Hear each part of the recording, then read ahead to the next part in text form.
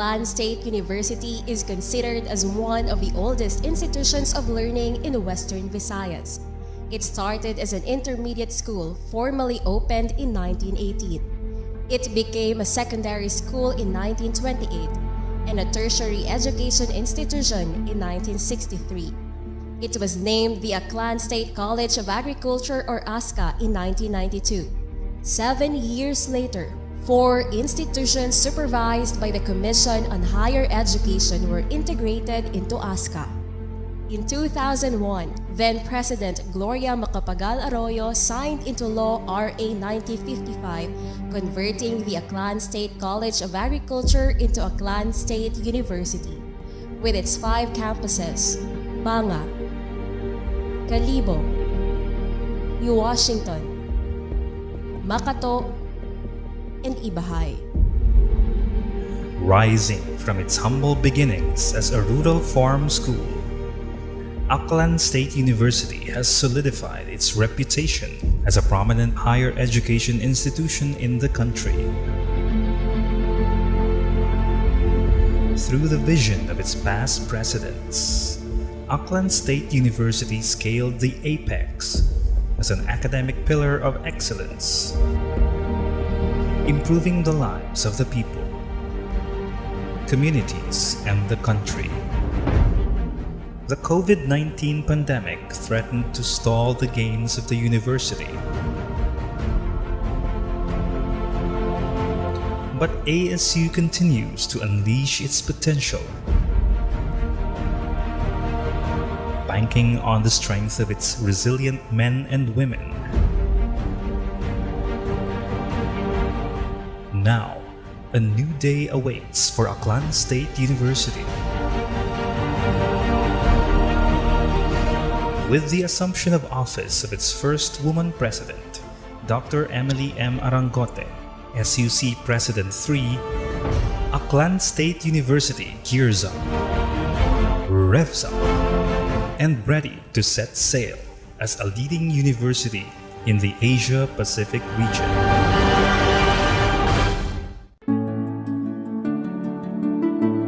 The Asia-Pacific region is going to be a tempestuous territory.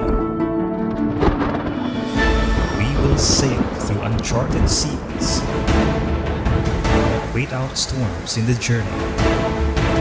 But with all the men and women of Aklan State University as able sailors, and Dr. Emily M. Arangote at the helm steering the boat, surely the horizon is clear and the shore within reach. ASU, let's row the boat together towards one direction to become a leading university in the Asia-Pacific region.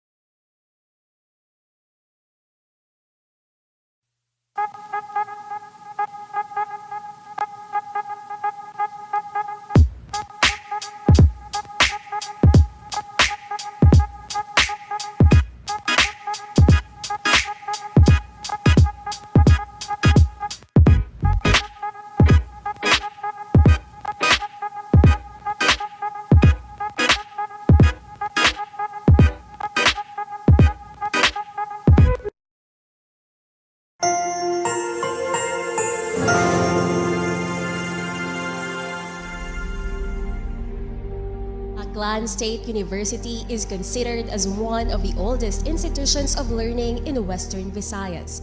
It started as an intermediate school formally opened in 1918. It became a secondary school in 1928 and a tertiary education institution in 1963. It was named the Aklan State College of Agriculture or ASCA in 1992.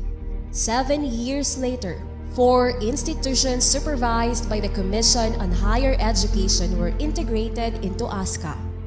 In 2001, then-President Gloria Macapagal Arroyo signed into law RA 9055, converting the Aklan State College of Agriculture into Aklan State University.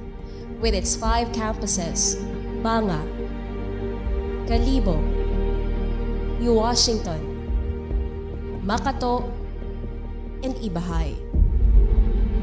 Rising from its humble beginnings as a rural farm school, Aklan State University has solidified its reputation as a prominent higher education institution in the country.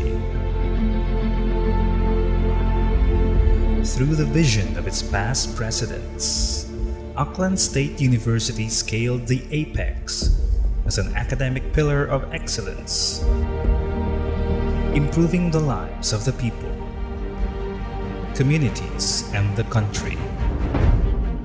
The COVID-19 pandemic threatened to stall the gains of the university. But ASU continues to unleash its potential, banking on the strength of its resilient men and women. Now, a new day awaits for Aklan State University. With the assumption of office of its first woman president, Dr. Emily M. Arangote, SUC President 3, Aklan State University gears up, revs up, and ready to set sail as a leading university in the Asia-Pacific region.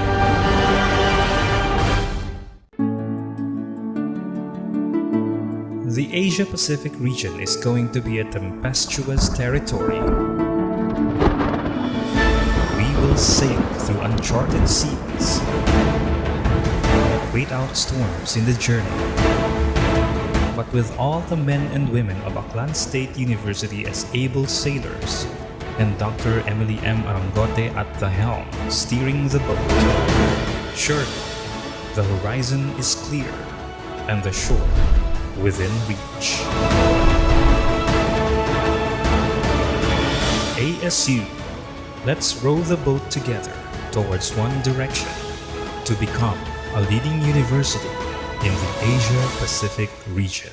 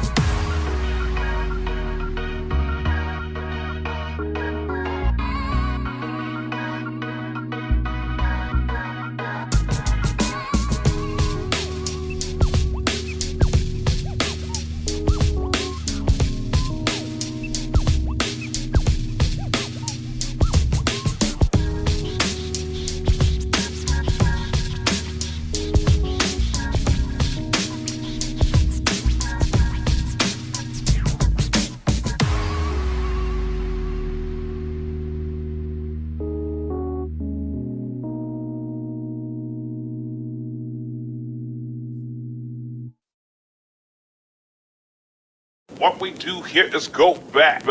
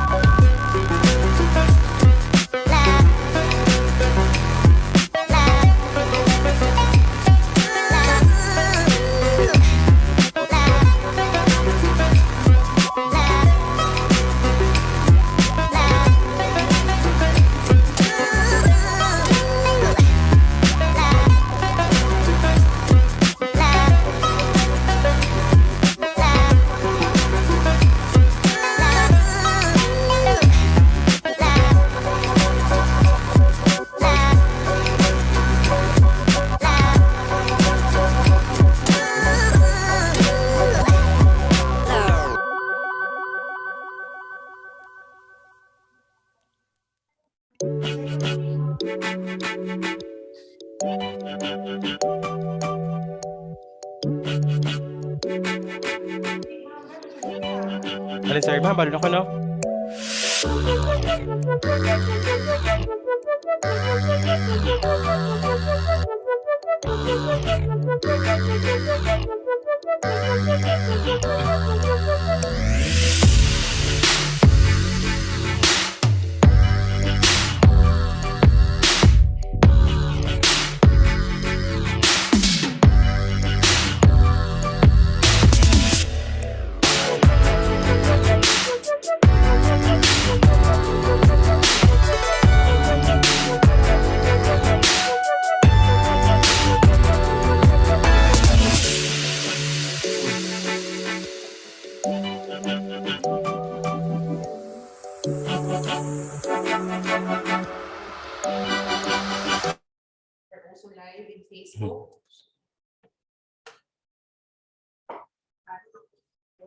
Okay na.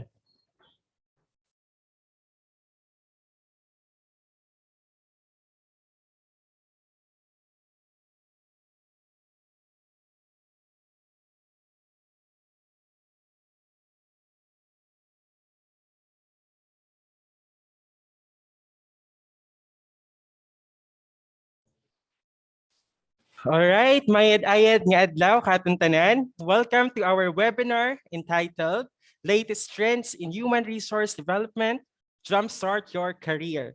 I am Roque and I will be your host for today's event. We are now live via Facebook and Zoom, and in Facebook to our official Facebook page, the ASU-Ibajay Master in Tourism Management. Human resource management is a very important function in every organization. So without human resource management, companies would not be able to effectively enhance or improve their organization. So sabi nga na karamihan, the human resource department is the heart and soul of the business. So today we will have a learning opportunity which we will discover or learn more about the human resource development. But before we start, I would like to take this opportunity to express our gratitude and appreciation to the administrators of Aklan State University for allowing us to conduct this webinar. To our University President, Dr. Emily M. Arangote, to our Campus Director, Sir Arthur E. Hismundo, to the Head of the Academic Affairs, Mr. Jerby J. Pederes, to the MTM Coordinator, Dr. Janice H. Ching, and to our college or course professor, Mr. Tonalyn De Jose, Ma'am and sir, thank you so much po. And also, I would like to thank our sponsors for being a blessing to us and for making things possible. And to you, our dear participants, welcome and thank you for your virtual presence in today's event.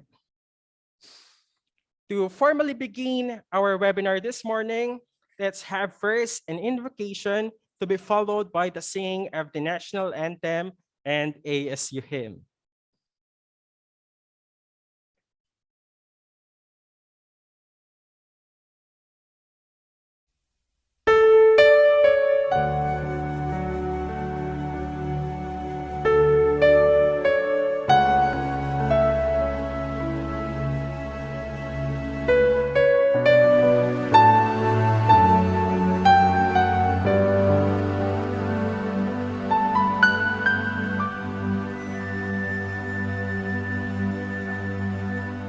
One day I'll hear the laugh of children in a world where war has been banned.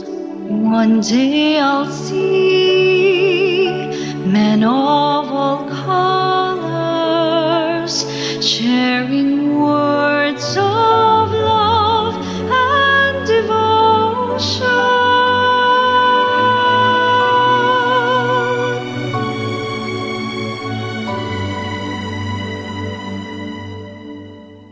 Stand up and feel the Holy Spirit. Find the power of your faith. Open your heart to those who need you in the name of love and devotion.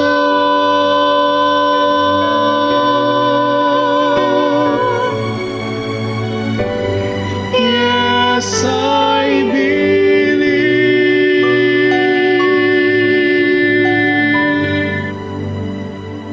I believe in the people of all nations to join and to care for love. I believe in a world In a where light will guide us, world and giving our love with our love will make heaven on earth.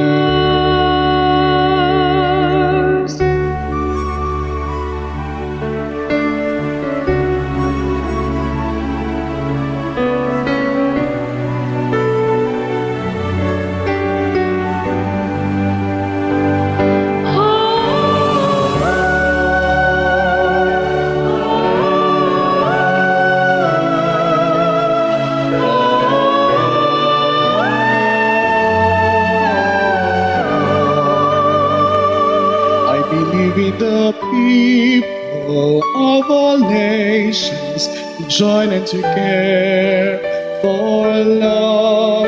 I believe in a world where light will guide us, and giving our love will make heaven on earth. Yes, I believe.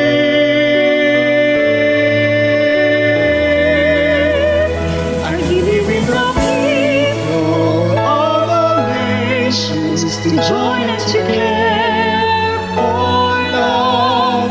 I believe in our world and giving our love will make heaven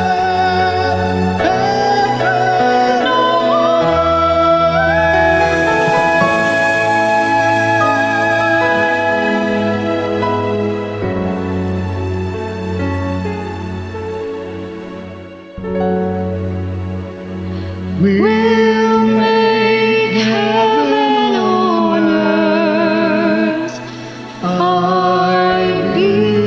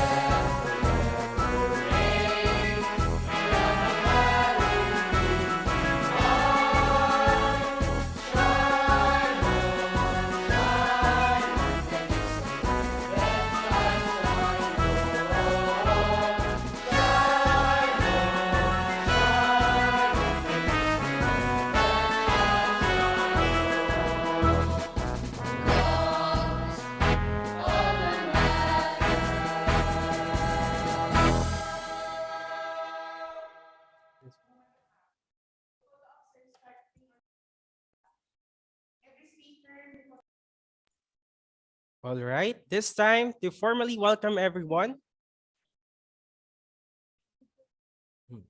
let's hear some words from the ASU-Ibajay's ever-committed Head of Academic Affairs. A virtual applause to Mr. Jerby J. Paderes.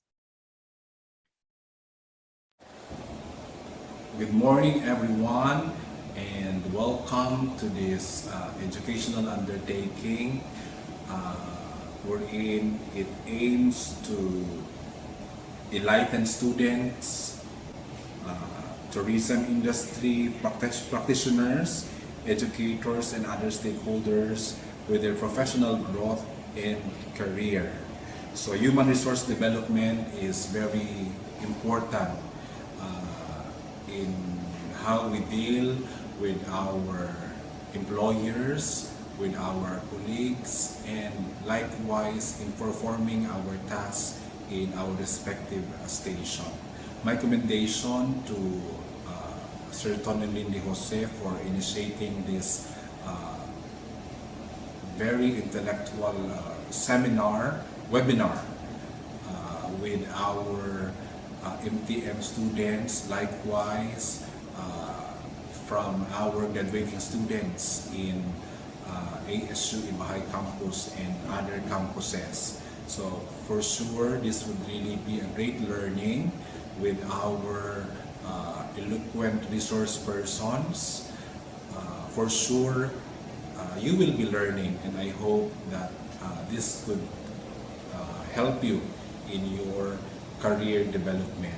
My advance gratitude to our proficient resource persons for the time, for the effort, for the expertise you will share to the ASU-Ibajay academic community.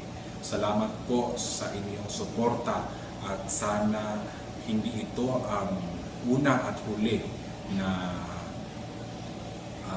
magiging kasama namin kayo in our pursuit for excellence here in ASU-Ibajay campus. So let us always strive for the best. Let us not always we should not settle for mediocrity, but we always strive for the best. So to our MTM students, my commendation, likewise to your advisor, Sir Tony Lindy Jose. Let us continue to work together for the best of ASU, and for sure there would be a lot of victories and success we will have once we unite, once we work as a team. So my commendation and welcome to this webinar series. God bless everyone. All right, thank you so much, Sir Jerby, for your warm message. And in behalf of the MTM students, we are so grateful for your invaluable support to the program. This time, we will hear another special message. And in behalf of our campus director, let's welcome the active and the lovely chair for the Administrative Support Services, Professor Ana Marie G. Artiga. Hello, thank you, Roque, my dear former SSC president. To one and all, good morning. Good Good morning, everyone. Good morning. Especially to our brilliant and distinguished resource person for this webinar, whom to be introduced later. To Dr. Tansinko, to Miss Ursal, Miss Seralde, and Miss Mugat. Ma'ams, good morning. And thank you in advance for your effort, your time na ibinigay sa Aklan State University, sa aming mga estudyante sa Master of Tourism Management program namin, and sa lahat ng mga I believe, graduating students ng Aklan State University Ibajay campus. So in behalf of our campus director, Sir Arthur Hismundo, who is in an urgent meeting today, I, Professor Ana Marie G. Artiga, is very much honored and privileged and happy na binigyan niyo po ng oras kami dito sa ASU-Ibajay campus para sa inyong mga topics na ibabahagi later on, especially sa aming mga estudyante. Being the chair of the Administrative Support Services and sa Human Resource Management rin ng aming campus, this webinar is very timely. Very timely po talaga siya, especially sa aming mga graduating students at sa atin din namang mga Masters in Tourism Management students. The webinar, which is all about latest trends and human resource development and a jumpstart to your career, is very, very important because as in the academe, being in a state university, isa po talaga sa mga hinahanap sa amin is yung employability rate ng aming mga estudyante. So, ang hinahanap ng mga accreditors, hinahanap ng mga evaluators, ng AACUP, ng ISO, at iba pang mga accrediting agencies namin is ang gaano kataas yung percentage or no, employability rate ng aming mga estudyante. And this is one step or one way para mas lalo pang matulungan yung aming mga estudyante, yung aming mga personnel, yung aming mga masters na mga students sa tourism management to enhance or to improve yung mga skills nila so that pagdating sa kanilang pag-apply sa mga trabaho, we can say that they are really equipped. So, salamat din sa mga faculty members ng Masters in Tourism Management program natin, Sir Tony Lin and the rest of the Dean, Dr. Ching, at sa lahat-lahat ng mga committees na involved for this webinar. Really, God is good, and I declare that this is a victorious day. To all our participants, especially to our dear students, please listen attentively. Learn from our brilliant speakers. Once in a while lang ito nangyayari. Kaya kung maari talaga, ay bigyan nyo talaga ng oras, pansin, mag-take down notes, and ask questions. Ask questions sa mga resource persons natin. Magagaling sila. I am pretty sure of that. So with that, we, or the Aklan State University Ibajay campus, to all our resource speakers, thank you so much. Our dear participants, enjoy the rest of the day for this webinar series. Learn, and listen. So with that, thank you so much and good morning to one and all. Thank you. All right, thank you so much po, Ma'am Ana, for your kind words, ma'am. And also to our campus director, Sir Arthur Hismundo, we are so thankful po for your support, especially through your virtual presence, ma'am, which help us magnify our cause in the best possible way. You're welcome, Sir Roque. Yes, thank you po. Thank you, ma'am. So this time, we will hear another special message coming from the very special person. A virtual applause to the vibrant and confident Lady President of ASU, Dr. Emily M. Arangote.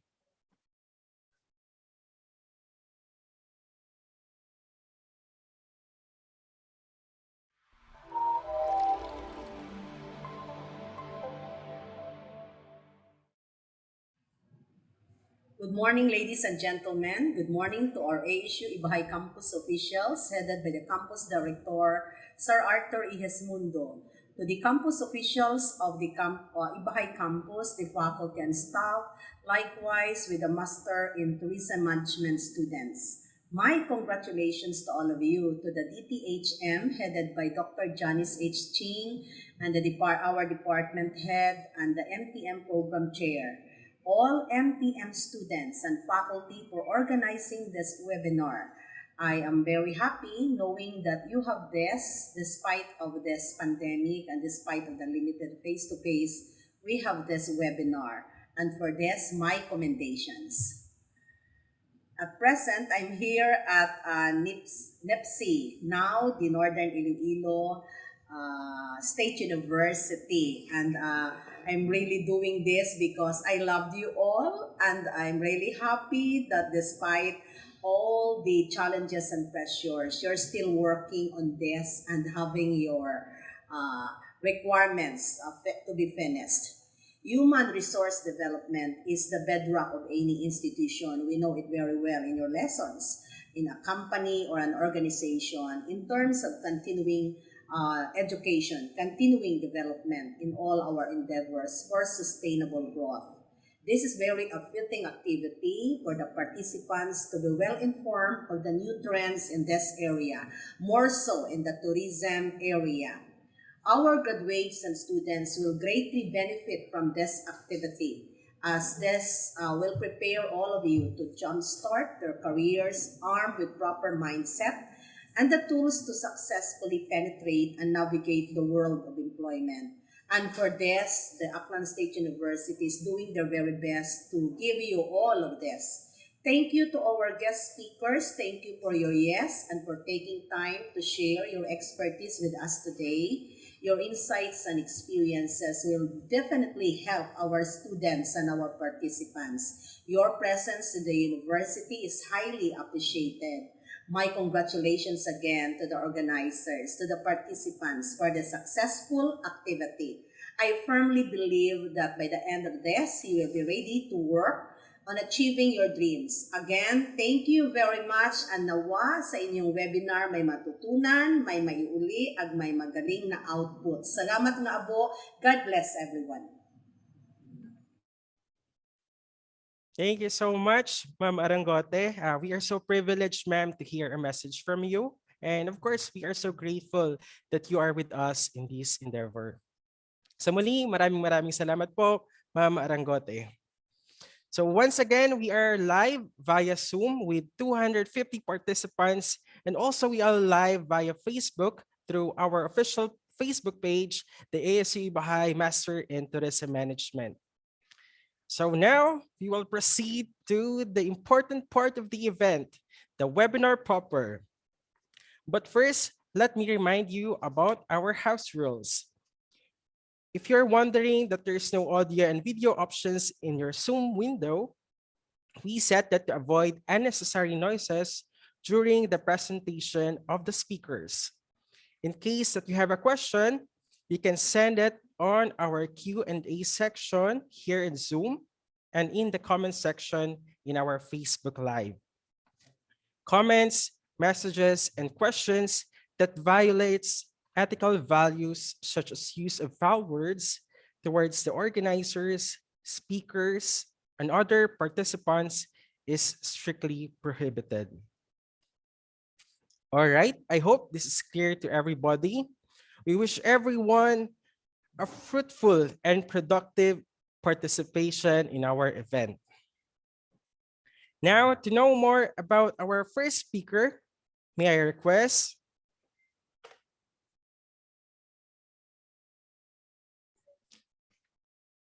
Ms.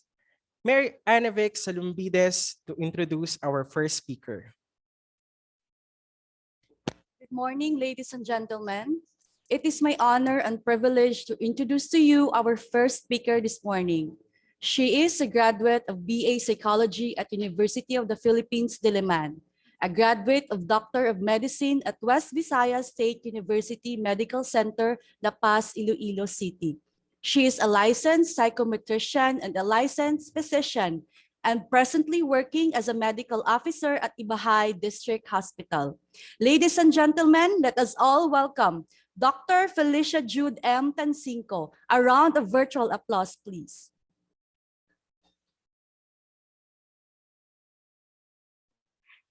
Hi, good afternoon, everyone. Sorry, medyo may technical difficulty lang with my background. Let me fix that a little bit lang. But hi, good morning. Good morning, ma'am. Good morning, ma'am.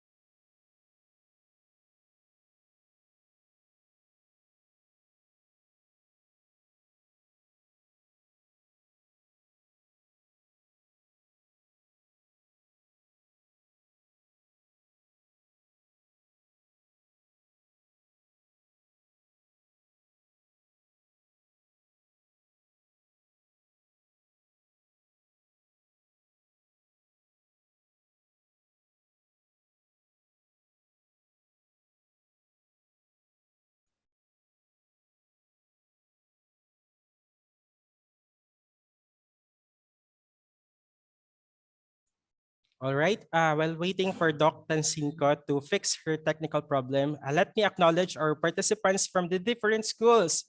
So we have participants from the Ordineta City University.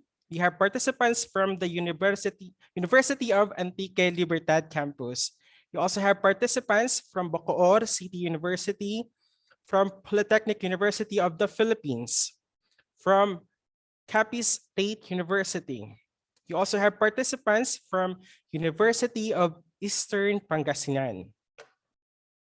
You also have participants coming from the dalubhasaan ng lungsod ng Lucena. Ma'ams and sirs, welcome po to our webinar. We also have participants from pamantasan ng lungsod ng Pasig, from Global Reciprocal Colleges, from Aklan Polytechnic Colleges. You also have from Negros Oriental State University.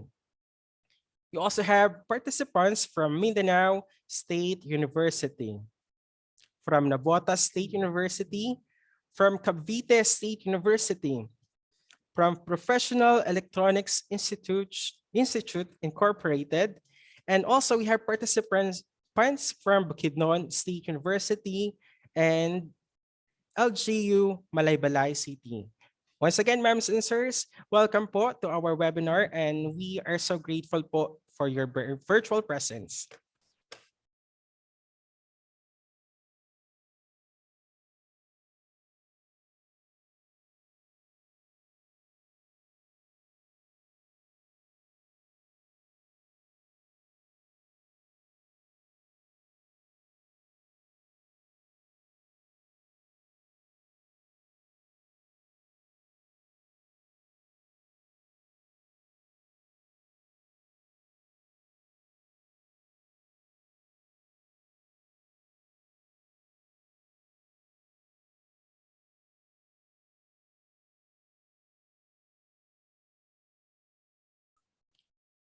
Hi, Doc. Kung hindi po maayos yung background or kung hindi na po ma-fix, it's okay po kahit wala po kayong virtual background. Okay, thank you. I apologize for that. Yes. Ayaw na ma-detect ng laptop ko No yun. worries po, Doc. To our participants, if along the presentation of Doc Tansinko, pwede po kayong send ng inyong questions on our Q&A section. So, yun.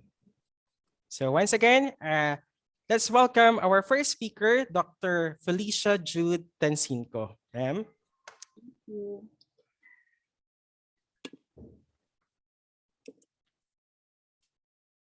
me share my screen lang ha.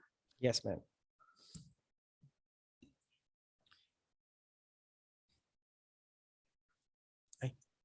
Can you allow me to share my screen? Yes po, ma'am. One moment po.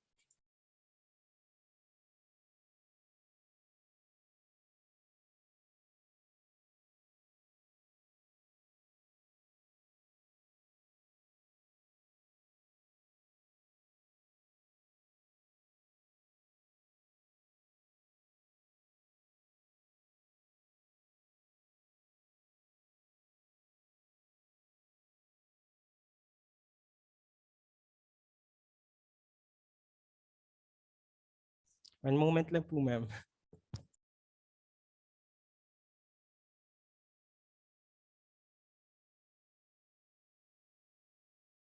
Doc, can you please try to share your screen po? Okay na po?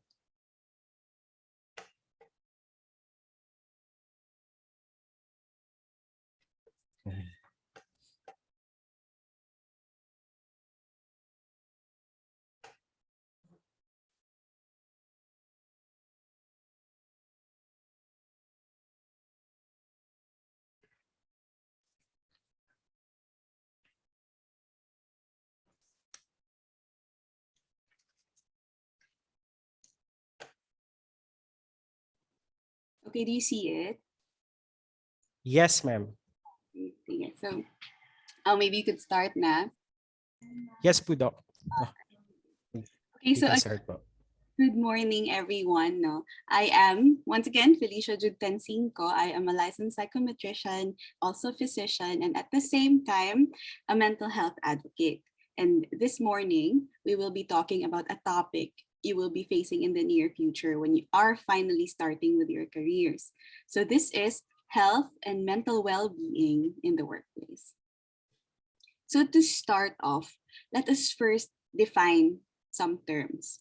So unang-una, first term, it's health. It pertains to a state of complete physical, mental, and social well-being and not merely the absence of disease or infirmity. So basically, it means na not sick does not equate to being healthy. Siguro physically healthy, no? But health is more encompassing of the physical, mental, and social well-being. But what does well-being mean ba? So the CDC says that well-being includes the presence of positive emotions and moods, the absence of negative emotions, satisfaction with life, fulfillment, and positive functioning. So if we tie this together with the definition of health, it means being healthy is being contented and being able to function well in any situation. So the last term we will define is mental health, since ito naman yung bread and butter of my topic after all. So WHO defines it as a state of well-being in which an individual realizes his or her own abilities, can cope with the normal stresses of life, can work productively, and is able to make a contribution to his or her community. So again, na-mention na naman ang well-being. So again, positive emotions, no negative emotions, satisfaction, positive functioning. So magkakasama silang lahat. And if you are able to cope and deal with the normal stresses of life, meaning yung daily obstacles we go through, we can say that we are mentally healthy. So, ayan, good na tayo with definition, no? Maybe now we can tie all these concepts together with relations to your field of work. So, as you might know naman na already, the hospitality industry is one of the busiest fields to work in. Also, it's where the jobs would require mostly dealing with people and their satisfaction. So for example, in the future, no, if you work in a hotel, your guests, for some reason, meron talaga yan in your lifetime na meron magkakaroon ka ng rude na guests. And for example, they shout at you in front of other guests or in front of your colleagues. Of course, it's difficult to take it lightly and you still have to be nice. Di ba parang unfair naman nun if you think about it. But that's part of the job. But if this happens regularly, it will definitely affect your mental health in a negative way. So hindi na nagiging nurturing yung work environment mo. So it will also affect your mood and how you deal with other people, right? So to continue, we can say na it definitely, mental health could directly affect work performance. So according to a research, a study by Raj Gopal in 2010, work-related stress causes occupational ill health, poor productivity, and human error. So this means increased ang absences kasi nga nagkakasakit. Maraming umaalis, so high staff turnover. Poor work performance including increase in accidents due to human error kasi nga we lose focus. Plus, it also leads to poor communication with colleagues. So that means your mental health in the workplace affects your overall health. Di ba nga sinabi natin kanina, health is a state of well-being. So how do we know that we're experiencing work-related stress? Here's a short list, no, to the right of your screens. These are some of the symptoms and outcomes when we are stressed at work. Some of these we already experience while we were still in school pa lang. So una, back pain, headaches, gastrointestinal upset. So we may have diarrhea, others could have constipation. Some would develop cardiovascular diseases. So later, I'll explain to you how this happens. Some of us develop anxiety. Some go into depression. So actually, ang dami ko nang na-meet, no, na mga tao, mga employees who become more anxious and eventually naging depressed because of work. Ang dami kasing factors leading to this. It could be problems with your superior, with your colleagues. Minsan, too much pressure on yourself. Meron tayong mga high-achieving individuals na medyo mataas yung standards for themselves. No? Sometimes you shouldn't be too hard on yourself din. And of course, meron ding not work-related na problems, such as family problems. Kasi before we become employees or employers, we're human beings muna, we're social beings. We have relationships with families, with friends, significant others. And sometimes it's difficult to balance these when we're already working kasi nga high demand din sa work. So kapag may conflict in one aspect of your life, and if you cannot compartmentalize, medyo mahirap din kasing mag-compartmentalize. It's so difficult to detach from one aspect of your life. It will be difficult and it's definitely a source of stress. So especially for you guys, no, who have to deal with people whose future jobs would require to be warm, to be accommodating, and who are usually under pressure, you need to take care of your mental health, no? And how do you think we can do this, no? Let me try to help. Let me try to share a few things with you and sana lang talaga makatulong. So ito yung pag-uusapan natin.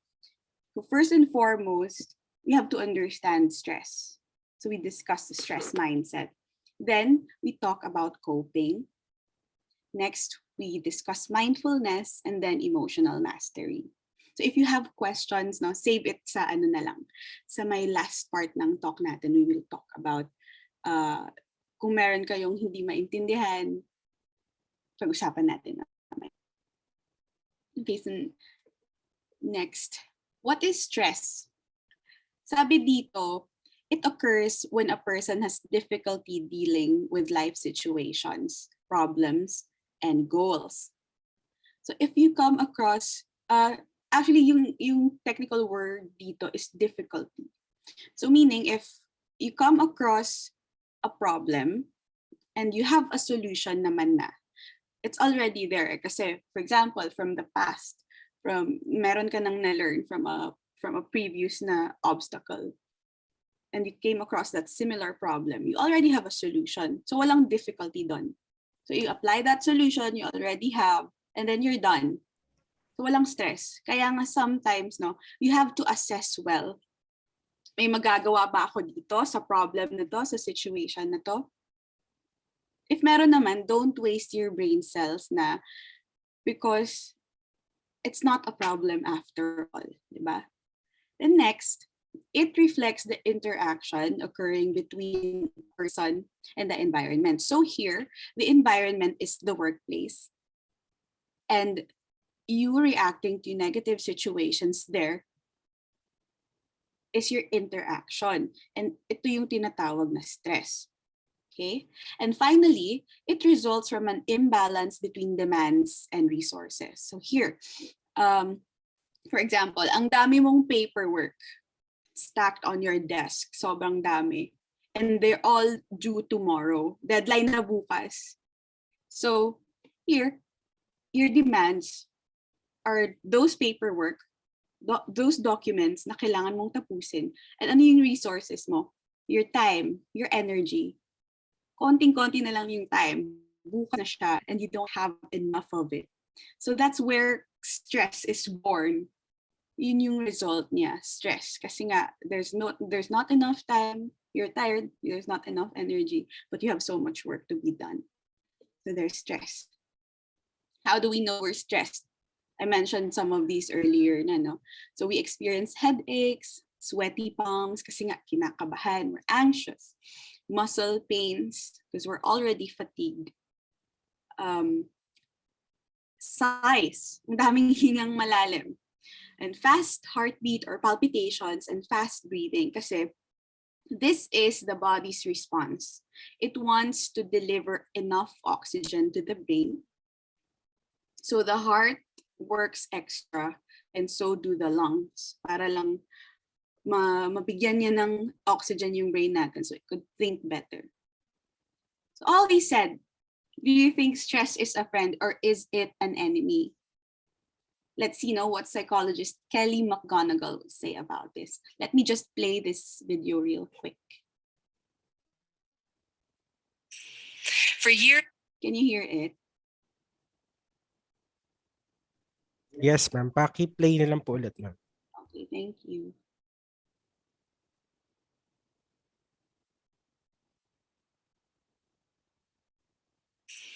For years, I've been telling people stress makes you sick. It increases the risk of everything from the common cold to cardiovascular disease. Basically, I've turned stress into the enemy. But I've changed my mind about stress. And today, I want to change yours. Let me start with the study that made me rethink my whole approach to stress. This study tracked 30,000 adults in the United States for 8 years. And they started by asking people, how much stress have you experienced in the last year? They also asked, do you believe that stress is harmful for your health? And then they used public death records to find out who died. Okay, some bad news first. People experienced a lot of stress in the previous year, had a 43% increased risk of dying. But that was only true for the people who also believe that stress is harmful for your health. People who experienced a lot of stress but did not view stress as harmful were no more likely to die. In fact, they had the lowest risk of dying of anyone in the study, including people who had relatively little stress. Now, the researchers estimated that over the 8 years they were tracking deaths, 182,000 Americans died prematurely, not from stress, but from the belief that stress is bad for you. That is over 20,000 deaths a year. Now, if that estimate is correct, that would make believing stress is bad for you the 15th largest cause of death in the United States last year, killing more people than skin cancer, HIV, AIDS, and homicide. You can see why this study freaked me out. Here I've been spending so much energy telling people stress is bad for your health. So this study got me wondering, can changing how you think about stress make you healthier? And here the science says yes. When you change your mind about stress, you can change your body's response to stress. Okay. So to summarize that video, she said that people are at risk of dying because they think stress is harmful for their health. But if you view it as something positive, you are less likely to get sick or to die from stress.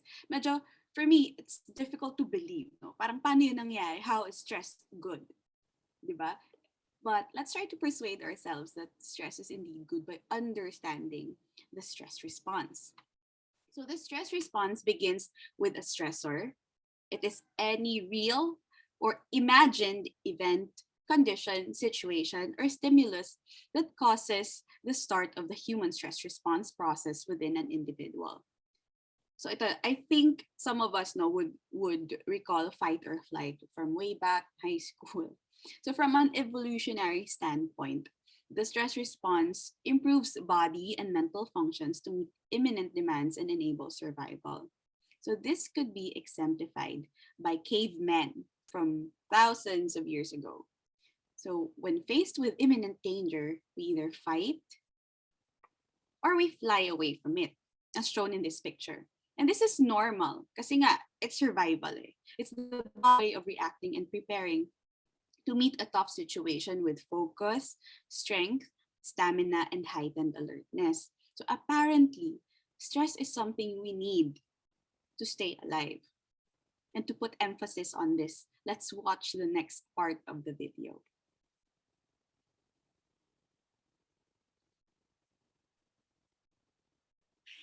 But what if you viewed them instead as signs that your body was energized, was preparing you to meet this challenge?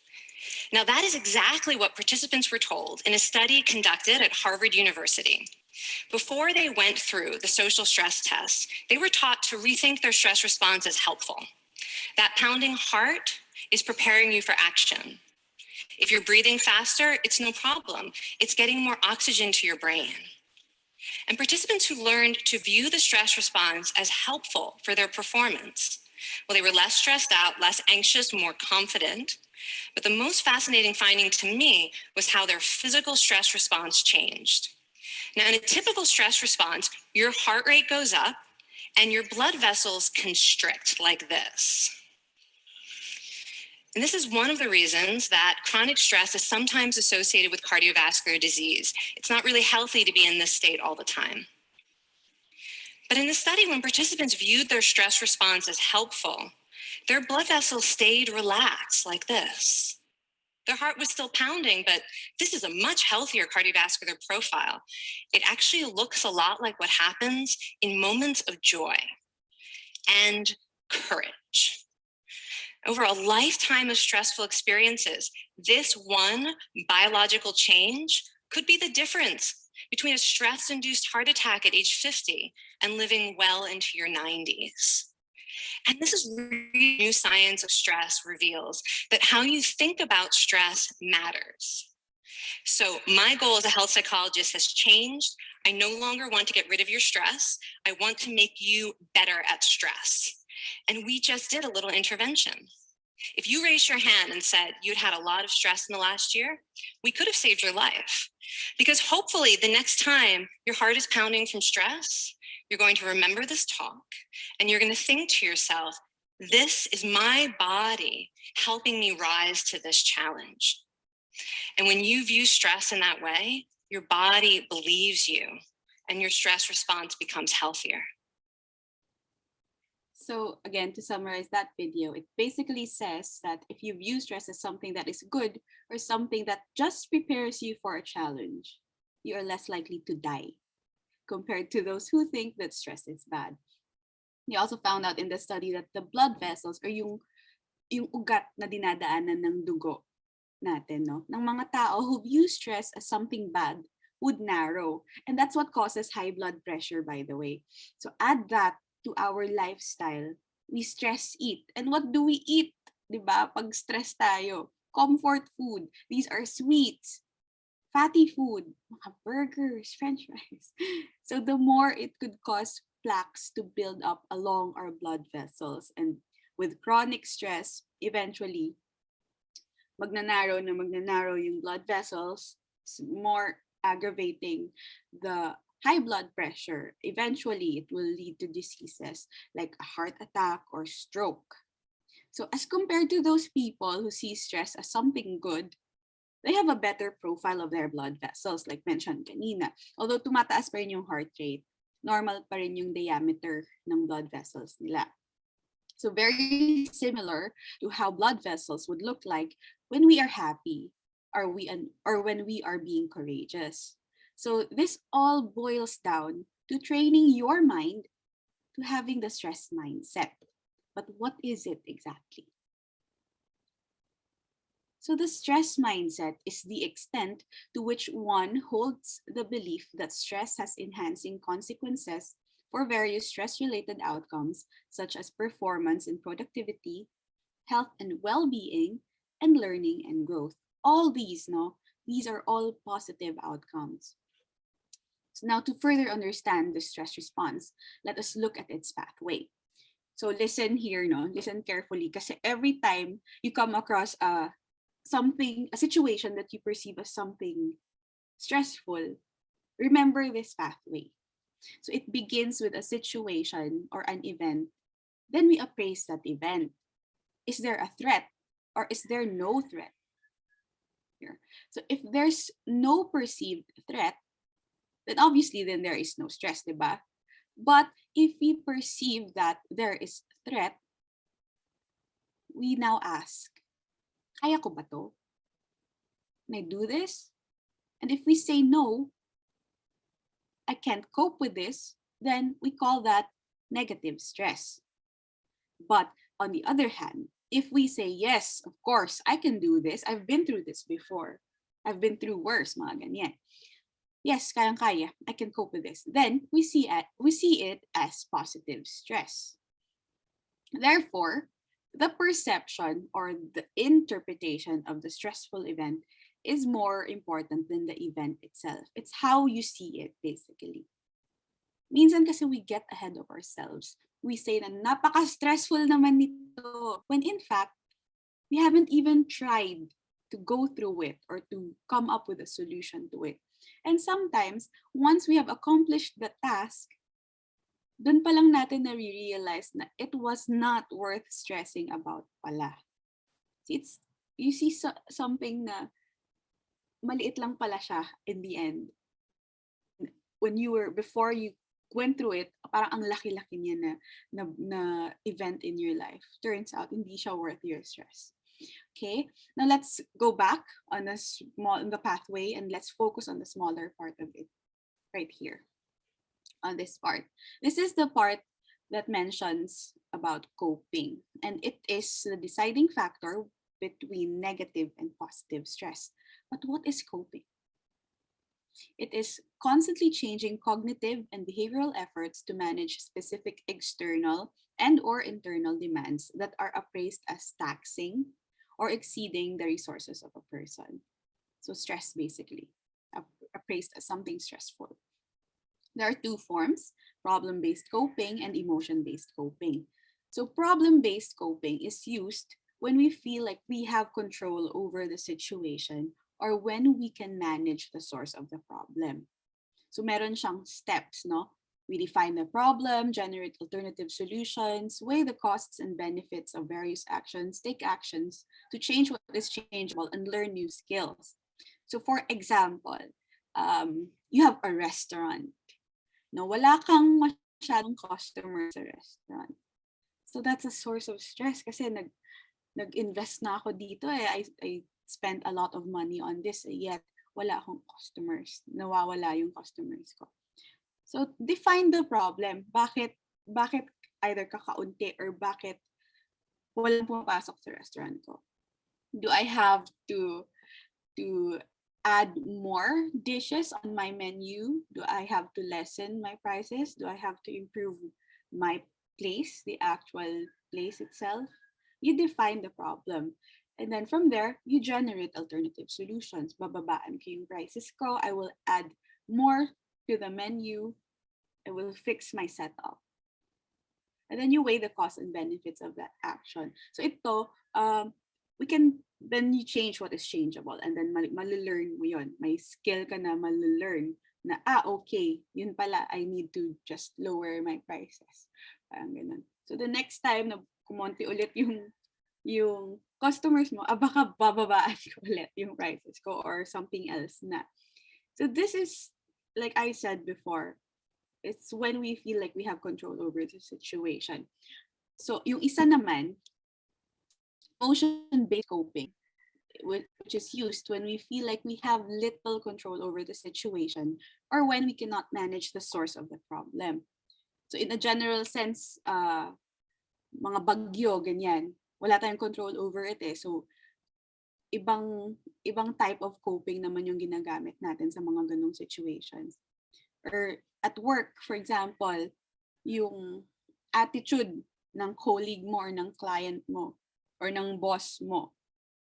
Diba? Kasi if you can see, hindi sa'yo yung problem sa kanila pala. So it's difficult to control kasi it's their personality, not yours.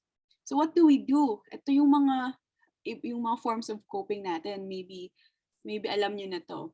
Distancing and avoiding.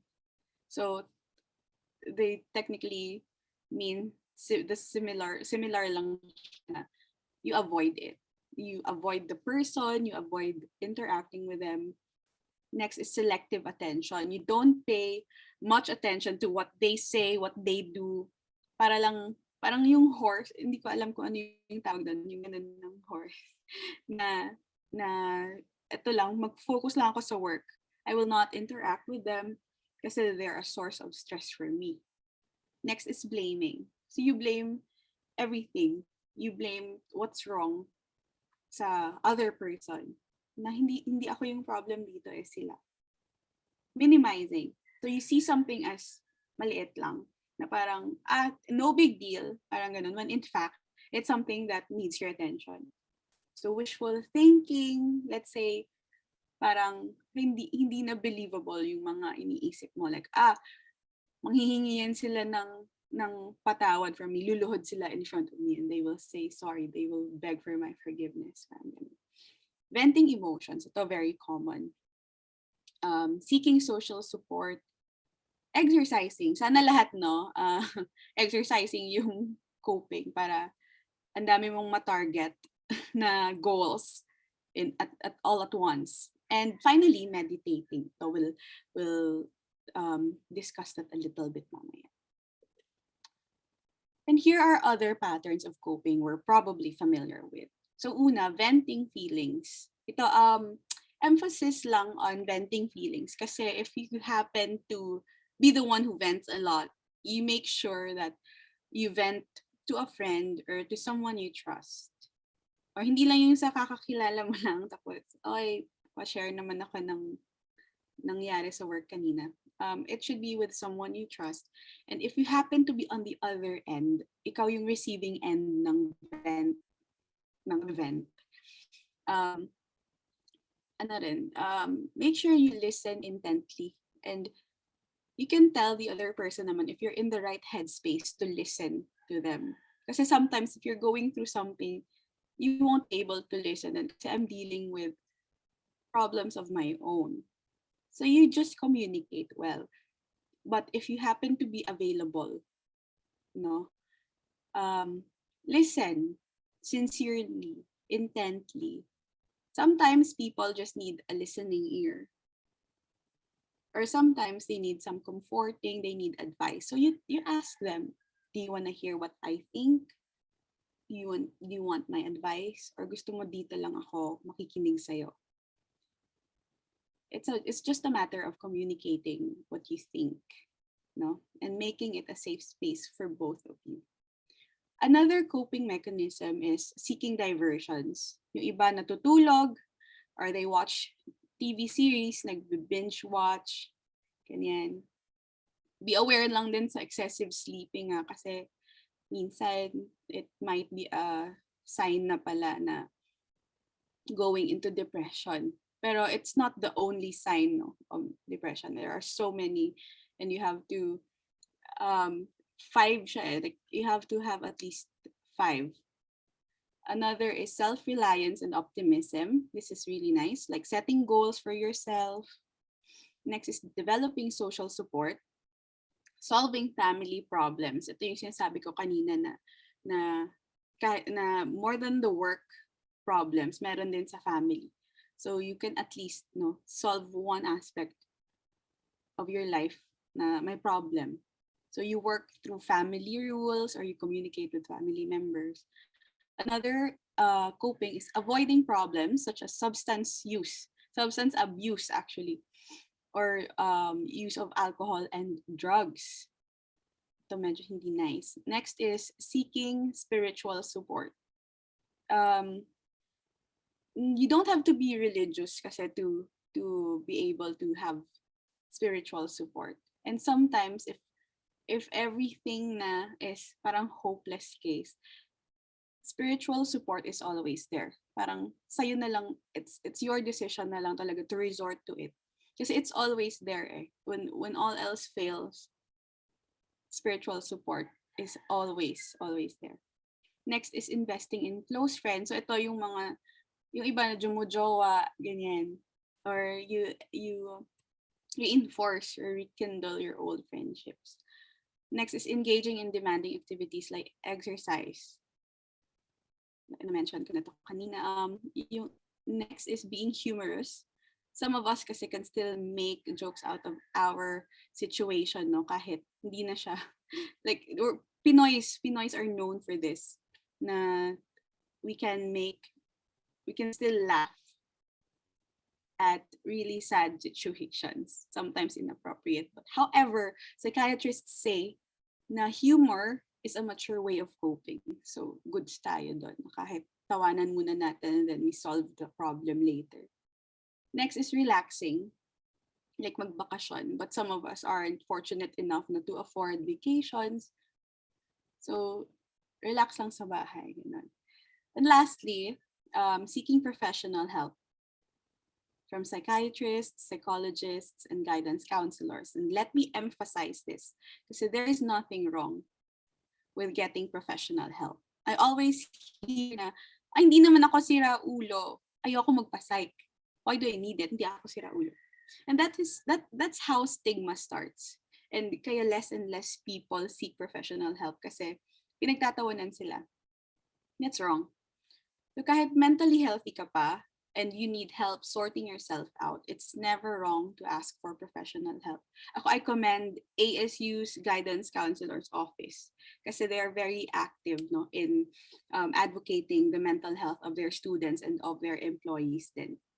So medyo hindi common kasi hindi lahat ng schools and universities are active in advocating mental health. So ASU is one of those universities na I see na grabe yung effort, no, sa pagpapahalaga sa mental health ng constituents.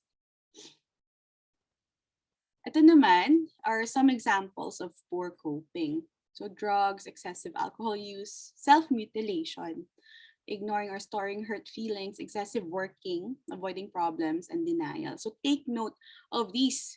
And if you happen to engage in some of these coping mechanisms, it might be high time to change to a better kind of coping. So doon tayo sa meditating, exercising, venting to a friend, yung mga low cost pero effective. Now, ito na. Let me segue to the next topic by teaching you one of my favorite mindfulness exercises. So dito I will need your participation sana. Okay lang din naka-turn off yung cameras niyo, but I hope you're doing these on your seats. So let's consider this our break from everything we've discussed so far. This is called the power of breath. Every day humihinga tayo, but we never get to appreciate how good it feels when we maximize it. So this is called belly breathing. I use this personally before I go to sleep or when I cannot fall asleep.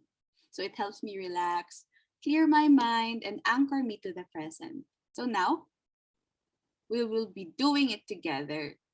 So please participate para medyo ma-relax tayong konti. Okay? Yes, ma'am. Okay, sige, let's start, no? So now we sit comfortably. Please sit comfortably. Close your eyes, and if nako-conscious kayo, you may turn your cameras off for this part. Close your eyes and imagine a balloon in the center of your chest and abdomen. Place your hand over your abdomen and begin by exhaling deeply and fully through your nose. Then inhale gently through your nose, allowing your belly to expand. Exhale softly, contracting your belly. Relax in the pause at the end of the exhalation before each inhalation. So we will do this for 10 breaths. I will count and you will just follow my instructions, okay? Okay, so inhale, 2, 3, 4. Exhale, 2, 3, 4. Inhale, 2, 3, 4. Exhale, 2, 3, 4. Inhale, 2, 3, 4. Exhale, 2, 3, 4. Inhale, 2, 3, 4. Exhale, 2, 3, 4. Inhale, 2, 3, 4. Exhale, 2, 3, 4. Inhale, 2, 3, 4. Exhale, 2, 3, 4. Inhale, 2, 3, 4. Exhale, 2, 3, 4. Inhale, 2, 3, 4. Exhale, 2, 3, 4. Inhale, 2, 3, 4. Exhale, 2, 3, 4. Open your eyes. So that's your last belly breathing, no? So moving on, sana kayo? Sana hindi kayo nakatulog. Sana na-relax kayo kahit for 2 to 3 minutes lang. And hopefully, you do this on a regular basis. Kasi it's relaxing. Wala kang iniisip dapat. You either think of the air that enters your nose, papasok siya sa lungs mo, and lalabas din siya. Squeeze out siya ng lungs mo, lalabas na naman siya through your nose. So yun yung iisipin mo, imaginein mo yun para you don't think about anything else. Or you think of a happy memory you had, or your favorite place to go to, or your favorite people you go to that place with. So think of a happy memory and do this 10 times before you sleep. It takes practice. It doesn't, pangit siya sa una kasi from my experience, parang tinatamad ako gawin siya. But then, it helps me sleep kasi parang kine-clear niya yung mind mo at the end of the day. It will improve your mood over time. Okay? So next, moving on, let me share with you a quote that a friend shared with me when I was very anxious. Ito yung board exam season for me. Sabi niya, if you are depressed, you are living in the past. If you are anxious, you are living in the future. If you are at peace, you are living in the present. So actually, na-find out ko kay Lao Tzu pala yun, hindi sa kanya. And it makes a lot of sense. Now, your goal in this junction is to find that peace by living in the present. And that is being mindful. We define mindfulness as the basic human ability to be fully present, aware of where we are and what we're doing, and not overly reactive or overwhelmed by what's going on around us. So why does it matter? So living in the present moment with non-judgmental, open-hearted acceptance puts you in touch with a tremendous source of vitality. You can learn to identify and transform negative thinking that constricts your energy. You will be able to savor the richness of what you see, hear, feel, taste, and smell. You will become connected to your emotions. And with clear awareness, you are free to respond thoughtfully to your emotions rather than act reflexively to them. So again, how we respond, we do not react to an event. Respond meaning we give it some thought first before doing anything. And this is the pathway. We get presented with a stimulus or an event, we pause, then we respond. Okay, so ako na-practice ko yung mindfulness. Na-realize ko na it's so good living in the present. Kasi noon, kapag nagbabakasyon kami, I take a lot of pictures. Tapos parang fleeting lang yung moment kasi yung time that I spent in that place is so short. I felt like it was so short kasi nga I was busy taking pictures. Hindi ko na savor yung moment that I was in that beautiful place. So take pictures, no problem with that. Pero wag mong ubusin yung memory mo sa phone. you savor the moment while you're there. Live in the present, be in the here and now. This is mindfulness.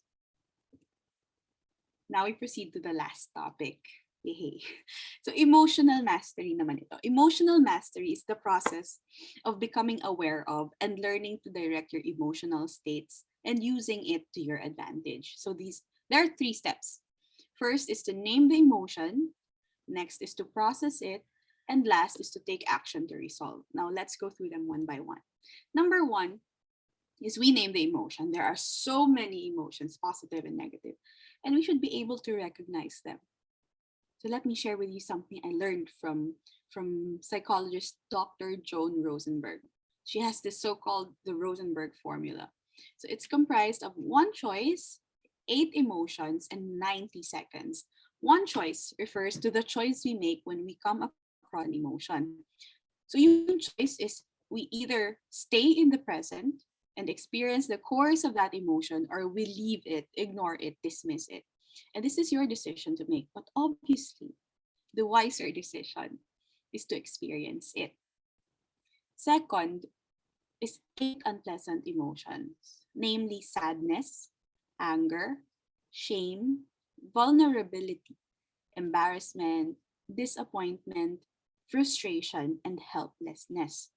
These 8 emotions are the emotions we usually walk away from because kasi nga, unpleasant, uncomfortable.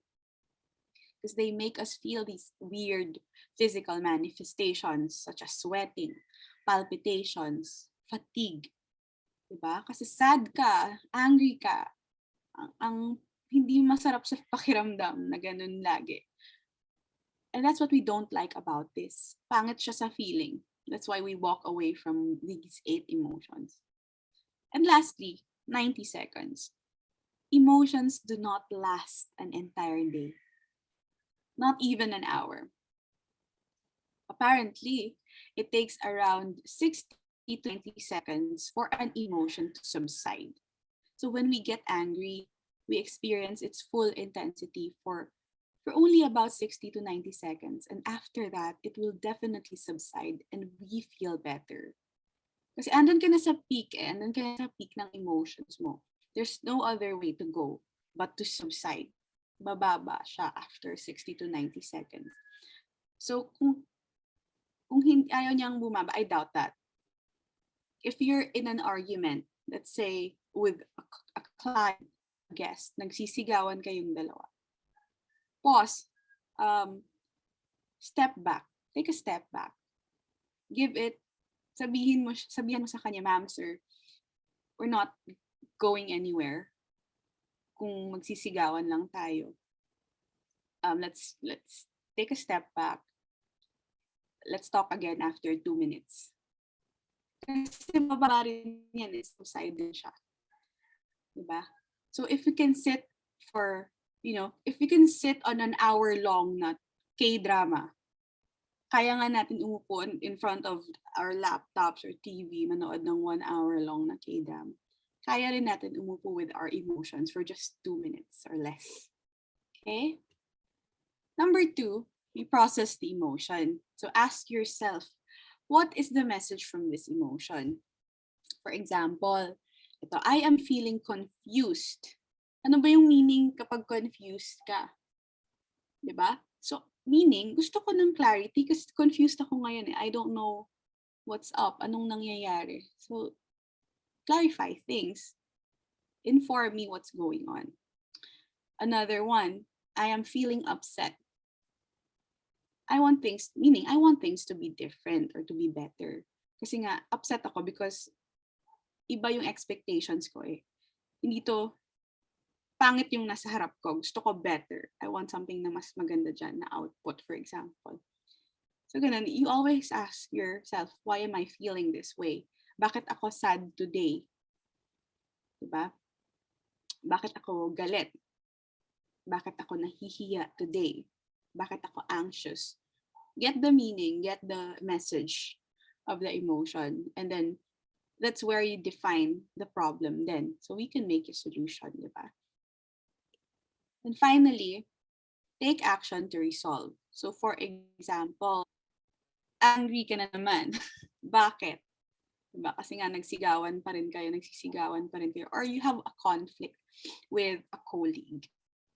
So here are some strategies, no, used to resolve person-to-person conflict resolution.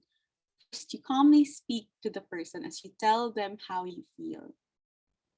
Na friend, bestie, work bestie, I'm upset kasi hindi tayo nag-uusap, meron tayong conflict. Pinag-overtime mo ako kahit ikaw dapat, ganun. Tapos try to understand what they feel also. Siyempre, imagine yourself in their situation. What if sila din yung may problem and you have to cover for them? Diba? So you should be able to put yourself in their shoes. Empathy, call that empathy. And next one is try to look for the best in that person. Now, try to remember the time when they did you a favor. Ay, mabait naman pala siya. Kaya niya naman akong pagbigyan pala with my requests. However, meron talagang mga tao na walang redeeming quality. But try to look for the best in that person still, okay? So lastly, reach out to a person who cares about you and talk about what's going on. Ito, another work bestie, for example, dapat meron kang ganito. Dito rin papasok yung coping mechanism, yung venting your feelings, yung mga ganon. But sometimes when you do this, when you talk to another person, try to avoid backstabbing, no? Kasi hindi siya productive. It's counterproductive. You waste your energy, you waste your laway, backstab sa other person when it's not doing anything. However, alam ko ang medyo masarap to sa feeling. But again, it does not solve the conflict itself. But if it helps you sleep at night, then okay, fine, do it. But remember, it doesn't do anyone any good. So now I know this is a lot to take in. All these strategies, they take practice. And these are problems we can solve right away. There are problems that we cannot solve right away. There are those that we could naman. But tell yourself this, no? I cannot control the things around me, but I can control my mind. And that is the essence of emotional mastery. So remember this lang, na you are the master of your emotions and not the other way around. Your master, your emotions is not your master, okay? So this is my last slide. And I thank you for your attention. I appreciate your participation. And I am so glad to be with you today. So hopefully we can apply what you learned, no, kung meron man, in your daily lives and in your future workplace. Kasi malapit na yon. So if you have questions, you may ask me if we still have time, and hopefully I can answer them. So thank you very much. These are my references.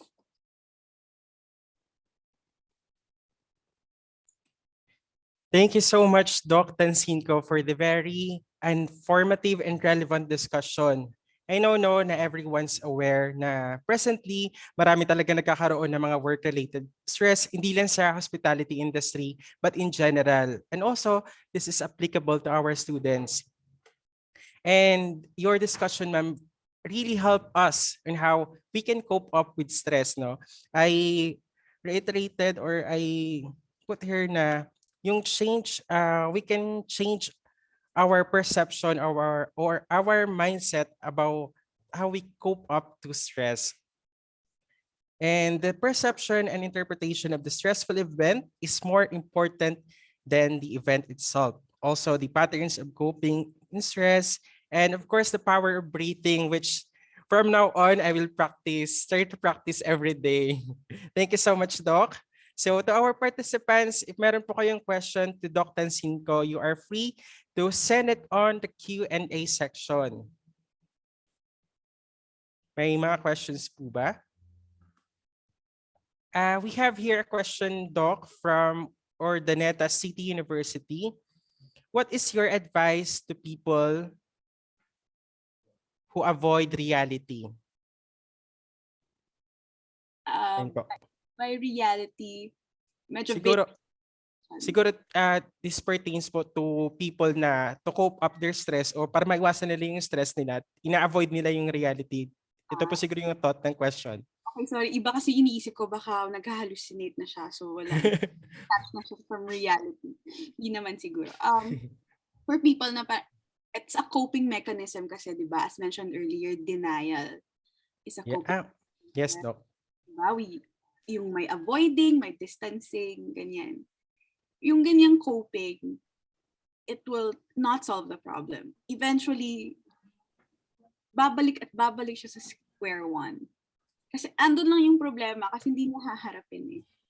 So try to encourage, if you're that person, advice is, kung kaya mong, kung umabot ka sa ganitong point of life mo, how old are you? You're in your 20s. Ang dami mo nang pinagdaanan. That's just one problem in life. Sabihin mo, head on. And if you have a friend na, if you're a friend no, na meron kang kaibigan na medyo nagdi-distance from the problem, try to be encouraging. Wag mo siyang i-pressure na oy friend, bestie, gawin mo na to ng paraan now. Let them take their time kasi we don't know what their resources are to begin with to solve a particular problem. And then, kung kaya mo, lay out the solutions with them. Point out a problem, yun muna. Kasi first step to change is awareness eh. You should know what you're dealing with. You should know what your problem is to begin with. So help that person, lead that person to an answer. No? And that is kung ano yung problema muna. Before you come up with a solution, ano muna yung problema. And help that person na kahit doon ka lang na part tumulong, to point out an issue in the most respectful way, in the kindest way you can do it. Stop.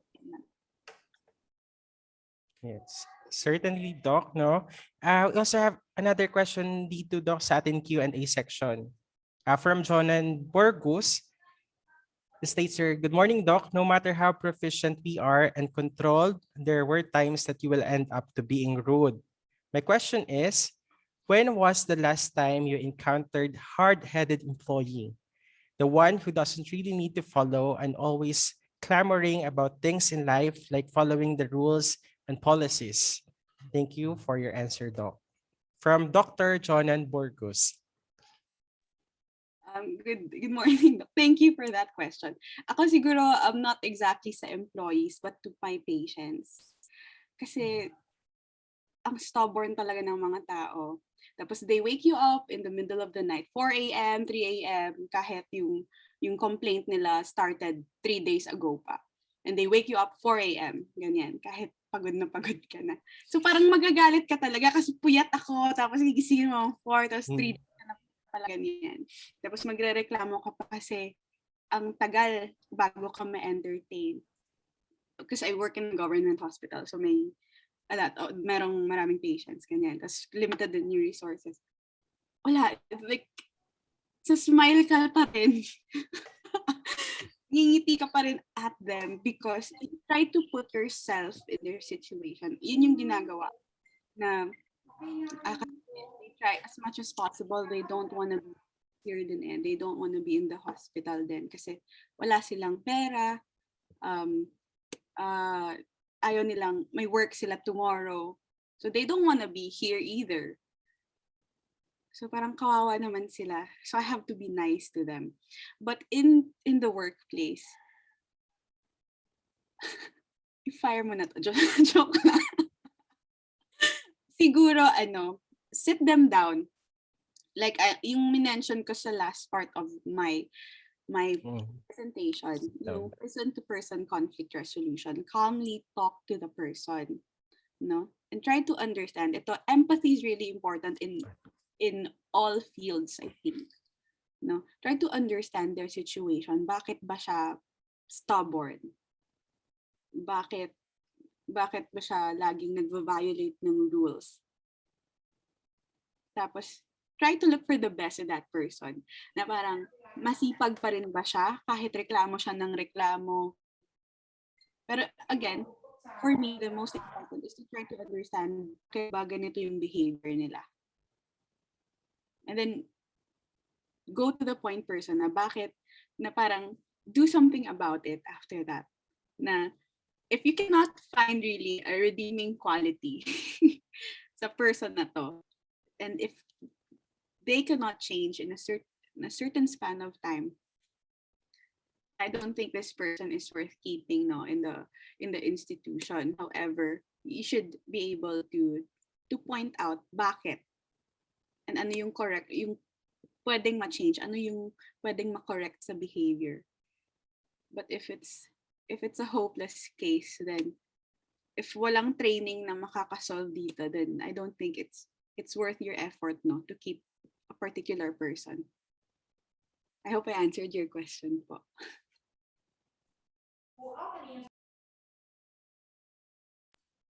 All right, thank you so much, Doc. Meron po ba tayong questions?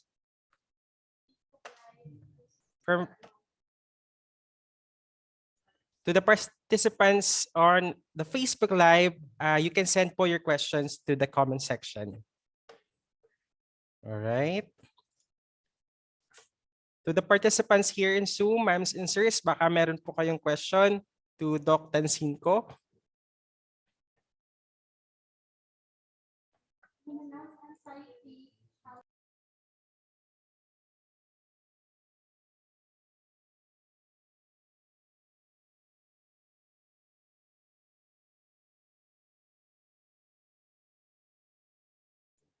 Good afternoon, Doc. I have a question po on behalf of those employees who suffer from anxiety attack or they have anxiety problems. What are your tips for them na ma-handle na yung anxiety attack nila or yung anxiety problems po nila? Thank you. Thank you sa question. Medyo common siya actually. Anxiety in the workplace. One of the things is about anxiety kasi is you feel, when you're in a panic attack, you feel like you don't have control over anything, even your body. Na it's your own body pero hindi mo siya makontrol. So mas kakabahan ka, 'di ba? So parang cycle kasi siya. So one of the things you should do while you're in a panic attack is to anchor yourself. Look at something na fixed na object. If merong poste dyan or a vase na nakapatong sa table, look at that. Anchor yourself sa current situation. Tapos gawin mo yung belly breathing na ginawa ko. Pero this is applicable lang to anxiety attacks na controllable pa. Na hindi pa siya severe. Because there are people who go into severe panic attacks na nag-hyperventilate. So by the way, sa hyperventilation naman iba yung management. Yun yung brown bag. Maghihinga ka sa brown bag na until mag-normal yung pace ng breathing mo. Okay? Kasi sinestimulate niya yan yung breathing centers ng brain. So, in a brown bag, dun ka hihinga. Yun yung pag-hyperventilation. Kapag, kasi minsan they go hand in hand with a panic attack. But yun, important number one is to anchor yourself sa current situation. And that's when you look at a stable object. Something that's steady. Something that's steady, hindi gumagalaw. Just you fixate mo yung eyes mo doon. And then breathe normally. Yung belly breathing na tinuro ko. However, if it's so severe, you might require meds. You might need meds for it. And that's where you go to a psychiatrist Kasi may special license kasi yan eh. Or I think the RHU, yung mga rural health units, I think RHU doctors, the MHOs, I think they have that special license to prescribe anxiolytics or anti-anxiety meds. Na let them assess you first. Hindi siya pwedeng, doc, pareseta naman ako ng ganito. Hindi siya ganon. Magpapakonsulta ka muna. You seek consult from licensed physicians, RHU doctors, or there are other doctors who have that special license, and they can give you meds for it. But you pair this with mindfulness exercises. There are other mindfulness exercises. I think if you look it up, meron naman dyan. I think kahit sa YouTube, meron na magtuturo sa inyo how to do mindfulness exercises. But yeah, in a panic attack, yun yung masasuggest ko, ma-advise ko. Fixate on something that's stable, on an object that's stable, and do belly breathing. Thank you. Thank you, ma'am. Thank you, Doc. Thank you so much, Doc. Also, we have another question, Doc, from our Facebook Live, coming from Gift May Nugget Mijares Rimundo. She asked, how can we prevent mental illness, po, Doc? She asked, how can we prevent mental illness? There are different kinds of mental illness as well. It's marami like meron tayong anxiety, depression, some go into schizophrenia. There's ang kapal-kapal po kasi ng manual for mental disorders. Ganito siya, kapal, mabigat siya na book. For starters, mindfulness exercises are a way of becoming mentally healthy. Kasi you clear your mind every now and then. Para kang you're doing a cleanse sa mind mo. So mindfulness exercises, journaling. Journaling is also one way of being in touch with your emotions. Kasi pag nagjo-journal ka, isusulat mo dyan, anong nangyari today? And how did you feel about what happened today? Para siyang nire-recall mo yung what happened during the day. And when you write it down, you get to notice patterns of how you react to things. So again, first step to change is awareness. So when you finally see na, ganito pala ako mag-react dito. So you assess, is that good or bad? Is that a good way or bad way of reacting to things, of responding to things, of coping with problems? So dun mamamonitor mo kasi yung sarili mo. Kung anong nangyayari and paano ka go about a certain situation. So then you can point out, what's wrong, what's right, and then if you think there's a good thing that you're doing, reinforce that behavior. Keep doing that good thing. If it makes you happy, if it contributes to your well-being, then go for it. So that will keep you mentally healthy. But again, yung mindfulness exercises talaga is something we advocate, for prevention sa anxiety and depression. So two things lang, anxiety and depression, kasi it's a broad spectrum kasi yung mental illnesses, but the most common ones are again anxiety and depression. So yung mindfulness exercises, belly breathing, first of all, meditation. There are other mindfulness exercises and you can look it up. Meron tayong body scan na tinatawag. So that would help in general. Thank you. Thank you so much for your answer, Doc. We will entertain one last question po. Okay lang po ba, Doc? One last question na lang, Doc. Coming from Taya Marivi Rivera. Hello po, what can you advise to people whose their own family is the reason why they struggle with mental health? Ang hirap din ito i-solve kasi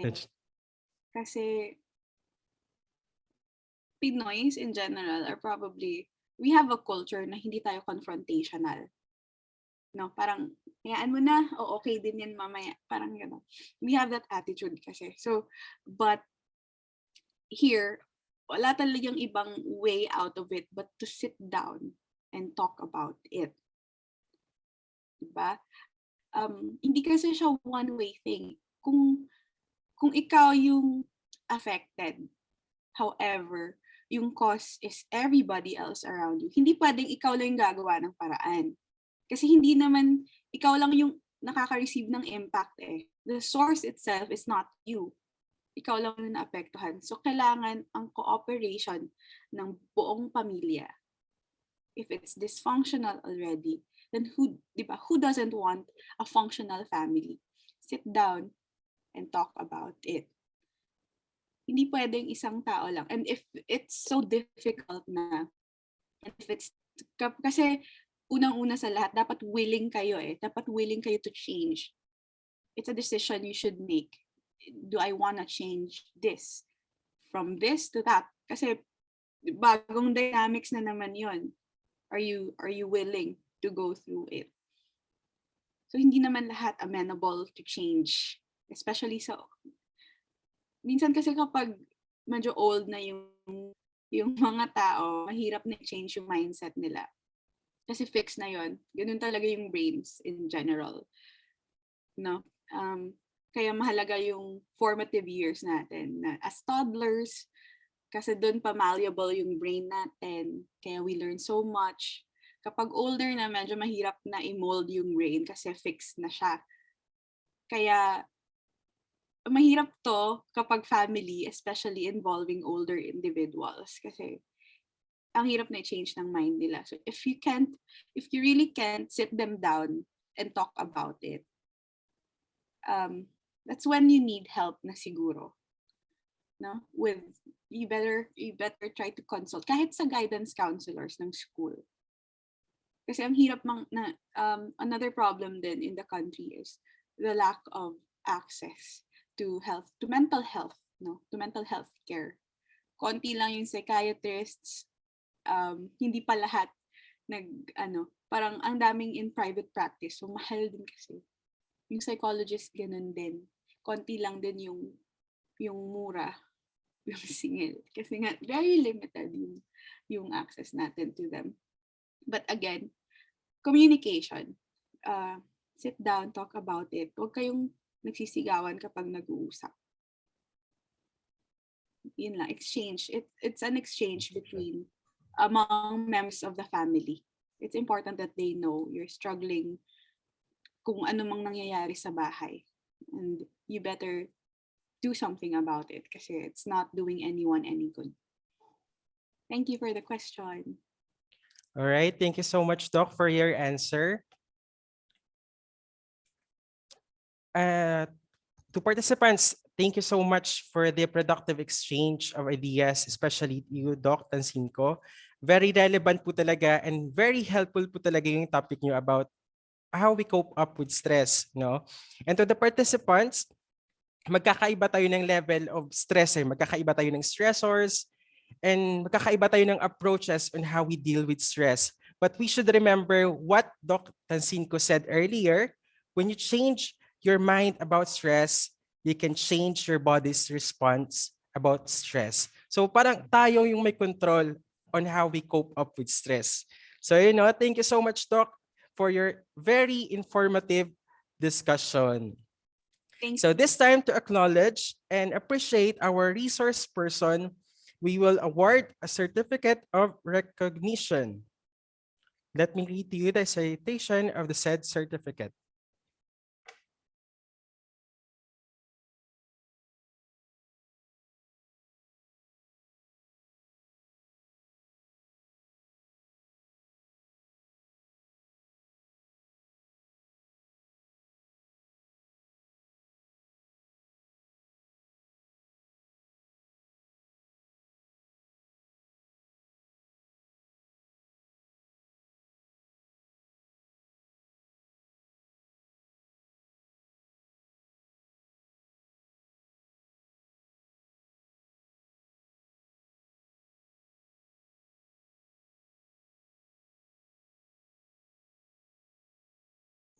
So once again, Certificate of Appreciation is hereby awarded to Dr. Felicia Jude M. Tensinco as acknowledgement of her expertise, professional competence, and invaluable service rendered as resource speaker on the topic Health and Mental in the Workplace during the conduct of a webinar entitled Latest Trends in Human Resource Development, Jumpstart Your Career, held on 29 of April 2022 via Zoom platform, given this 29th of April 2022. So once again, thank you so much po, Doc, for your time and your effort to be with us this morning. Marami po talaga kaming natutunan from the topic that you share with us. Salamat po, Doc. And to the participants, I know na marami kayong natutunan from Doc. The power of breathing, pwede nyo yung ma-practice araw-araw to cope up with the stress you are experiencing. So once again, salamat po, Doc. God bless you po. Yes, ma'am.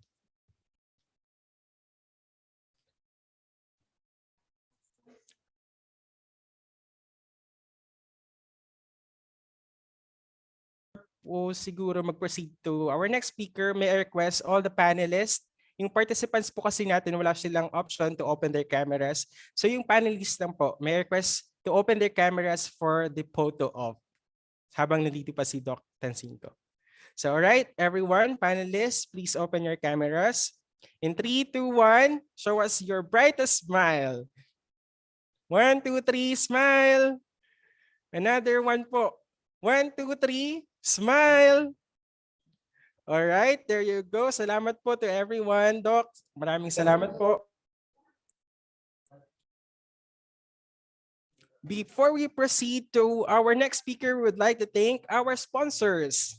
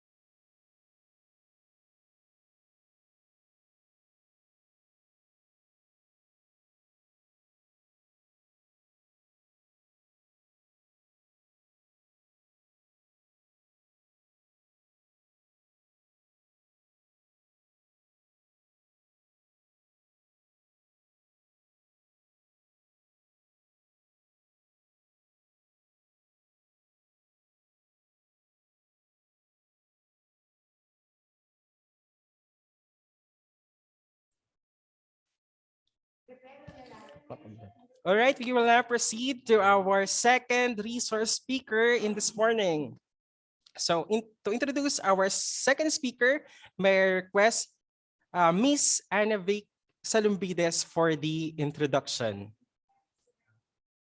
All right, sorry, apologies. May I request Mr. Hector Sorso to please introduce our second resource speaker.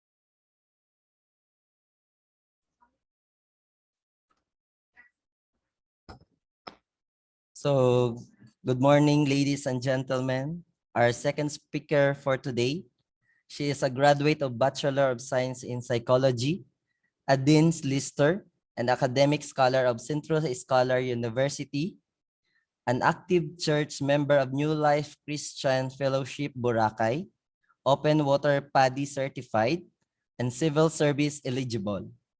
She started working as recruitment coordinator at Anti-Crime Forces, Incorporated year 2001-2002. Assistant Training Supervisor at SM Supermarket year 2002-2006. Human Resource Officer at El Nido Resorts year 2006-2008. Recruitment and Employee Relations Managers at Shangri-La Boracay Resort and Spa year 2008-2009. HR Manager at Misibis Bay Resort year 2009-2011. HR Admin Manager at Extra Excel International Incorporated year 2012-2013. HR and Admin Manager at Columbia Digital Star Corporation. HR Manager at Standard Hospitality Group year 2013 and 2014. Assistant HR Manager at ESB International Corporation year 2015-2018. Corporate HR Manager at Anya Hospitality Group year 2018 and 2019. And then the Area Head for Human Resources at Mega World Hotels and Resorts year 2019 up to present.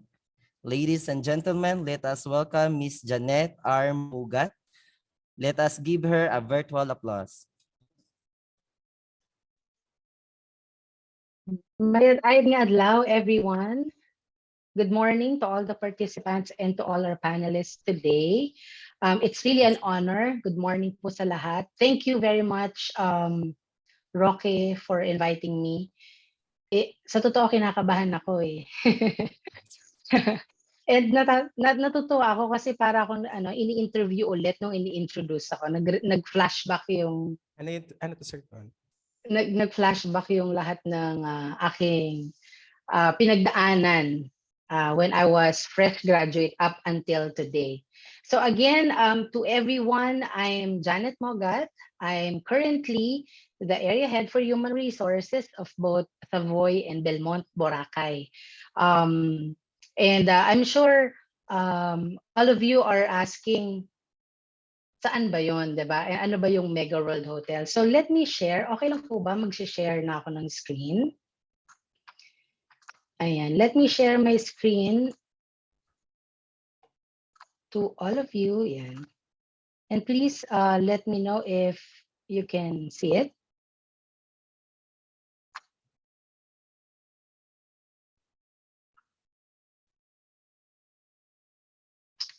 How is it? Nakikita po ba ng lahat?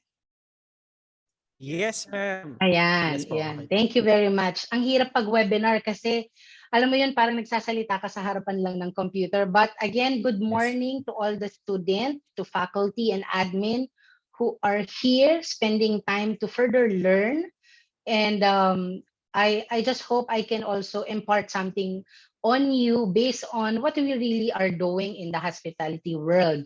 In fact, nakikinig ako kanina kay Dr. No. Totoo yun, sa pandemic, sa hospitality, when you are expected to do a lot for the guest, yung mga itinuro ni Doc kanina sa atin is very, very important. No? So we wanted to connect that doon naman sa mga matututunan natin.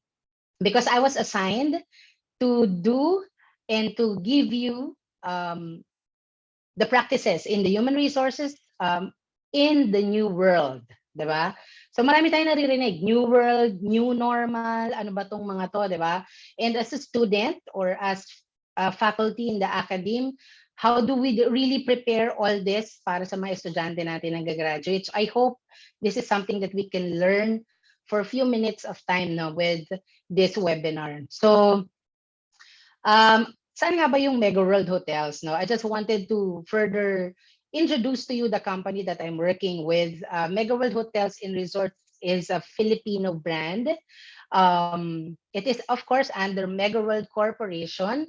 And we have currently and 11 hotels, or total of 11 hotels in the whole Philippines, majority in NCR, and then some of which are here in in Boracay. We also have in Iloilo and Cebu. So these are homegrown.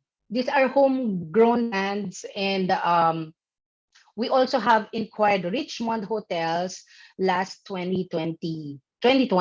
No? So that made it a bigger number from 8 naging 11. And the latest was Kingsford Hotel that was opened April 2021. Total of 4,000 room keys all over the Philippines with 4,500 square meters total function room space. So we belong to this group, and fortunately, I'm very proud to say that during pandemic, Mega World Hotels and Resorts was able to really come up with pioneering ideas that I can share with everybody today on how we really live and survive in new normal. In fact, in Mega World, we call it new reality. Okay? So pwede bang humingi muna ako ng input sa ating mga participants today? Can we use the chat? Kasi hindi ko kayo makikita at saka hindi ko kayo maririnig. But can you give me an idea, ano ba ang new normal?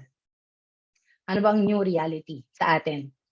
Okay lang ba? I-type natin sa chat para mas makilala ko naman ang ating mga participants today.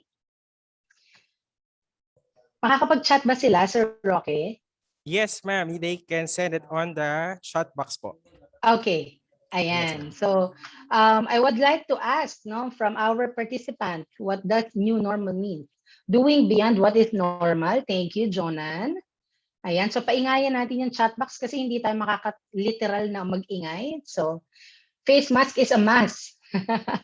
Oo naman, diba? Hanggang ngayon, minimum protocol pa rin yan. And from Urdaneta City, hello and good morning, said more technology.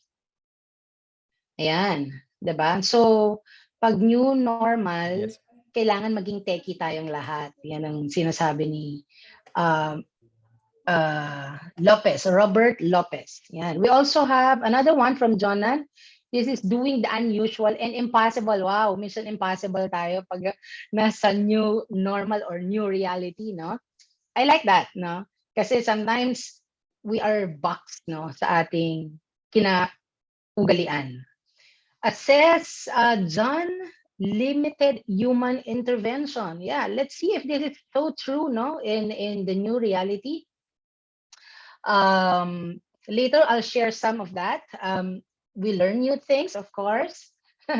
Ito, lockdown experience. I'm sure marami sa atin nakaka-relate, okay? And I personally myself was able to go through the COVID stage, sometime May last year. So I can imagine and I can relate dun sa lockdown experience, And hindi siya ganun kadali. So, and thank God we are now in alert level 1. We are all healthy, diba? Sabi dito, new intervention. This is nice. This is also related to the technology, na sinasabi natin. And then, what are the other answers? From Mary Jade, adjusting to the new environment. Agree, no? That's being human. Sabi rin dito, Randy, Montaliana, sana po nasasabi ko yung mga pangalan nyo ng tama. Life adjustments, di ba? Ang lalim. Because the virus is actually worldwide, no? Up until now, hindi natin masabi hanggang kailan siya. Doing things, sabi ni Thea Rivera, doing things mostly at the tips of your hands. Kasi nga may uncertainty, no? And then, sabi dito, new normal also means adhering to new protocols. Okay, and may nagsabi ulit si John Robert, more booster with peace sign. Diba? So, ito ay hindi ko masyado i-go further kasi syempre baka may matamaan tayong ibang sector of the government. But yeah, it could be, no? Pero hindi tayo masyado magko-comment doon. Okay, sabi ni Justin Bautista, unfamiliar or atypical situation that has become unstandard or unusual. Thank you. Grabe, thank you very much sa ating mga chatters. Ang dami, hindi ko na masundan lahat. But at least I know that you're still alive after already 1.5 hours of listening virtually. It also says adaptation of digitalization. And si Roque, sabi niya, in the view of hospitality industry, there's additional travel restrictions, diba? And it will always happen until we finally say it's already safe. And thank you very much for all those answers. Grabe. Your ideas will actually help the understanding and the things that I'll be sharing today. In fact, this is not new that I'll be sharing with you, but this is what we do right now in the hospitality industry, particularly to Mega World Hotels and Resorts. No? So moving forward, mamaya babasahin ko ulit yung mga sagot natin. Natuwa ako kay Robert, ang dami niyang sagot. Meron na naman siyang more variant. Again, hindi tayo mag-comment dyan kasi baka may matamaan tayong ibang sector ng LGU natin. So let's move forward, no? Thank you very much for the answers. Later, we'll also have more answers. Appreciate your answers, students. And may teachers po ba tayo, Sir Roque, na naka-attend today aside from panelists? Yes, ma'am. We have also participants from the LGUs coming from all over the Philippines. Magandang umaga po sa ating lahat. At sana po may ma-share ako sa inyo. Thank you, Roque. So moving forward, okay. With all the ideas that we have for new normal or new reality for Mega World Hotels and Resorts, lagi nating tatandaan that what we're doing at the moment is actually based on compliance. Okay? Things in new normal is governed by guidelines and procedures given by our government. No? So the hospitality industry is very much in relation, in coordination with related government agencies because in the end, the operations of hospitality have to comply. No? That's why meron tayong tinatawag na mga annual audit, meron tayong inspections, 'di ba, sa ating mga LGU members. Related to hospitality, both employment and the safety of our guests. So in this slide, you will see I've indicated Joint Memorandum Circular number 20-04, Series of 2022. Hindi po tayo magpapaka-attorney today, but that is just a reference of saying this is where all pandemic regulations started when they said in the side of employment, ito yung mga kailangan gawin, okay? And I can give you that reference so you can read further after this because this where it said marami tayong ibang dapat baguhin from the normal moving to new normal, no? And itong reference na to created a lot of ideas for Mega World Hotels and Resorts to come up with 3 logos na nakikita ninyo sa screen nyo ngayon. Okay, one is the Safe Stay Because We Care program, because this is particular to securing our guests that staying, going back to the staycations and vacations to all our hotels and resorts, not just in Boracay, but to all other destinations in the Philippines, it is still safe, even we are in new normal. Agree? Siyempre, hindi ko kayo maririnig, diba? But we agree on that. Because these are students that, aspiring. Pag-graduate ako, during the time of pandemic, I was not even allowed to go face-to-face OJT. Tama ba?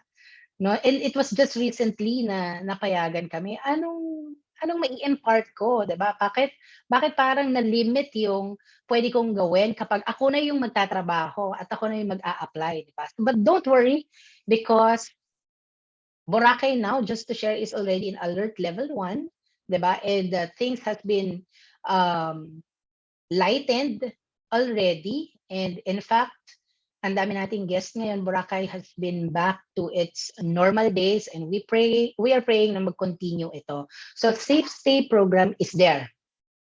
And I will give you later more details about that program. And this is making sure sa lahat ng website and logos ng Mega World Hotels, sinasabi natin is still safe, not just in Mega World but also in other properties. No, we also have yung tinatawag nating Be Safe program.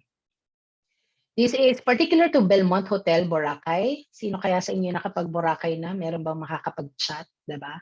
At gusto pang bumalik-balik sa Boracay? Ayan, maraming nag-raise ng hand. 3 participants out of 245. Thank you. And if you can come back to Boracay, please do so because it's already waiting for all our guests like you. Be Safe is also another program naman saying and showing that even to the side of the employees, we have created policies, procedures that will make sure that we are also safe from the virus. No? And we wanted to maintain that by putting additional protocols in compliance, again, because we're talking about government compliance, to either DOLE, DOT regulations, and especially, of course, our LGU. Ang LGU natin dito sa Boracay, very much in touch with our hotels and resorts. No? So, nagko-comply tayo dyan. And lastly, as I've said, internally, you see here CCC or yung COVID Control Committee, because this circular number said at least one safety officer to monitor and see to it that we are compliant to whatever COVID handling and management is there in our area. But for Mega World Hotels and Resorts, we came up with committee. Kasi naniniwala kami walang expert sa pagiging new normal. Nobody of us has perfected this one because lahat tayo first time natin na experience yung virus. So not just one, but we created with committee. We have a total of 10 members per property. So 10 for Belmont, 10 for Savoy, focusing on concerns related to COVID-19. But we still have naman our safety officers to coordinate with LGU. Kasi syempre maguguluhan naman yung LGU members natin pag maraming kausap. No? So we still have that and we have the committee. And these are employees, no? Members of each operations or department in the operations. So para sa mga looking forward to work in the hotel industry, and of course you've learned already handling and exposed to COVID-19, pwede kayo maging part nito. You will be in a way leader of our colleagues in handling COVID-19. Okay? Any questions so far with our first slide? Ayan. None naman po, ma'am. Wala naman. Wala naman po. Wala pa naman po nagko-Q&A, no? Yes, ma'am. Moving forward to next slide. Yan. Another topic that I wanted to share under government compliance is that for every establishment, every employee, hindi lang ng employer, should keep yourselves updated with the latest government rules and regulations. Me, as part of HRD, every time may lalabas na executive order ang ating lugar, especially coming from aklan.gov.ph, isa ako sa mga unang nagbabasa and tinitignan what is latest. Because that is something that we need to make sure, again, to comply and to implement and cascade to our employees. And habang nasa pandemic tayo, very, very important to keep yourself updated. But take note, you have to make sure that you only get it from official and legit resources. Kasi sa based on experience natin, ang daming fear, ang daming resistance to whatever new normal is because they're basing it to opinions and not facts, no? So that's why I'm sharing here yung ating aklan.gov.ph because this is one of the legit resources, no? If we wanted to see what's latest, especially for Boracay, because we're covered by Aklan, dito tayo titingin. Dito natin makikita, dito natin mada-download yung mga bagong regulations. No? So for now that we were in alert level 1, this is Executive Order number 9, series of 2022. And gawin natin yon na practice whether we are in LGU, whether especially in our LGU members, students and teachers, how do we go about it? Ano ang allowed and what's not allowed? Let's always get it from legit resources. I'm not promoting po the page or kung sino yung gumawa ng page, but I really get legit information from this one. So thank you very much po. Also, it goes with the official Gazette of the Philippines, if there is any. Doon naman nagsisimula, no, from Malacanang, and then they go down to to every region and provinces. So take note of that, students. Hindi lahat ng makikita nyo sa Facebook ay correct. Hindi lahat ay legit, no? So I know that we enjoy so much the internet right now, but let's be cautious in what to believe and what to practice. Kasi baka yung new reality natin, yung new normal natin is what actually dragging us to not, go and pass through the new normal. Kasi na-stuck tayo sa ating mga wrong beliefs and wrong basis of belief. Okay? Moving forward, yan. Another government compliance here is to, of course, kung kaya ng bawat hotel. In fact, for Beaumont Hotel Boracay, I wanted to share 2021, June, we were able to get the certification of safety seal. No? This is given by our government after a tedious inspection. No? So sinabi ko yun kanina, kung kaya na ng ating mga employers, particular in Boracay, alam naman natin maraming hotels and resorts dito, di ba? Kung kaya na, nakapag-comply na sa checklist, nakapag-coordinate na sa LGU, then we do the final check. And kapag pumasa, syempre we get this green check, no, of safety seal saying, based on inspection, nakapasa yung establishment na yon. And that is what I wanted to encourage everyone to do.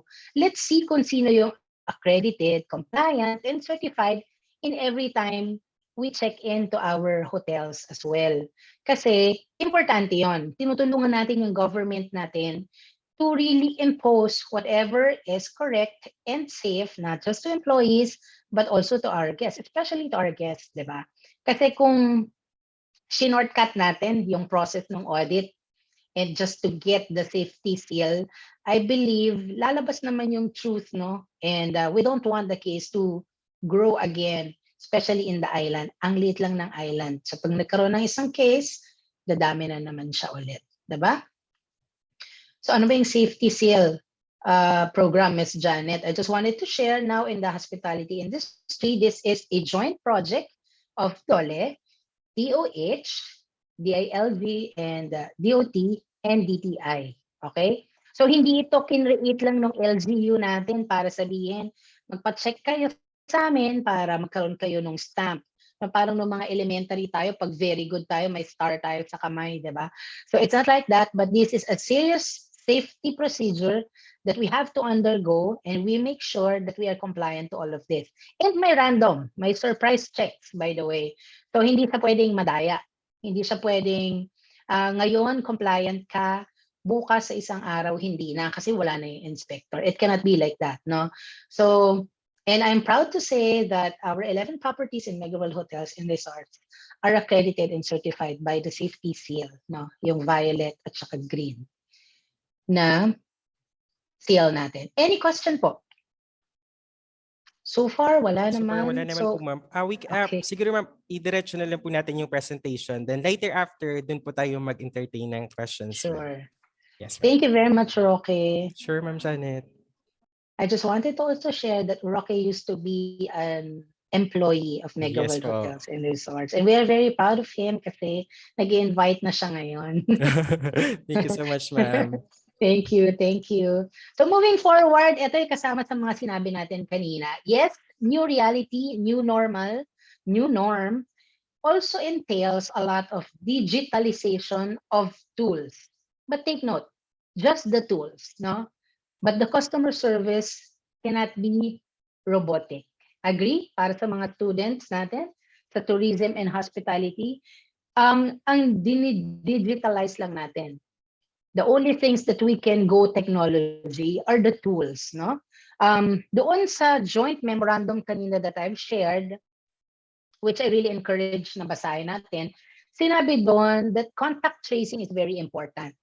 And each establishment in the hospitality should have a system for that because that is partnership also with LGU kung magkakaroon ng case. Therefore, preventive. We always see preventive measures, gastos, dagdag trabaho, ganun yung feeling, no? But in fact, kapag ginagawa natin siya and we're seriously taking care of it, yung iniiwasan natin, no? Yung pine-prevent natin na mangyari, hindi darating because we are doing the best practices. So one of the things that we wanted to share with you about digitalization is also, again, something that is imposed by our DOT, which is staysafe.ph.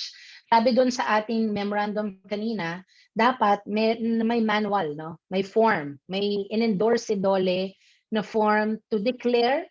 So honesty is the best policy, students. Make sure, because ikaw ang mag-input may sintomas ka ba o wala. Kung makikita nyo dyan sa picture, i-click na lang, di ba? So sana naman hindi nakatamaran, okay? And on towards the latter part of the page ng symptoms, may nakalagay namang none of the above. So if there's really none, you just click on none.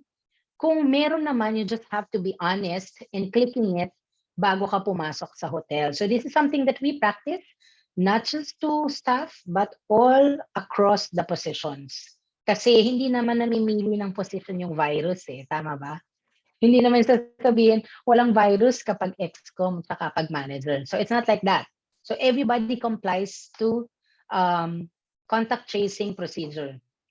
And having stay safe is one of those. So parang Facebook lang to, may back end. So makikita namin sino yung mga pumasok, sino yung may sintomas, at kung kailangan kausapin, kung kailangan i-verify ng ating nurse, then we will call their attention. And it's very easy. It's just downloadable, in Google Play and para sa ating mga Apple users sa App Store. So sino kaya sa inyo ang gumagamit nito? Because some of the establishments also requires this bago ka pumasok, no? Instead of filling up the form, which means contact point with the ball pen, with the paper, yun yung iniiwasan natin sa new reality. So we want it to be safe. So on cell phone, on click, and then you were able to declare kung meron kang symptom o wala, no? So I'm sure ginagamit ng iba sa atin. Yung iba naman kung hindi, you can search and explore if you wanted to use because some establishments still use this. In fact, sa ating alert level 1, nagsabi doon na yung ating mga health declaration can be optional already. But with Mega World Hotels and Resorts, we still do it. No? For safety purposes, nandun naman na. So we just have to continue. Ginagamit po namin tong app na to see sinong may sipon, sinong may lagnat na pumasok. And sabi ko nga kanina, hindi lahat diniddigit hindi ginagawa ng technology lahat. Sorry for that. So we also do rounds. Kasi pag nagsalita, pwede naman niyang hindi ni-clear, diba? Pero pag nagsalita siya at medyo ngungo, no, na maririnig naman natin yon kahit naka-mask, so then we still do the checking to validate yung mga dinideclare nila online. So that's what we do in the hospitality industry right now. Moving forward, another one of the pioneer tools that we were able to use technology further, and I would like to proudly share that Mega World Hotels and Resorts is currently using e-concierge platform. So ano ba yung e-concierge, Miss Janet? No? So this has 5 good features. One of those na favorite ng lahat is the online check-in and check-out. Sa theory ng hospitality students or sa ating mga naririnig, dapat ang standard check-in ay how many minutes? 3 to 5 minutes dapat na check-in mo yung guest. That was the standard pre-pandemic. But with e-concierge, believe it or not, we can check in our guests in 30 seconds. Ganun kabilis. As long as, of course, our front office was able to encode already the data. So pagdating niya sa front desk, we just ask for scanning of QR code. And then in 30 seconds, naka-check-in na sila. So we can already do a room check-in. No? So kung medyo mahaba yung pila while dealing with the guest, while walking towards the room, pwede mo sa kanyang sabihin, i-click lang yung QR code na nasa room and then naka-check-in na siya. So everything else is digitalized. So pwede niya ring i-upload doon yung ID niya pag nag-require yung system. And then other feature of e-concierge, meron din siya dong virtual chat assistant. Paano kung meron siyang further questions, no? At nakaalis na yung naghatid sa kanya sa room. Pwede niyang i-chat yan and it goes straight to our front office or front desk. So he will be able to talk to a live person. This is not automated, no? So there's somebody taking care of the chat box as well. So kanina balikan natin yung sabi na no more lessen human intervention. Yes, for safety purposes, but for customer service, it's not, no? We just enhance it through the tools that we use, but we still talk to them and check on them because doon tayo kilala bilang mga Filipinos. Yung dating kama mo na hindi mo naman pinapalitan ng bedsheet dahil may darating na bisita, pinatulog mo siya doon, pinalitan mo lahat, 'di ba? Naglaba ka, pati kortina. That's how we do it. Yung Filipino, yung pagiging hospitable natin. So, again, we just do the technology for the tools to, efficiently do things, to enhance what we're doing. But yung Filipino culture natin nandun pa rin. At ina-assist pa rin natin sila. Also in e-concierge, we have online food ordering. So kung tinatamad sila or hindi sila makadial sa landline, too lazy to go up, sabi nga, they just chat. And nag-Facebook na rin lang naman sila. They use e-concierge to order and it can still be delivered to their rooms. So dahil may chat, pwede rin magsabi kung may extra rice, diba? Kung no ice yung iced tea, walang cheese yung cheeseburger, pwede pa rin niyang i-chat. No? So, very convenient. And yung safety, yung comfort na bibigay natin sa ating mga guests. Kasi ang daming tao sa restaurant, no? May ganong hesitation sometimes ang ating guests. Ayokong kumain doon. Pwede ba akong mag-online? Pwede bang sa room na lang ako magpa-deliver? 'Di ba? Ng food. Pwede pa rin naman 'yon. Pero instead of talking to somebody or dialing the phone, ngayon we can also do online food ordering. Another one is cashless transaction. Yes, it's combined already via phone. Pwede na sila doon using their credit card or debit cards. They can pay whatever transactions they had inside the properties of Mega World Hotels and Resorts. So it's as easy as that. So for our students right now na medyo techy, yung mahilig mag-explore ng mga bagong applications, you will enjoy this. No? If you will be part of front office, I'm sure it will be very easy for you to understand. More than Facebook, no? Yung multitasking, marami tayong pinipindot-pindot habang may kausap tayo na guest. And ma-enjoy natin siya, yung e-concierge. Last feature is the online guest feedback. Even if they already checked out, they wanted e-concierge for feedback. And they wanted to send us a real-time update of what they're feeling on their stay in the hotel. They use this. No? So, mas napapadali yung mga bagay-bagay. Hindi kagaya ng kailangan ko pang pumunta sa FO, kailangan kong magsulat ng guest complaint form, di ba? Pero ito, in the click of your fingertips, sabi nga, then you can get access to all this. You remain safe, you enjoy what you want, and then we were able to serve you the best pa rin in the hotel. So, nakakatuwa lang i-share because e-concierge is one of those na first time no na lumabas. So yung supplier nito, nagsi-share lang naman siya. Sabi niya, bakit hindi mo sa amin in-offer yon? Sabi ng other brand, no? Ba't hindi mo sa amin in-offer yung e-concierge? Gusto rin namin yon, ganon. At para makadagdag sa new normal nung ibang brand.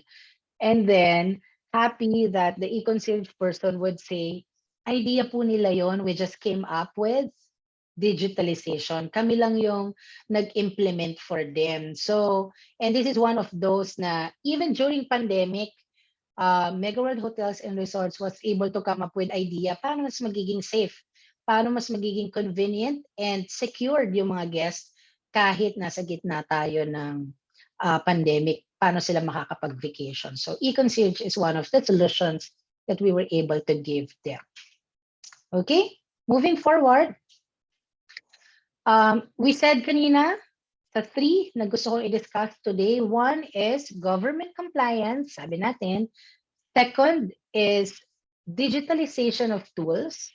Lastly, it's creativity and innovation. Bakit dalawa? Anong pinagkaiba, Ms. Janet, di ba?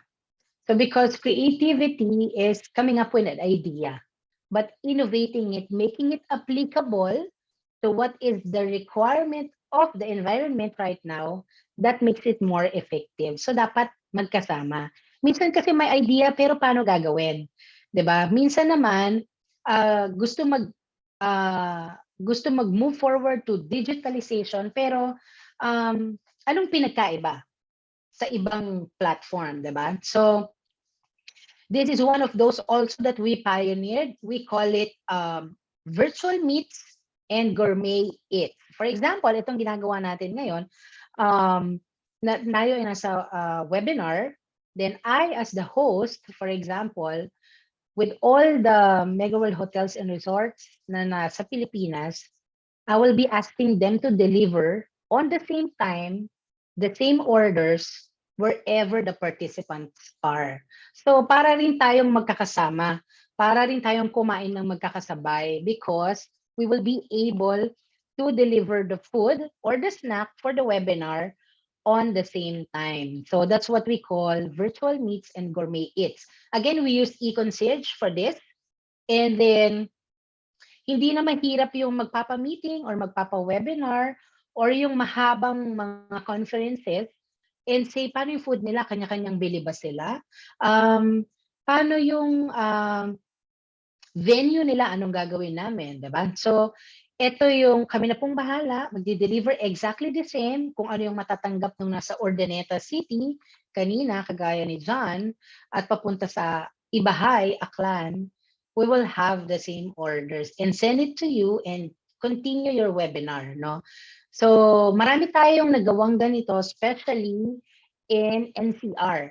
Nagkataon kasi dito sa Boracay, it's a little challenge because yung kusina nasa loob ng isla. So, kung nasa mainland yung delivery, mas mahirap gawin. No? Pero in Manila, marami tayong nagawa. Particularly for Savoy, Belmont, Kingsford, and the Richmond properties in Manila. So that's one of those. Another one,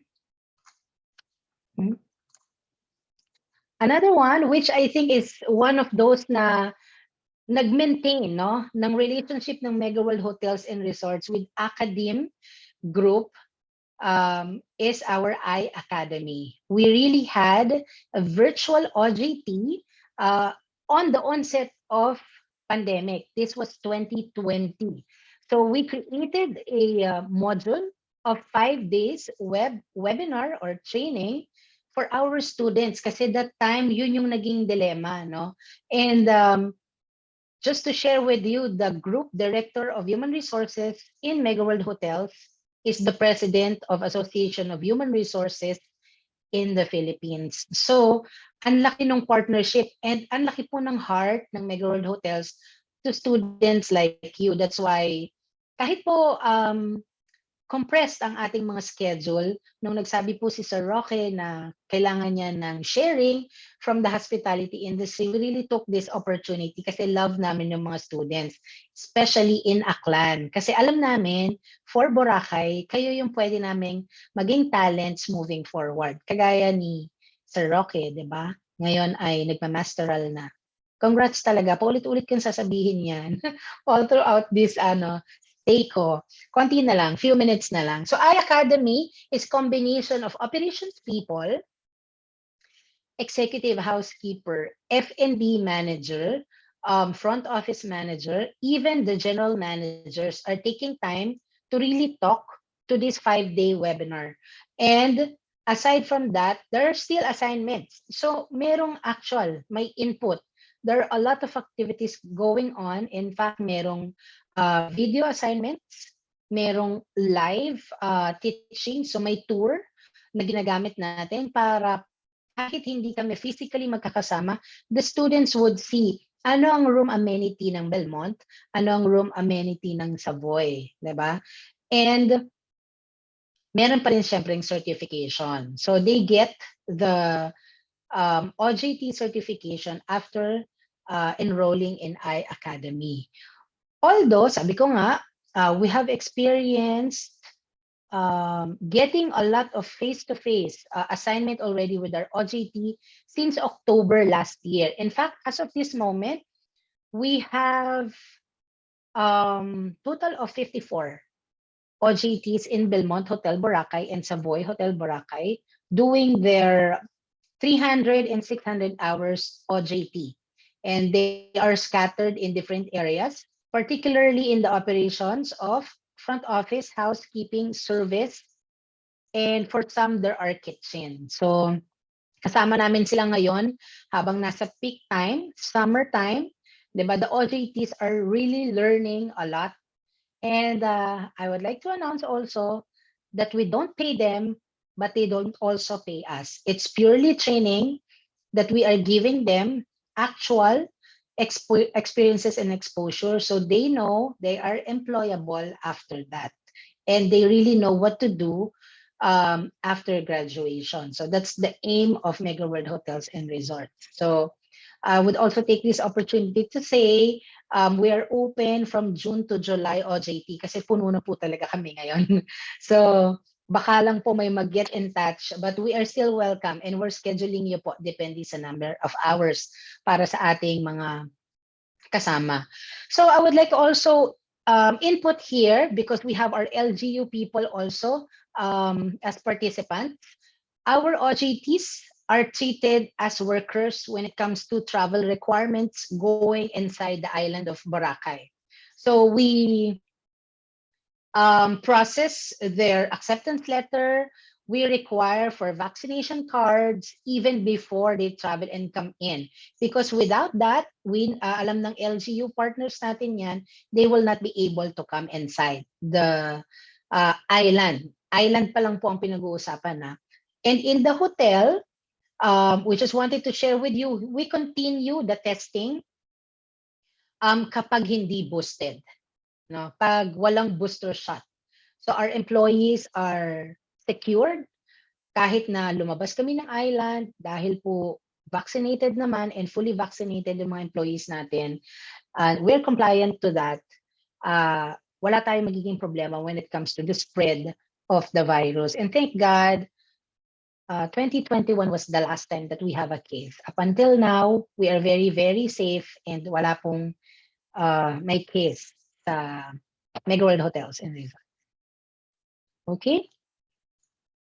Moving forward, in creativity and innovation, talking about compliance as well, hindi to kino-comply ng LGU natin, but it's good to have. Anyway, it's still about safety and security of our guests and our employees. So I would like just to share that we were able to get the certification of Diversey. This is a company related to housekeeping and cleaning standards. Last July, ito po yung post ng official page ng Belmont.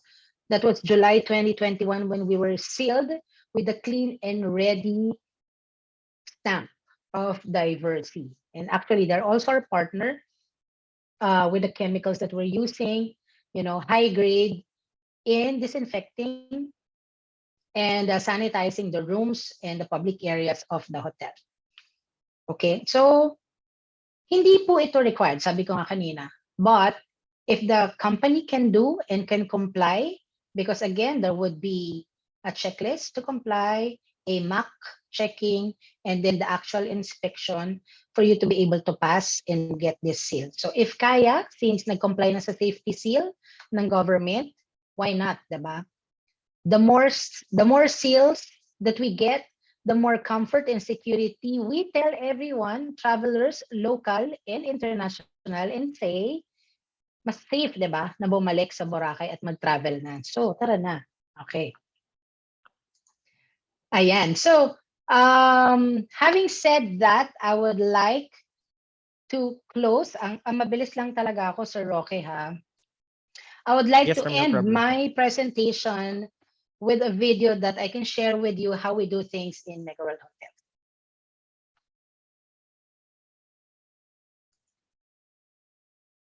I just wanted to check kung may sound.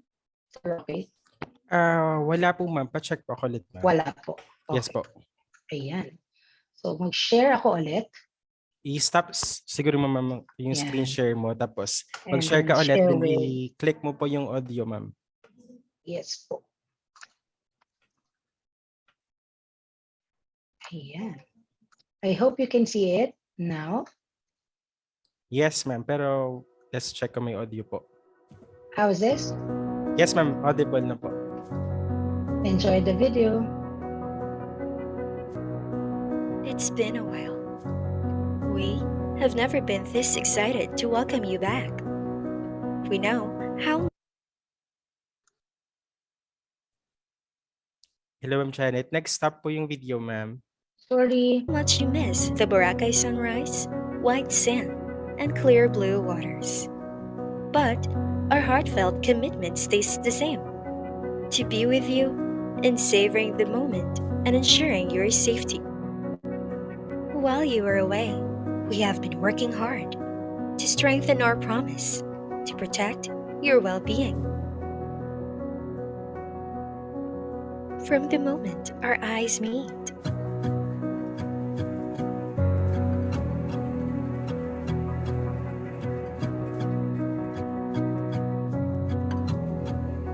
to be connected despite being apart, we want your business to be fast, easy, and convenient.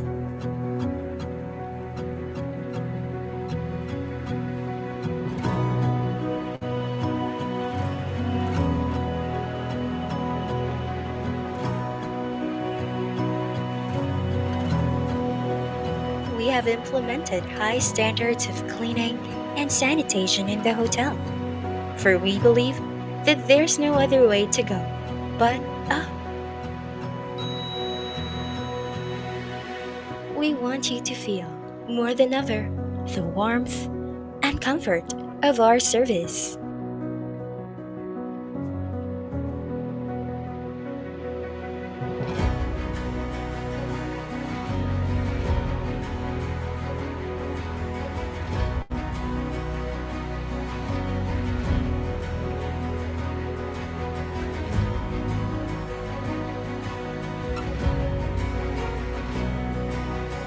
Day in,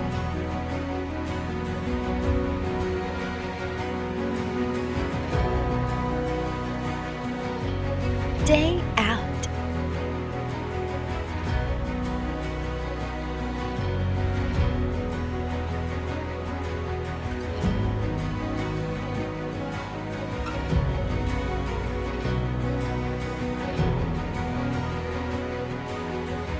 Wherever,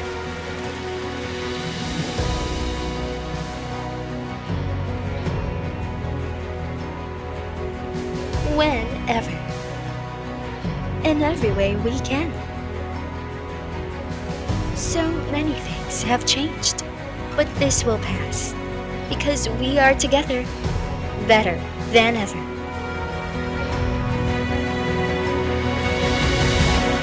We are ready to create more amazing memories with you. This time in the new reality.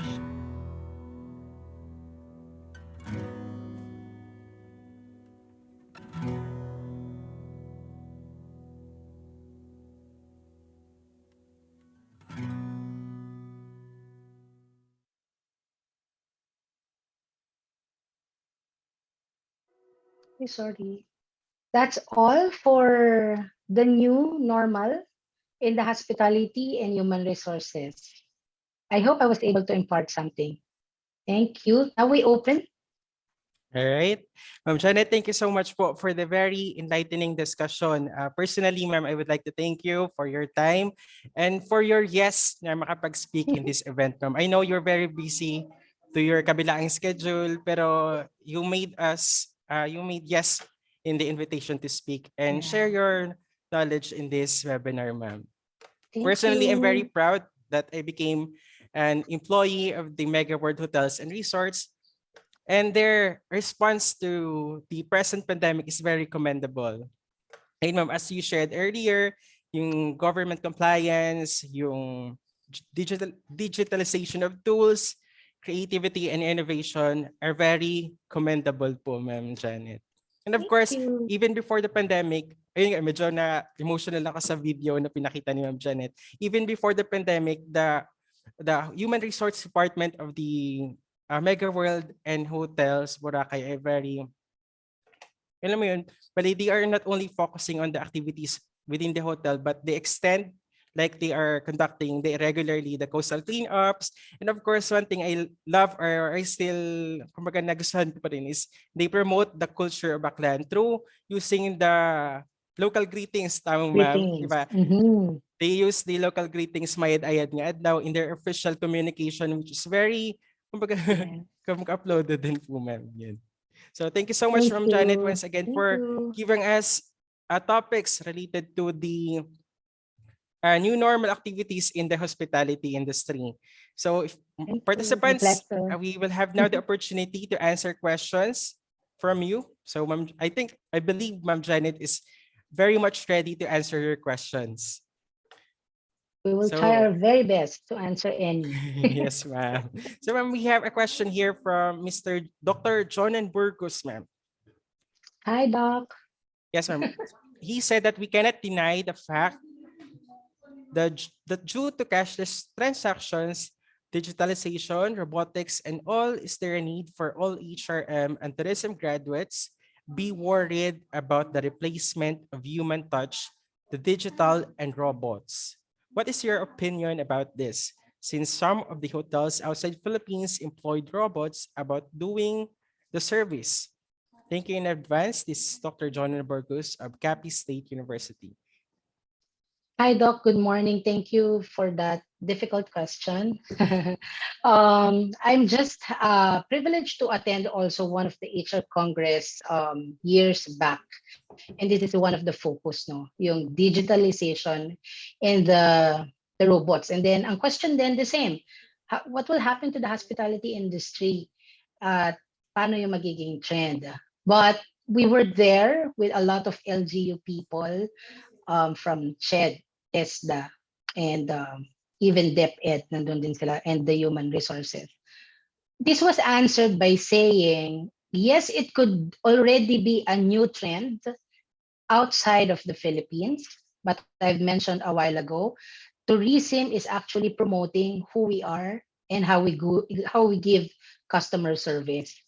We will retain the Filipino hospitality because that's how we are. Kapag ginaya kasi natin, pag sinabayan natin, particularly to the robots, of course, number one, yung technology natin will be a little behind, no, kung anong kayang gawin.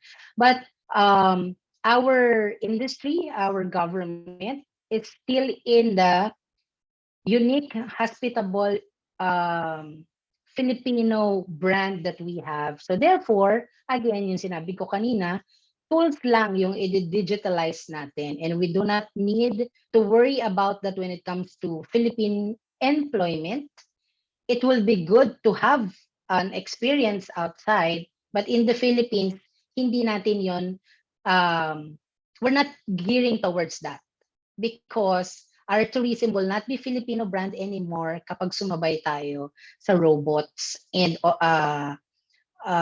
yung less transactions with the guest. But we will digitalize tools, not the people. I hope I was able to answer that. So secured po yung future ng ating mga tourism and hospitality students na nasa school pa ngayon because 5 to 10 years from now, we will still promote this. With the help of DOT, this is what we say, Filipino and hospitable or tourism is unique and dito tayo nakilala. Hindi natin to babaguhin dahil gusto natin maging makipagsabayan sa kung ano man yung meron yung iba. Ayan po, sagot natin to. All right, thank you so much for your answer, Ma'am Janet. We will cater another question po. All right. Ito, ma'am, also from Sir Dr. Burgos, ma'am, we hope that you may consider also the internship program for faculty too in SUCs for upgrading too. Ay, ano po yung SUC? State universities and colleges po, ma'am. Okay po, If you will okay. able to accept po, internship po for the faculty, ma'am, aside from students. Good. Hello po ulit, Doc. With the Association of Human Resources, I would like to say the good news that we are in partnership po of academe when it comes to that. In fact, isa po yan sa mga sinasabi nilang concern. Because this is yung faculty po na pinag-uusapan natin, ito po yung magtuturo naman, tama ba, sa mga schools that will be able to cascade ano yung practices ng hospitality. Certain. And we do that. We have some already in the NCR. Dito po sa Boracay, I still haven't po kasi had a proposal, but this is one of the talks already. I believe Mega World Hotels is open to this. But ang tinitingnan natin is hindi ito yung same program that the students are doing. It's more of parang management trainee, no? Kung alam natin yung mga ginagawa ng ating mga fast food before, di ba? If you wanted to go in this level, management training yung pinag-uusapan natin. So, a combination of strategies in the actual. Kasi syempre, ganun din yung magiging approach pagdating sa schools, di ba? So, hindi masyado yung ikaw talaga yung maglilinis ng kwarto. Syempre, nahiya naman kami kay teacher tsaka kay professor, di ba? But you will have to experience it, no? I myself po, even before became a trainer of SM during my younger years, nag-cashier po ako tsaka nag-bagger ako. And that is requirement para magturo ako because my job is training. But my boss said, before you train, you do it first. So 2 months po akong cashier, 2 months po akong bagger. Kaya ko po yung 1 minute mag-box to save more dati. So kasi ganun po kami tinitrain before when I was in SM. I love SM. So kasi ganun nila sinasabi, what can you teach if you don't know it, if you don't know the in and outs of the position. So we support that po to give you the straight answer. It's just that I think wala pa kaming masyadong nakukuhang concrete proposal from the schools. Puro students pa po yung na-endorse sa amin up until now. At this moment, sabi ko nga kanina, may mga nakapila na po for June and July, but these are all students. Faculties, wala pa po akong nabasang endorsement or proposal. Particular in Boracay, no? But we'll ask po in other Mega World, baka meron na, and we can start naman po. Yes. Right. Thank you so much, Ma'am Janet. That's nice to hear po that you are very open po to that opportunity or for our faculties po aside from our students. Yes po. Wait, ma'am, we will answer more questions.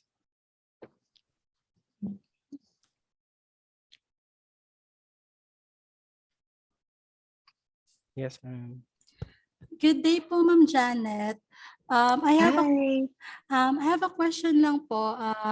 Paano po yung pag-handle ng hotel establishment ninyo regarding sa mga graduates na hindi naka-hands-on or hindi nakapag-practicum on-site? Do your establishments or other hospitality industry establishments consider those na yung practicum is work from home yung setup? Or research-based po yung practicum nila, ma'am? Hi, Miss Aklan Research Center for Sustainability.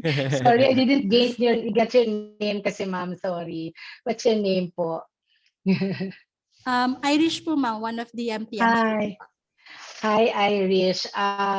Thank you for raising that concern, no? Kasi, as far as I know, ito yung year na wala yung OJT. I'm not sure kung meron na rin ata last year, no? But, just to share, yung training manager namin ngayon ay isa sa mga nagka-handle nung advisory practicum with other schools as well, because I said we were really very supportive of the students na nag-approach sa amin when it comes to learning. So on the side of HR, because we have access to all the sides of the challenges from the students, LinkedIn po namin talagang maraming nagtatanong, ma'am, pwede ba magpa-advisory? So we do it, sorry lang talaga, pero we do it a little late na, may 8 o'clock ng gabi to 8 to 9 para lang makapag-discuss pa kami ulit like this with them. We do it. Therefore, well, for our side, it's not taken against them because that's not also something that they like. What we do, pagdating nila, kapag nandito sila at nag-apply, we give them body system even before yung actual na may accountability na sila. For example, room attendant, no, fresh graduate. Sabi niya, ma'am, kasama ako dun sa batch na hindi nakapag face-to-face. Hindi natin siya agad bibitawan kasi may fear siya, di ba? But we wanted him to grow. So magbabody siya with a direct employee, a regular employee already. Once done, this is around 1 month. Pag okay na, saka siya binibitawan to have his own number of credits. May credits kasi tayo, di ba? Alam natin yan mga tourism and hospitality. Alam natin ang ratio ng how many rooms to one person. So that's how we do it, no, in HR. It's not taken against you, just to secure you, because we understand that you're also victim of what happened for the past 2 years. And we know that you're hungry for more. Basta wag lang nating piliin na, victim ako hindi ko alam yun, gano'n, di ba? As long as we fight for our daily lives, marami tayong matututunan. Pwede nating gawin lahat yon kapag actual na. So you can still have your jobs after this. Thank you, ma'am. Follow-up question lang po, about sa same scenario, ma'am. What tips can you give para dun sa mga students na, yun nga, naka-work from home practicum? What are your tips, employment tips na mabibigay sa kanila kapag naka-graduate na sila during the application po? Na yun nga yung setup nila, naka-work from home practicum po. Okay. First advice is huwag tayong mamili for graduates, no? Because experience will always be the best teacher for all of us. Therefore, if there is an opportunity, let's pursue that, no? Because if we will be so ideal and gusto ko ito lang yung position ko sa hotel, but sometimes yung entry point kasi is not really something that you like. Tapos marirealize mo 2 years na pala akong walang trabaho kasi I became too choosy. So, marami kasi akong na-interview na ganon, no? Pag how was you after graduation? Ma'am, kasi po hindi ko pa po nakita yung job na gusto ko, di ba?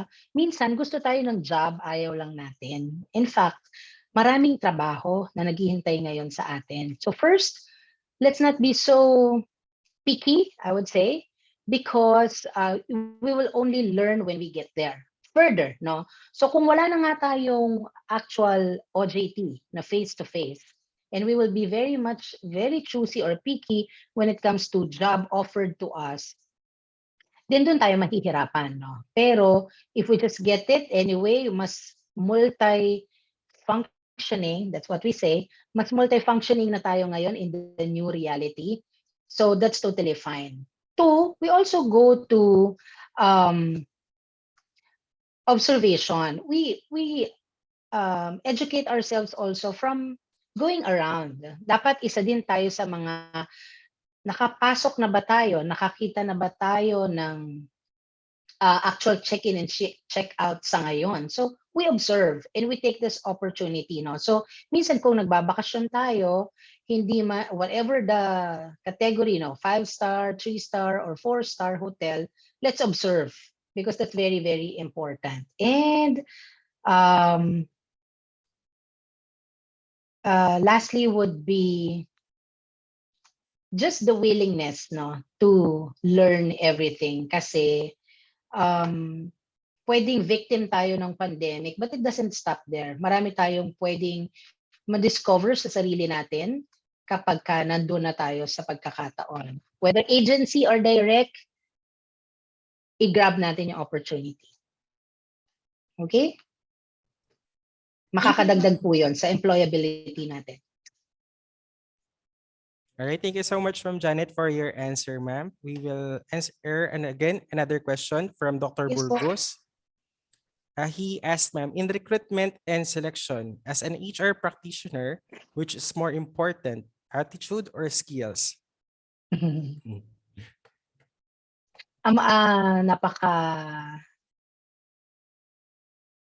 Napakadali actually sagutin. Pero ang katotohanan, there's a lot of people who would tweak, Ang dali naman eh. Sabi lang skill or attitude. Tama po ba? Dalawa lang, no? Pero yung iba parang hirap na hirap pa. It will definitely go to attitude. Tandaan po natin yan. I've met a lot of seasoned employees, 5-star, cruise line, abroad. Seasoned, ang galing. Pero minsan yung attitude hindi match sa kultura ng kumpanya. And therefore, either mag-clash siya sa ibang mga kasama niya, either matapakan niya yung pagkatao.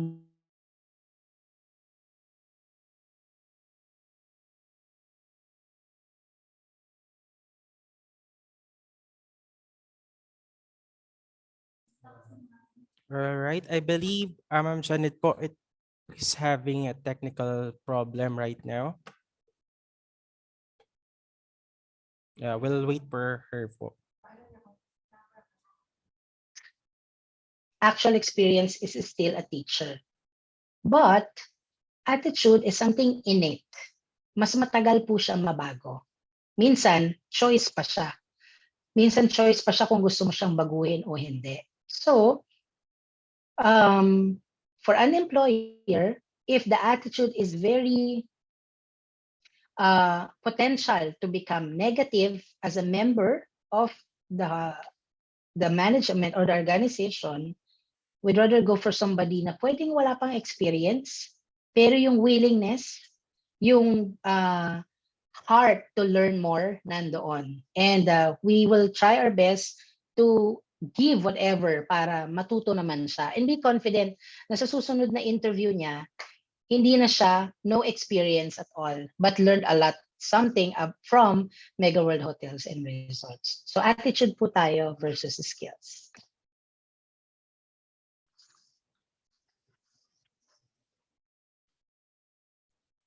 All right. Ma'am Janet, we will answer one last question po. Okay lang Sure po ba, ma'am? po. So, No problem. from Mr. James Guway, with the digitalization of hotel transaction, how can you ensure the privacy and safety of guest personal information? Yes. Thank you. Sino nga po? Okay. Si Sir Sino po James yung po. Si Sir Si James. The Data Privacy Act is a law. Okay, just I wanted to answer that because it must be complied. There are there are two informations in the Data Privacy Act. Should be the sensitive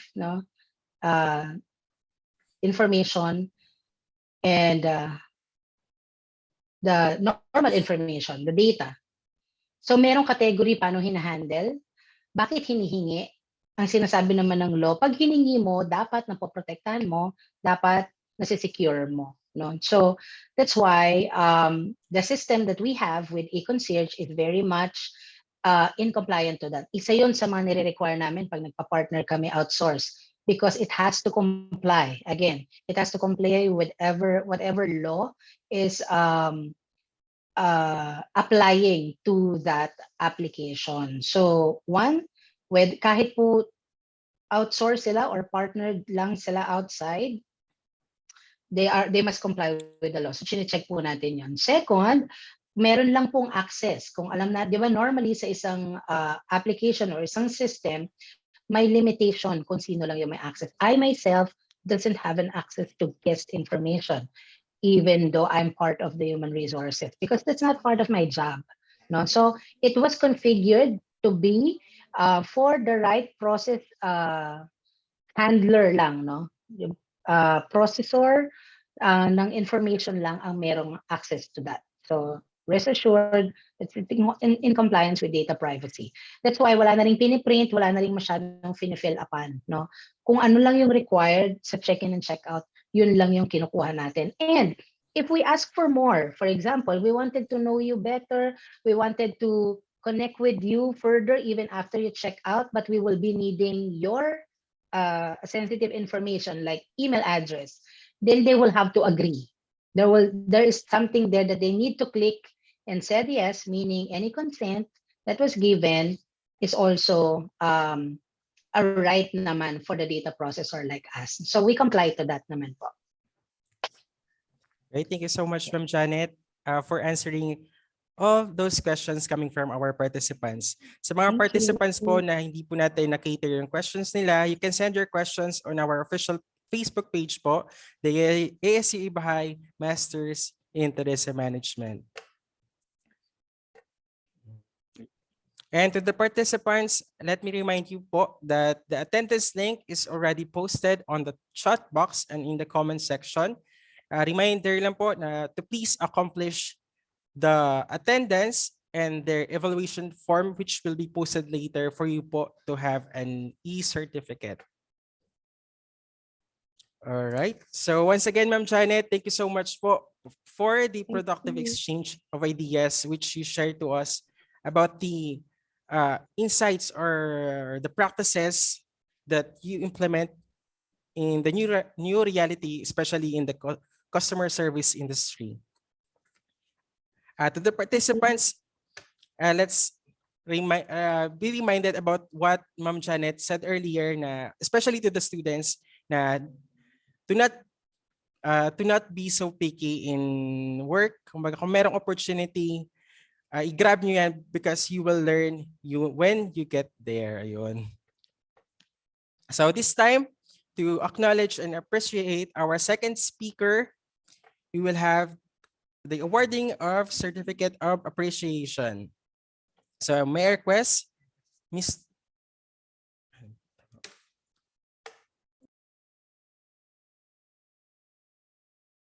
All right, let me read to you the citation of the said certificate. Aklan State University, Ibajay Campus, College of Hospitality and Rural Resource Management Graduate Program.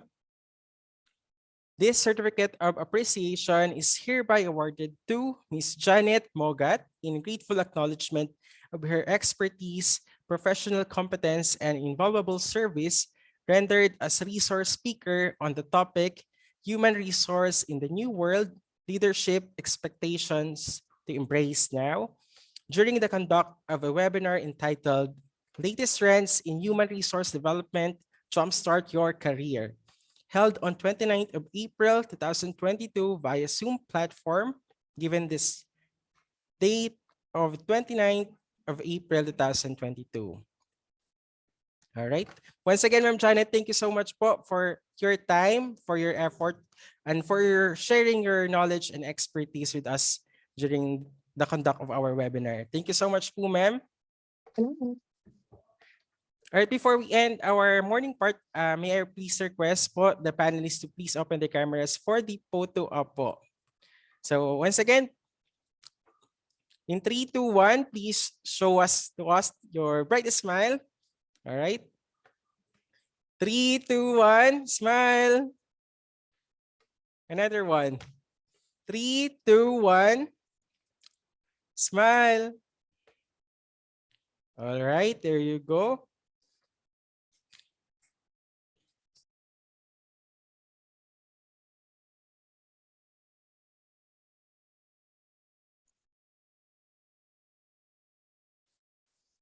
All right, that's the end po of the morning part of our webinar entitled Diabetes Trends in Human Resource Development, Jumpstart Your Career. So we will have a lunch break first. Later in the afternoon at 1 p.m., we will going to have another speaker, two speakers which will share different topics which I know marami po tayong matutunang lessons. So please be back at exactly 1 p.m. Once again, thank you so much po and maraming salamat sa inyong virtual presence this morning. Thank you, everyone.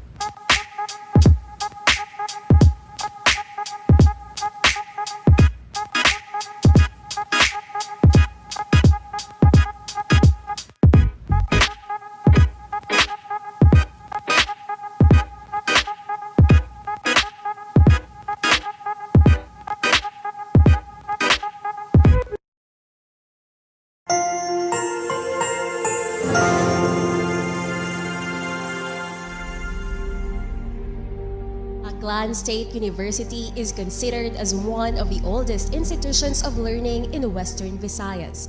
It started as an intermediate school formally opened in 1918. It became a secondary school in 1928 and a tertiary education institution in 1963. It was named the Aklan State College of Agriculture or ASCA in 1992. 7 years later, 4 institutions supervised by the Commission on Higher Education were integrated into ASCA. In 2001, then-President Gloria Macapagal Arroyo signed into law RA 9055, converting the Aklan State College of Agriculture into Aklan State University. With its 5 campuses, Banga, Kalibo, New Washington, Makato, and Ibajay. Rising from its humble beginnings as a rural farm school, Aklan State University has solidified its reputation as a prominent higher education institution in the country. Through the vision of its past presidents, Aklan State University scaled the apex as an academic pillar of excellence, improving the lives of the people, communities, and the country. The COVID-19 pandemic threatened to stall the gains of the university. But ASU continues to unleash its potential, banking on the strength of its resilient men and women. Now, a new day awaits for Aklan State University. With the assumption of office of its first woman president, Dr. Emily M. Arangote, SUC President 3, Aklan State University gears up, revs up, and ready to set sail as a leading university in the Asia-Pacific region.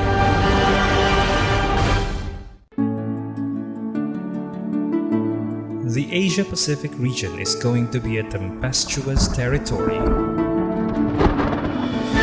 We will sail through uncharted seas, wait out storms in the journey. But with all the men and women of Aklan State University as able sailors, and Dr. Emily M. Arangote at the helm steering the boat, surely the horizon is clear and the shore within reach. ASU, let's row the boat together towards one direction to become a leading university in the Asia-Pacific region.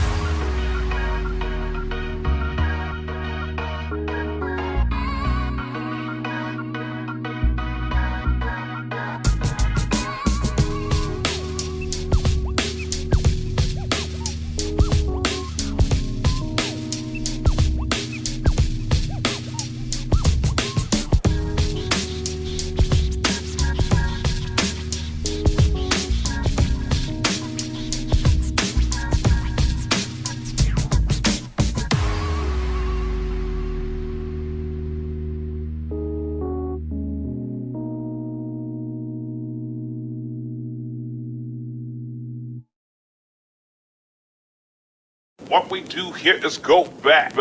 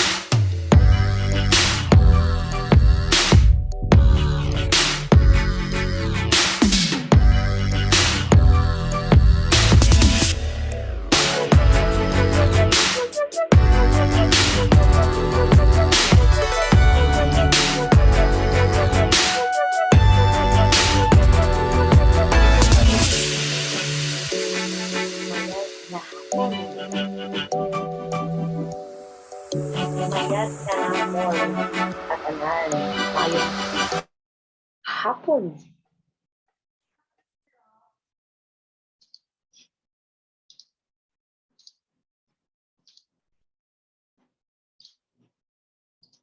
All right, good afternoon to everyone.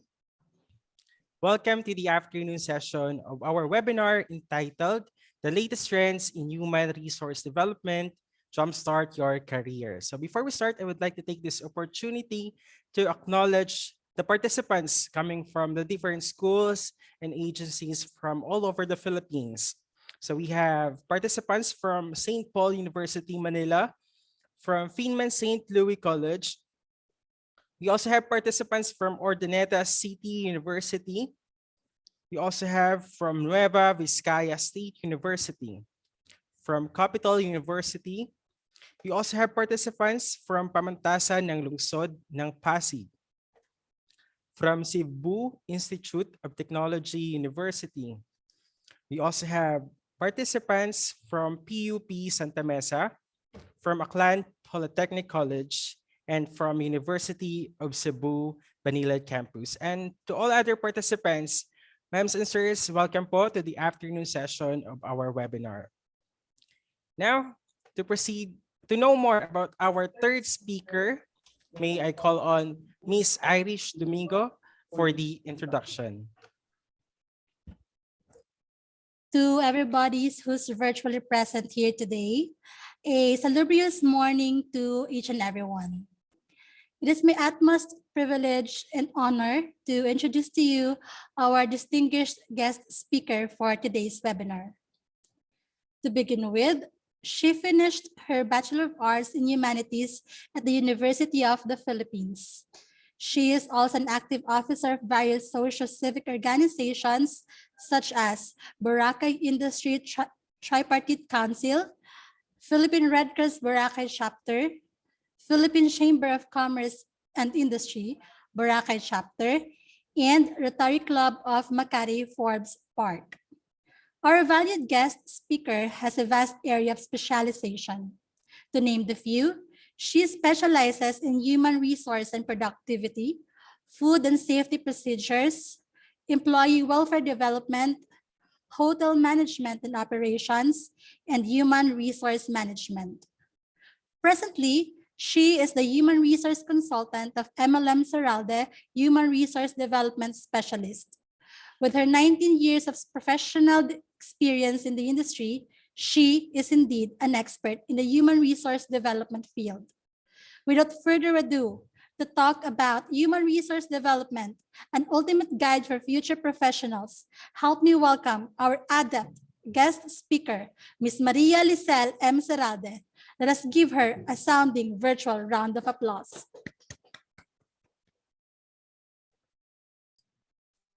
Okay, pleasant good afternoon to all of you. First of all, I would like to thank the officers and the administration of the Aklan State University for inviting me to be one of your resource speakers for this particular webinar. And also to the organizers and to all the participants who are here right now, who are very much looking forward to how they can navigate their way into the professional world of being an employee. Okay, so are we ready with the slides?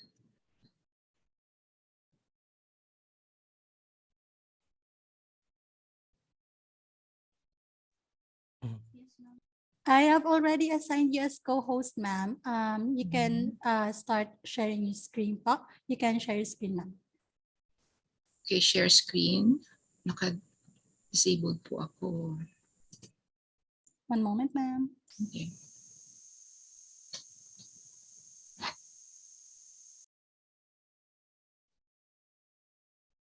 I have already assigned you as a co-host, ma'am. Can you try it again po? Okay.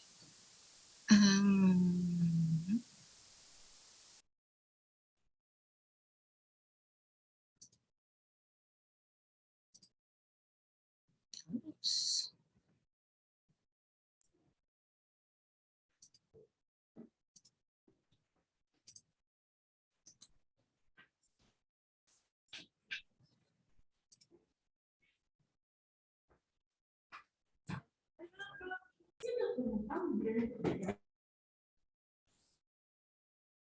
Wait, I think I'm having some difficulty here.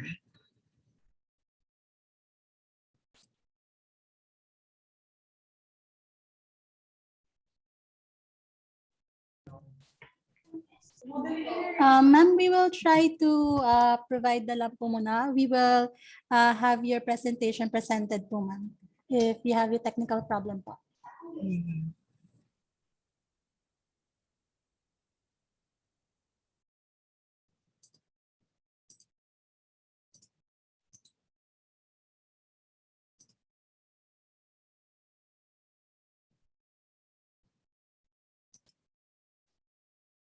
Wait, I'm trying to get my video back.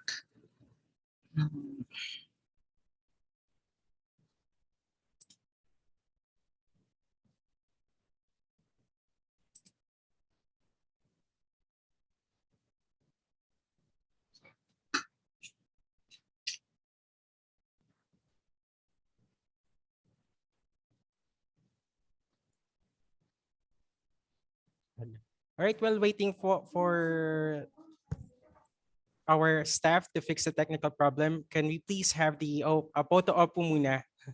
Since nandito po si Ma'am Seralde sa si Ma'am Orsal. So to all the panelists, may you please open your cameras po. All right, in 3, 2, 1, smile. Another one. In 3, 2, 1, smile. All right, thank you so much po.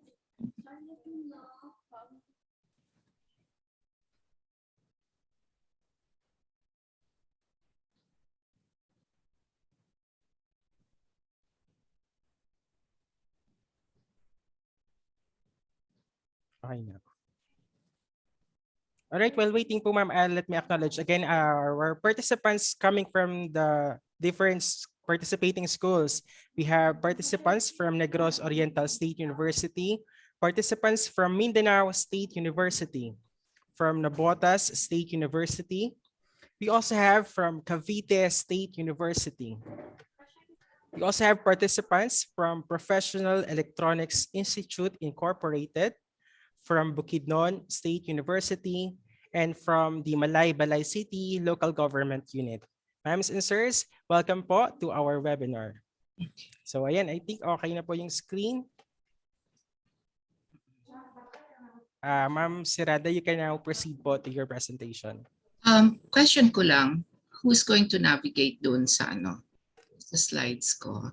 Our staff po ma'am, yung kasama po namin, just give us a signal po kapag next slide naman. Okay, so again, pleasant good afternoon to all of you. Thank you for the generous introduction. Anyway, so again, my name is Maria Lizelle Serralde, and like I was introduced earlier, I have had 19 years of experience as an HR practitioner, and today I'll be discussing with you the latest trends in human resource development, particularly this one, okay, Ultimate Guide for Future Professionals. Okay, so can we move on to the next slide, please? Okay, so I'm just going to give you a situationer of what is happening now, given that we've been under this pandemic since 2019. Actually, it started in another country way back late 2019, and we went into lockdown by March 16, 2020. And because of that lockdown, many lives, jobs, businesses were upended, and people didn't know what to do. But with the passing years, almost 2 years now, we are still under the pandemic, but we have learned from our experience in the past, and hopefully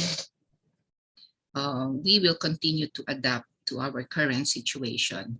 So if you're looking at this chart, at this graph, you can see that employment decreased at the rate of 2.4% from the same month of February 2021, if we compare it to 2022, which means from the time that the pandemic started, we are slowly recovering in terms of our workforce. Okay, next slide, please. Okay, so looking at the industry of tourism, which was one of those hardest hit by the pandemic or by the lockdown itself, as you can see, Asia suffered the most in terms of a decrease in international tourist arrivals. So this greatly affected our tourism industry, mainly because tourism is one of the largest revenue earners for our country, and many people working in the industry itself depend on these tourist arrivals for our livelihood. Okay, next slide, please.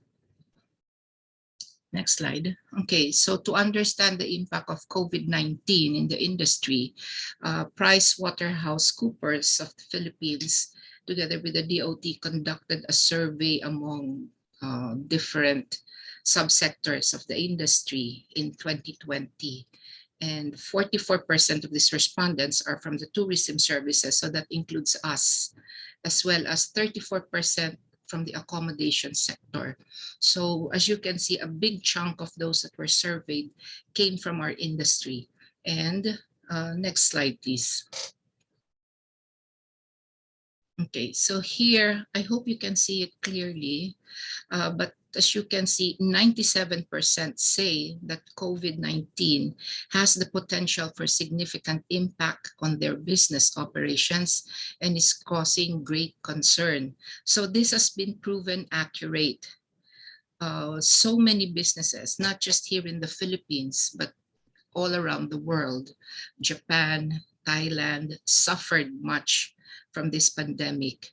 And many businesses actually closed down or ceased operations temporarily because there was no international travel.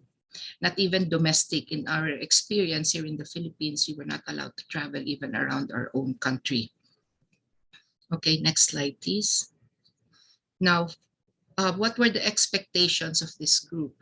So 88% expect over 50% revenue losses due to the ECQ.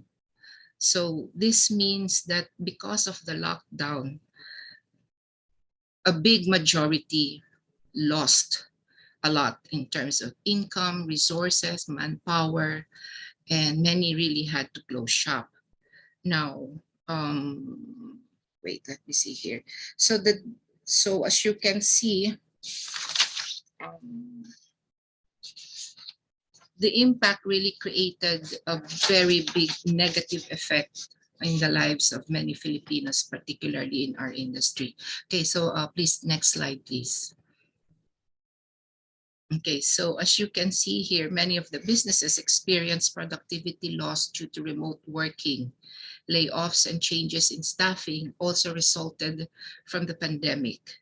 So a lot of people had to be let go, especially in the hotel and resort industry, and even in the airlines. Even PAL declared bankruptcy at that time because there were no passengers, there was no travel at all. So next slide, continue. I'm just showing you these figures just to give you an idea of what we went through during the pandemic, during the past 1.5 years. However, okay, based on this graph here, it is expected that we would be able to recover by 2024. However, or 2025. However, it is not, the recovery is not as in pre-pandemic levels. Okay, so why is this going to happen? Simply because there will be a lot of changes, and actually these changes are now going on since we opened up our borders. A lot of changes will be happening in particularly in our industry when it comes to tourism, when it comes to travel, when it comes to accommodation, activities, and other aspects of tourism. Okay, next slide. So here, if you look at this, I got this from the Philippine Statistics Authority. There was a big decline, a big drop in our employment rate in April 2021 from 8.7. Okay, as you can see, it went down, and then we opened up a little, medyo tumaas siya. But this is from other sectors, not from the tourism industry. Okay, so again, so as of January 2022, you can already see an increase, a slight increase from here in November when we started opening, and then medyo bumaba pa rin siya, but slowly it's increasing. And next slide, please. Okay, so our jobless rate went down to 6.4% in 2022 from 8.8% of the same in the same month a year earlier, so that's 2021. So as the economy recovered from the coronavirus disruption, okay, you can see here the figures. The unemployed was at 3.13, down from 4.19, which means umaangat. No, we're slowly increasing our employment rate again. So from 43.15 million last year, we are now up to 45.48 million. But this again is the total. So it includes other industries like manufacturing and technology. Okay, so it's not just the tourism industry. It's still a little difficult to get figures for our industry itself because data is still not available. I think they are still collating all of this, and they are trying to see how it will come out in the second quarter. So, okay, so the labor force participation, these are all just figures, but the main idea here is that there is hope for the industry to recover. However, this will be subject to a lot of changes, a lot of new setups and environments, which I will be discussing later on. Next slide, please. Okay, so these are the trends, or these are the things that will be changing and that we have to watch out for in the coming months and years. Okay, so what are these trends that we need to look at or to consider when we are going to look for jobs? Okay, safer work environments. Okay, make sure or consider that the company you want to work for have in place safety procedures and practices, because this is very important. You have to remember that we are still under the pandemic.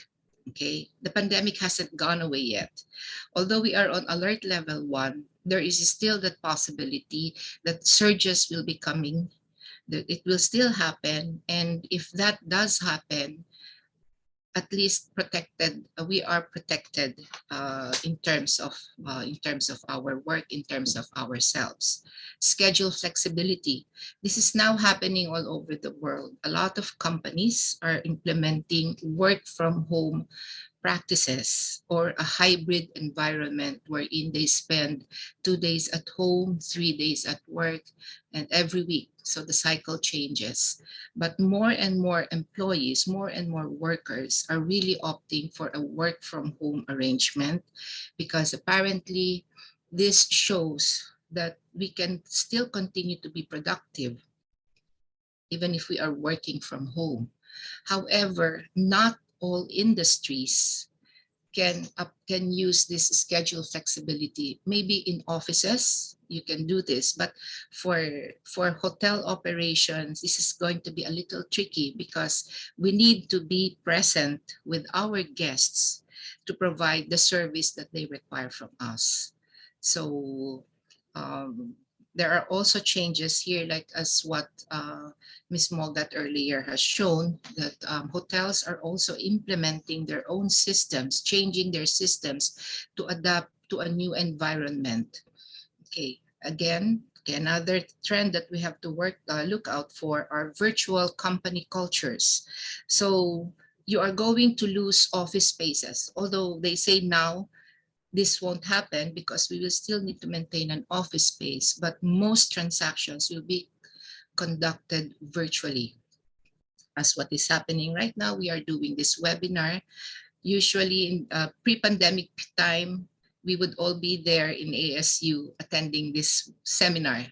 But now we are all online, and we are adjusting to this. Okay, another trend to watch out for is mental health and wellness benefit. As discussed earlier by Dr. Tansinko, okay, it's important that companies will also look after the mental health and wellness of their employees, because if they don't do this, they will lose their employees, simply because employees who suffer from mental health issues or who are not well because of what is happening right now will not work at all, or will totally shut themselves out. Okay, so another trend to watch out for is increased online presence. So as it is, we are experiencing this. We have online food delivery service. We order everything online. You have consumer goods. You can order from Lazada or from Shopee, and everything is delivered to your house. You don't need to go to a department store or to a boutique just to buy the things you need. You can order this online. Even your transactions, bills payment are done online now. Government transactions are also done online as well. So this will be there will be an increased online presence as the years will go by. And then selective candidates. companies will be very selective when it comes to choosing the employees that they will get or their new hires. So this is very important for fresh graduates because you really have to market yourself. You have to sell yourself so that you can get a job. If you are planning to be an employee for the rest of your lives, or at least for the next 10 or 15 years of your lives, you have to make sure that you have all the skills and the credentials so that these companies will choose you over the others. Okay. Another thing that we have to watch out for is additional cybersecurity. So with all this technology, all these online dealings that we are doing right now, it is possible that we can be hacked or companies can be hacked. So many companies will invest in this, and even those working from home will be required to have some form of cybersecurity to protect whatever it is they are working on from home. Okay, the lack of talent. Okay, there will be services that will require more people. Those in the like our medical frontliners, we will be needing more nurses, more technicians, medical practitioners, doctors for that matter. And I don't want to dampen your spirit, but there will be a decrease when it comes to requirements in the tourism industry. All the more that those who took up tourism management or have taken up HRM, will have to really make it work for yourself that you get a job, because it's going to be a very limited market, especially for the tourism industry. But there's a silver lining to this, which I will tackle later on. Okay. And then local operations. So because of this, the pandemic is a global thing. Okay, so because of this, instead of gearing towards globalization, more and more countries will look inwards domestically, which means that we will be developing chain supplies within the local markets. We won't have to rely into other countries for our goods or for our supplies because of the fear of spreading more infection. So everything will be done or sourced locally or domestically. And the last one, the last trend to watch out for are more innovations. This is in the form of technology, the use of artificial intelligence, robots, okay, cashless transactions, digitalization of hotel operations, as what Belmont is doing right now, and other hotels as well, not just in Boracay, but also in other destinations like here in Manila and in other countries as well. Okay, next slide, please. Okay, so having said all of that, that's just a situationer.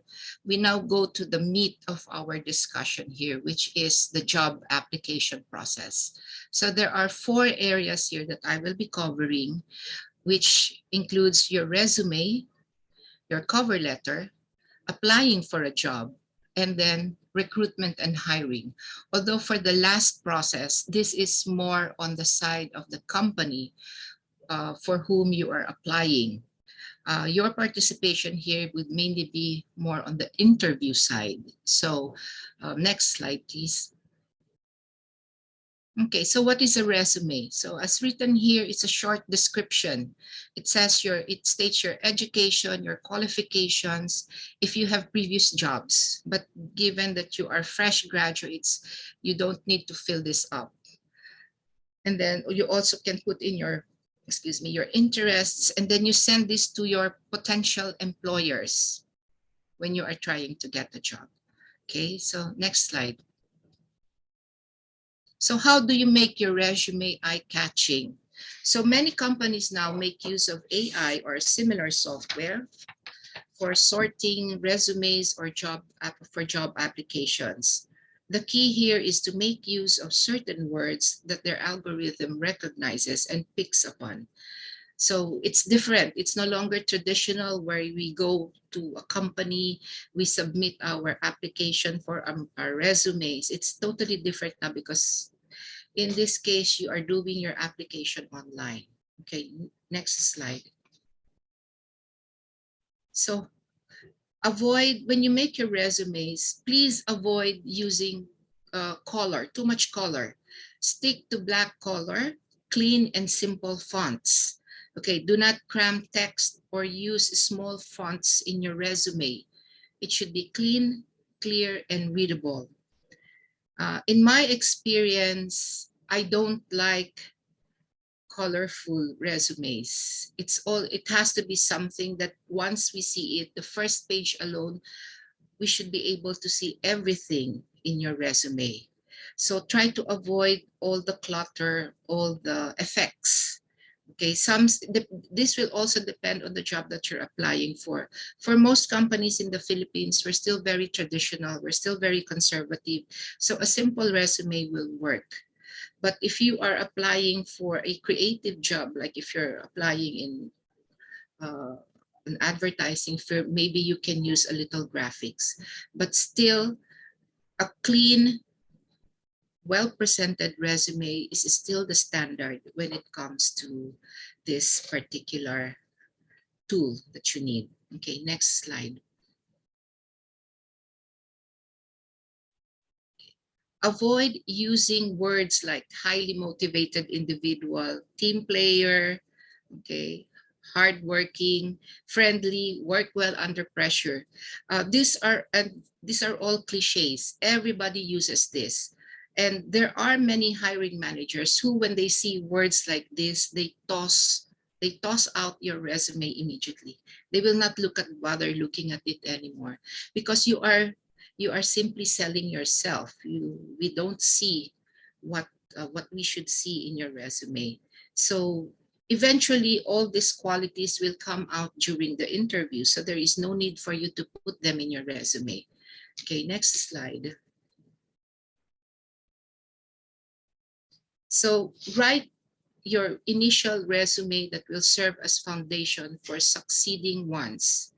So you can put in all the information and details that you want in that resume, but this will only serve as your master copy when you revise your resume each time. So basically, this is your mother resume. And then from there, you can pick out the details that you want to put in what you are going to submit for a particular company. Next slide, please. Okay, so don't send out the same resume to every job. Read the job description first, and then highlight 5 or 6 responsibilities and a few keywords that you can use in your resume. This information will also serve as the basis for customizing your resume, and then tweak it to the job or the position or industry that you are applying for. So this is what we mean when we say customize. It's not enough that you prepared a resume and then email blast it to all the companies that you want to apply to. In most cases, your applications will be rejected by the companies simply because it's so generic. So you really need to match your resume to the qualifications or to the needs of the company that you want to work for. Okay, next slide. So when you are writing your resume, it's important that you create a summary, and this should be located at the top of your resume. This is a critical component because it should consist of around 15 to 25 words, because this is all it will take for a hiring manager to pay attention to your resume. Summarize your expertise. State why you are the right person for the job and why you should be hired for it. So this is the very most important component of your resume. It's not your photo, it's not your work history, but your summary, your summary of yourself, your skills, and your capabilities. Okay, next slide. Okay, so after the summary, you can put in maybe 3 or 5 accomplishments that are relevant to your application form. From this, you can move on to your employment history.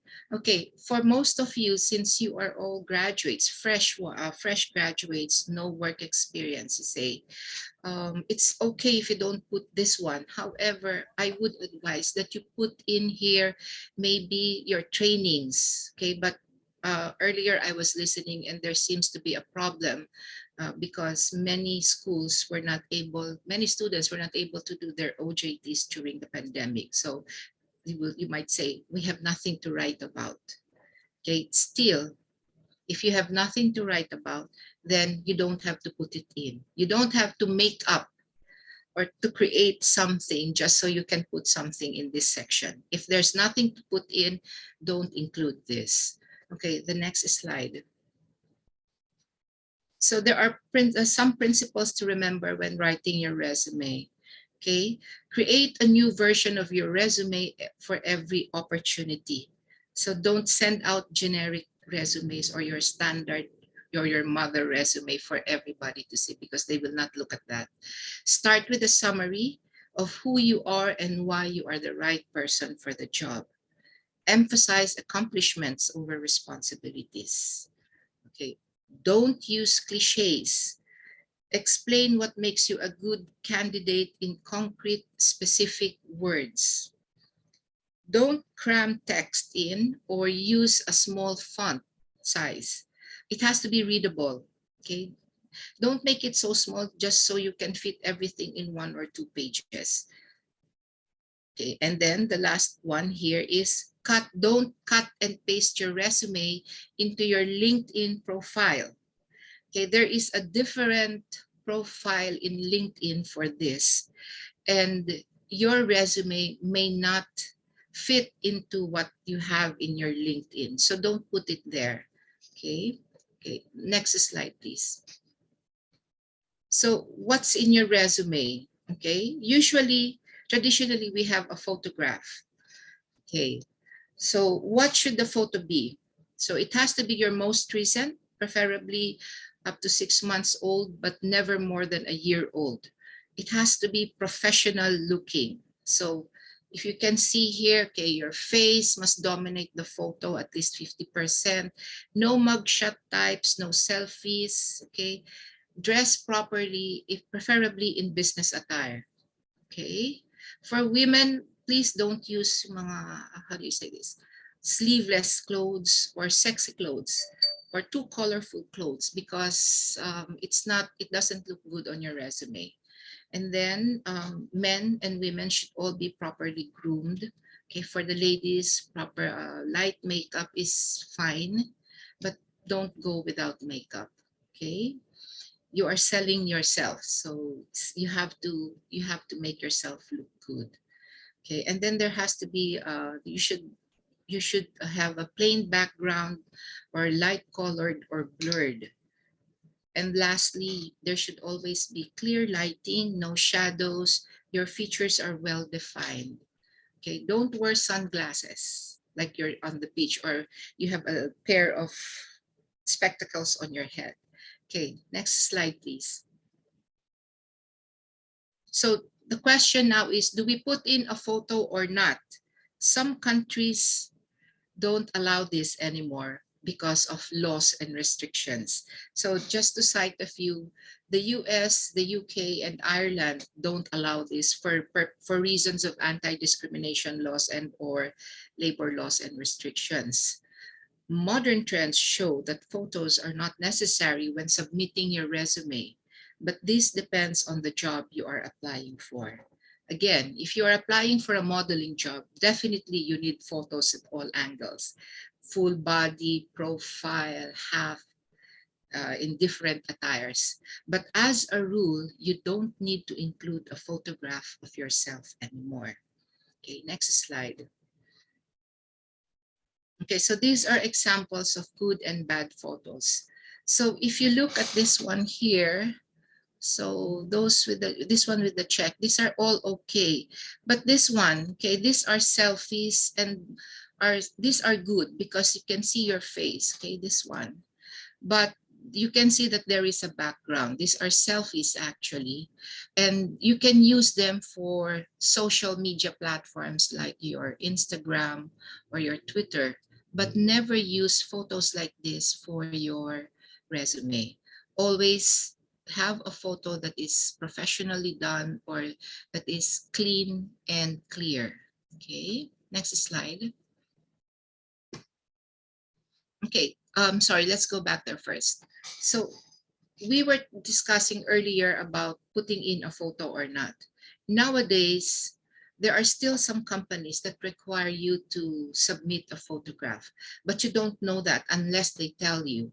So what people do now, what most applicants are doing now is that they have a separate photo of themselves with them, which they will attach to their resume when they submit it to the hiring manager or to the person in charge of recruitment. Or if they don't ask for a photo, don't give your photo. Just submit your resume, no photo at all. If they ask for one, then give it to them by all means. You can either be creative with it, your photo with your contact information at the back, or put it in a calling card type, and then just use that to give it to your recruiter or to the hiring manager. But as a rule, you don't need to put in a photograph anymore in your resume. Okay, next slide. Okay, so the next part of your resume is your contact information. So usually we just put in this, your mobile phone or your landline, if you still have a landline, your email address. Okay, please make sure that your email address is a professional sounding one. Okay, don't put in cutie pie 1976, or don't put in, where's this, baby girl at gmail.com. Please avoid using that as much as possible. Create a professional email address, okay, with your name on it. You can use your initials, like what I do. I have another email like lmseralde@yahoo.com. Okay, or you can put in your full name, although it may be long, but it's really up to you how you want it. But don't use cutesy email addresses, because this will definitely turn off hiring managers. Okay, and then you put in your general home or current address. You don't have to put in your entire address. Okay, you just put in your from what? Okay, Ibajay, or Aklan province, or from Quezon City, Philippines. Why? Because this could also be a potential cybersecurity risk. Okay, next slide, please. So this is the summary I was talking about earlier. So do not put in career goals and objectives. Okay, for the past 10 years that I've been working as an HR manager, I always see this in resumes. Career objective: to improve my skills for future career development. So that alone tells me that I am just a stepping stone to your other plans, to your other career plans. I am not your priority. So don't put it there. Don't put any objective or goal. Okay, this is already passé or old style. Okay, no need to describe your strengths and weaknesses. Save them for the interview. So I'm hardworking. I work well under pressure. These are the things that you don't need to put in your resume. The hiring manager will ask you these questions during the interview.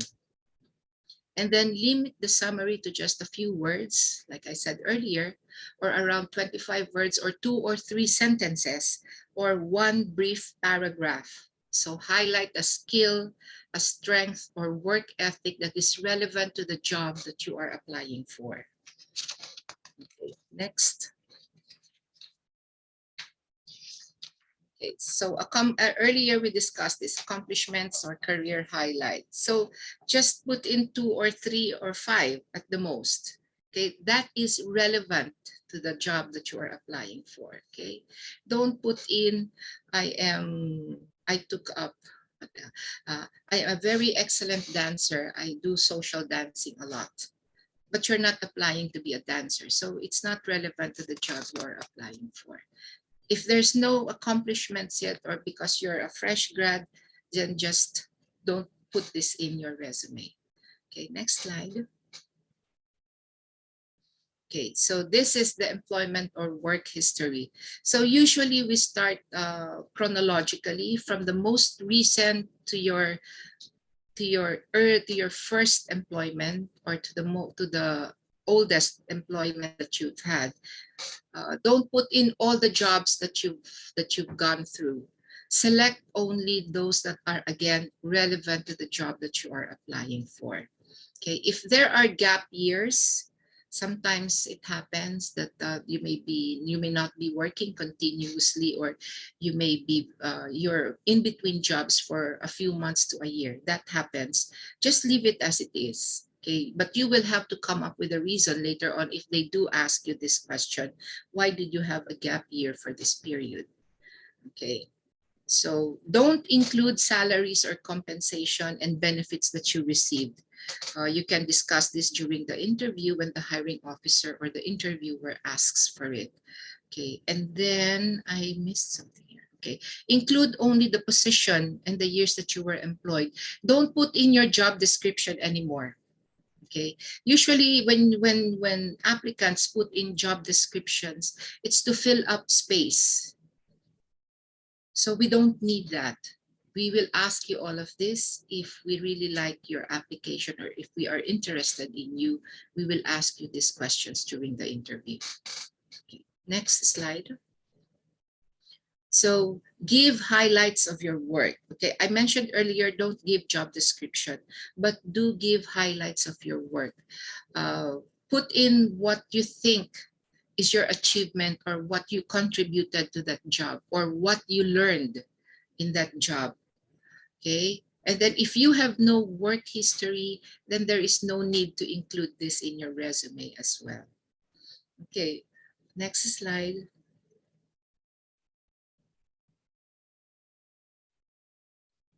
Okay, so another section of your resume is your training, skills, and certifications. Again, relevancy. So list down relevant trainings and certifications that you have undergone and indicate the dates that you received them. Okay, include skills. Okay, this is important. Include skills like computer literacy, even if it's not related, okay, to the job, but you know how to do coding, or how to manage a website, or to do a website. Put this in, because these are skills that not many people have. And you might be surprised, because companies do need people who have skills like this. Okay, or if you can do SEO, or you can do calendaring, virtual skills, okay, virtual VA skills that they call.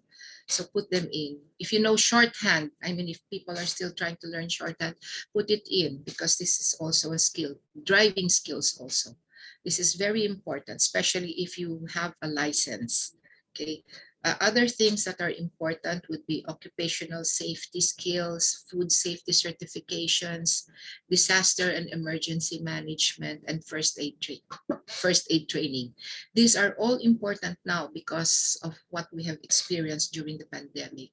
So when they see that you have skills like this, the hiring manager would also think that you could be an asset to their company, or to the department that you will be assigned to, because of these skills. Okay, next slide. Okay, now education, another section. So begin with the highest educational attainment that you receive. So state your name, or your name of your college, or the university, and the year that you graduated, and your course or your major. There's no need to put in your high school and your elementary school. I've seen this happen over the years. I still get applications where they include their their elementary school as well. Okay, next slide. Okay, so interests. So these are your hobbies, your interests, your passions. put them in, but tailor fit your interests to your application.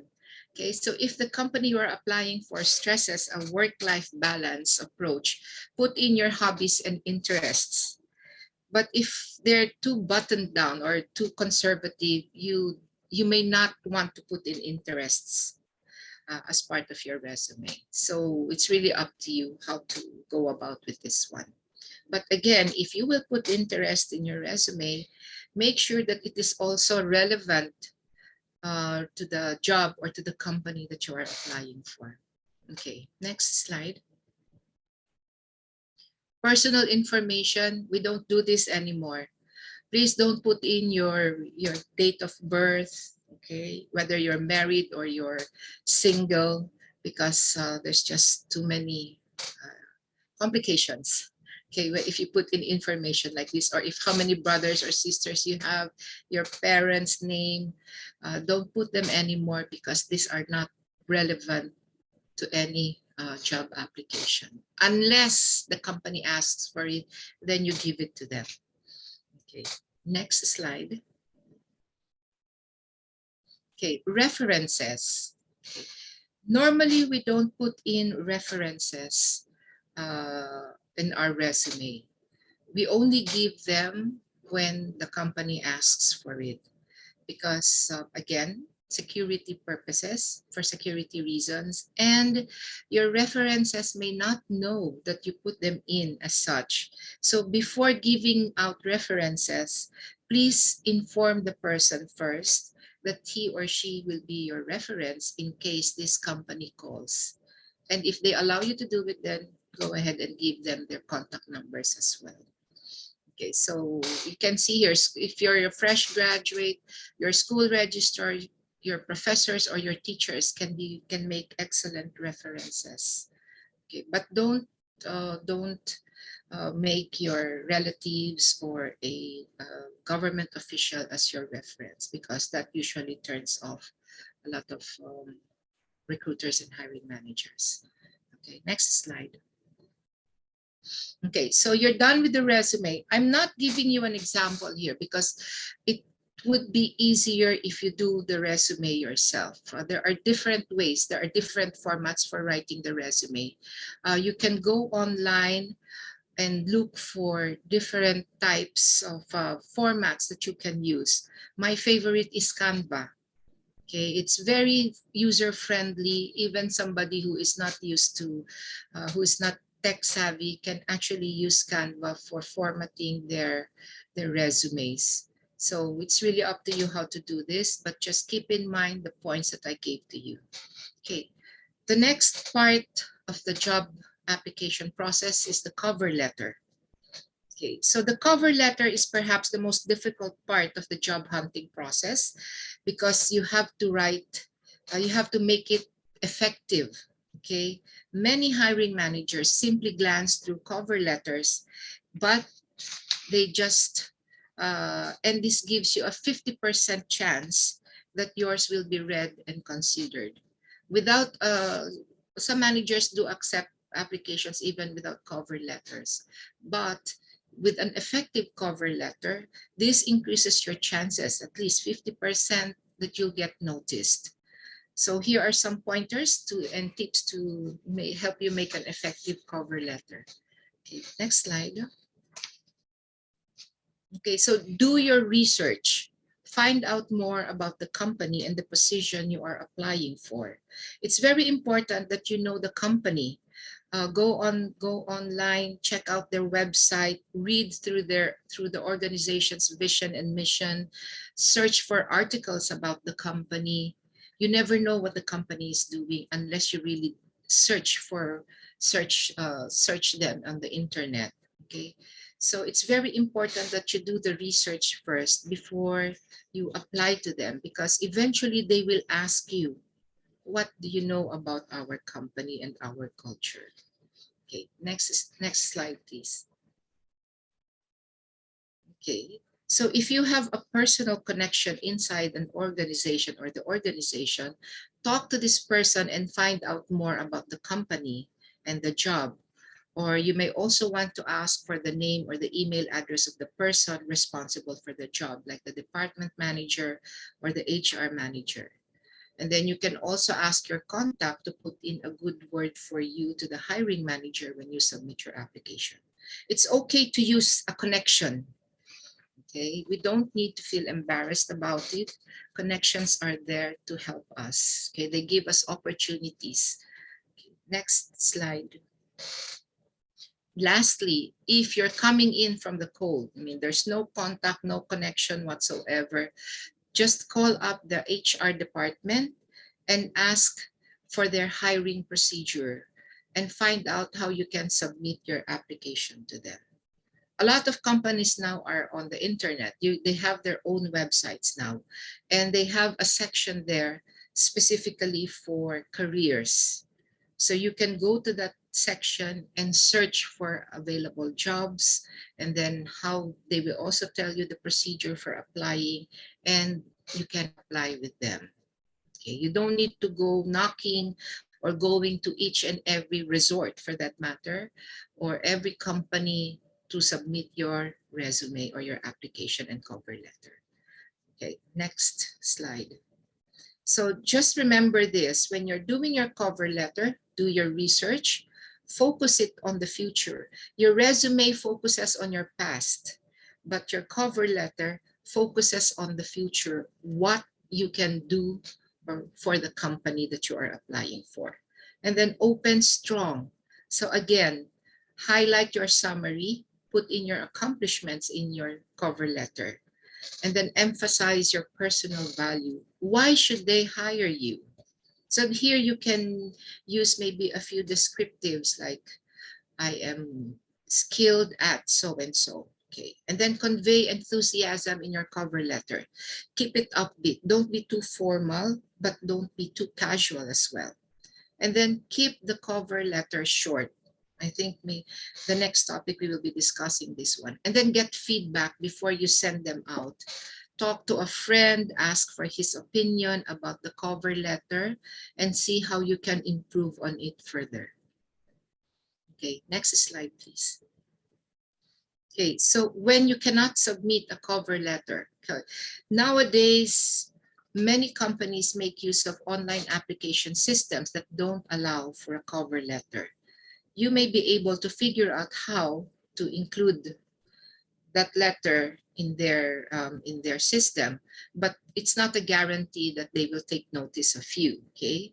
Especially because some systems only allow for data to be entered into specific boxes.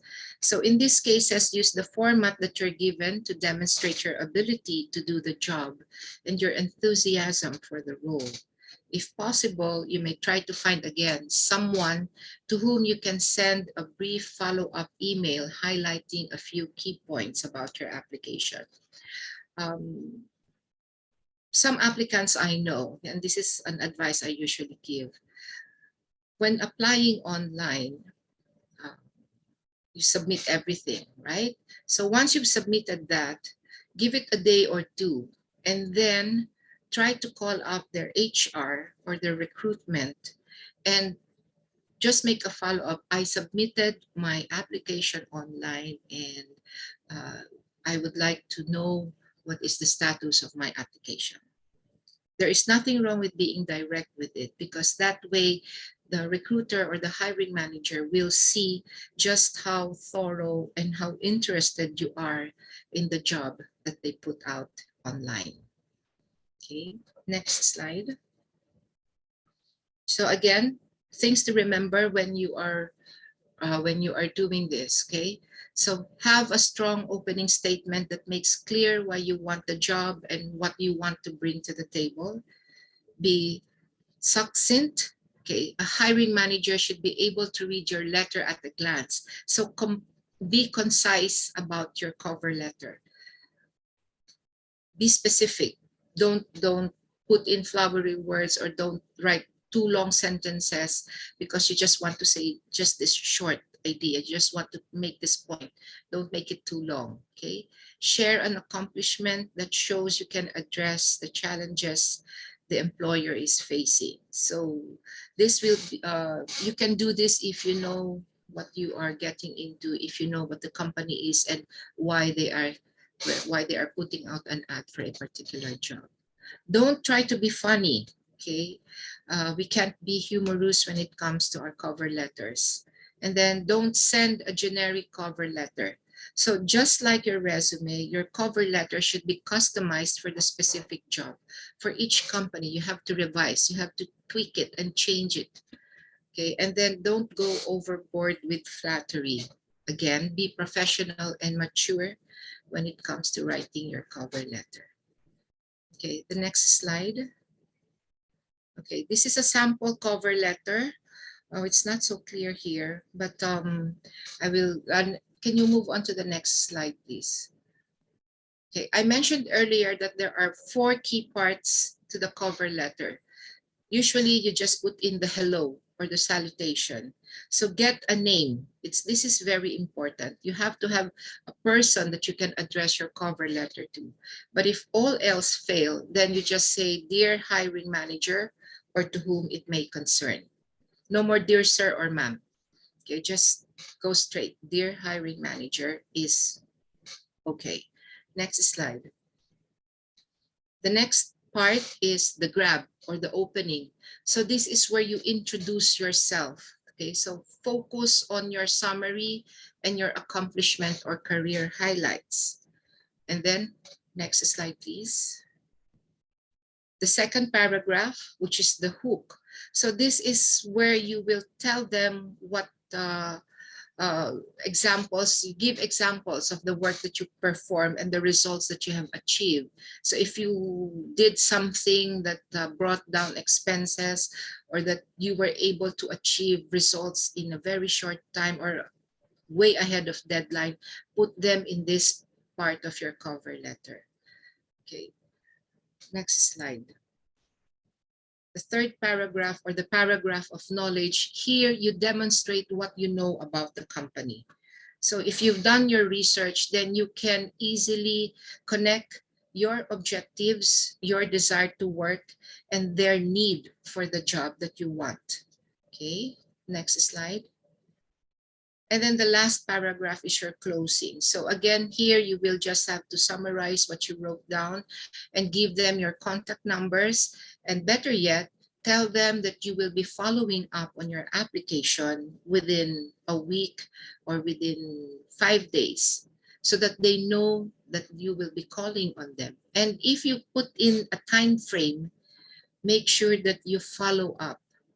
So if you say, I'll be following up on my application in the next 5 days, make sure that on the 5th day, you will be calling them about it.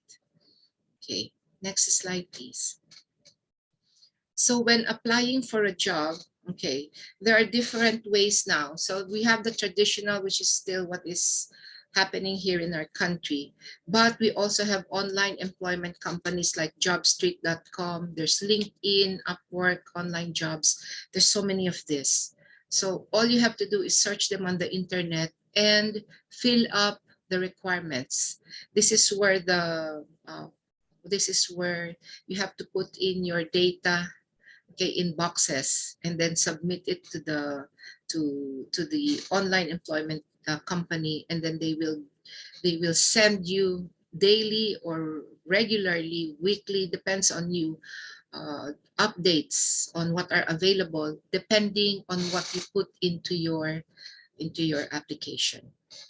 Okay, so direct hiring, you can go directly to the company through their website and submit your applications as well. So again, when applying for a job, okay, always update your resume or your portfolio. Don't forget your cover letter.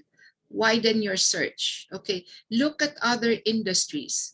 Earlier, I said that tourism was hard hit by the lockdown and by the lack of travel, but it doesn't mean that your chances of getting hired in the industry is gone. No, because although there may be no international travel for the meantime, what we will be getting is an upsurge in domestic travel or local tourism.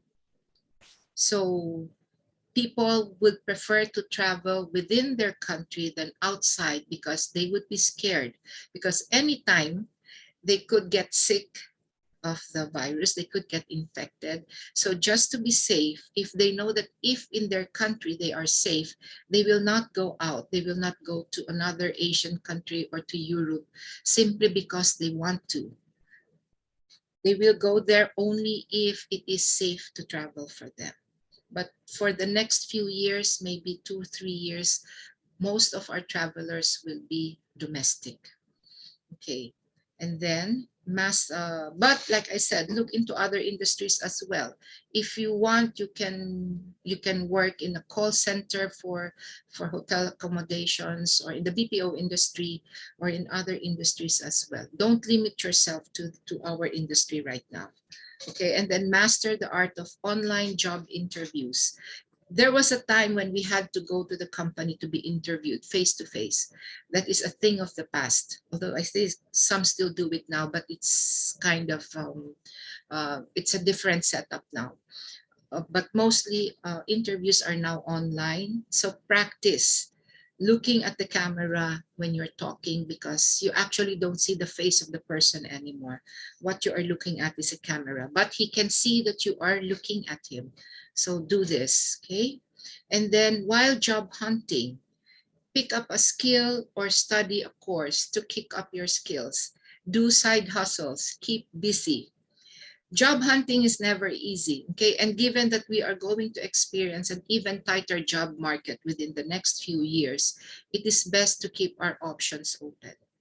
Put up a small business. Do, like I said, side hustles. A lot of people did that during the pandemic. Some had, although they kept their jobs, they suffered pay cuts. So they had to come up with something else to augment that lost income.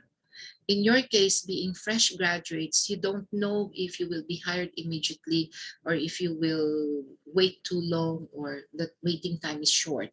But on the downtime, do something, keep busy. Okay. Next slide. Okay, so this is the last part of the job process, okay? The job interview. So this is when the interview consists of a conversation between the applicant and the representative of the company or the employer himself to assess whether the applicant should be hired. So it's still very popular now, but like I said, the setup has changed. Okay, next slide. So these are the 10 most commonly asked questions in a job interview. Okay, you can go through this, okay, one by one. So tell me about yourself and your background in brief. How did you hear about the position? What type of working environment do you prefer? So there are still other questions that can be asked, but these are the most common ones. Okay, next slide. Okay, so how do you prepare for an interview? So watch online videos on job interviews. YouTube has a lot of these, thousands of videos teaching you how to answer these questions. Okay, so watch them, find one that works for you and study. Okay, study the questions and answers. Learn how to answer the questions yourself using actual experience and how you can align your answers to what the company needs. It's very important that when you answer the questions, it's always for the company, okay? Not for yourself, but always based on the company's point of view, okay? And then practice with a friend or in front of a mirror. And when you do practice, tape yourself, okay, so that you can also hear how you talk, how you explain, and you can correct certain lapses in your grammar, or you can check your pronunciation. So all of this are supposed to enhance or prepare you for that interview. Okay, next slide.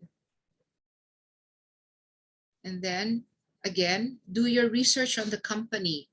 Have a spare copy of your resume, your photo, and your government ID numbers, like your SSS, PhilHealth, Pag-ibig, and BIR, your tax identification number. You have to have this ready before you start applying so that it's much easier for companies to process or hire you. Okay, and then bring a writing pen and paper for the interview. Even if it's a virtual office interview, you still need to have a pen and paper when you need to write something down.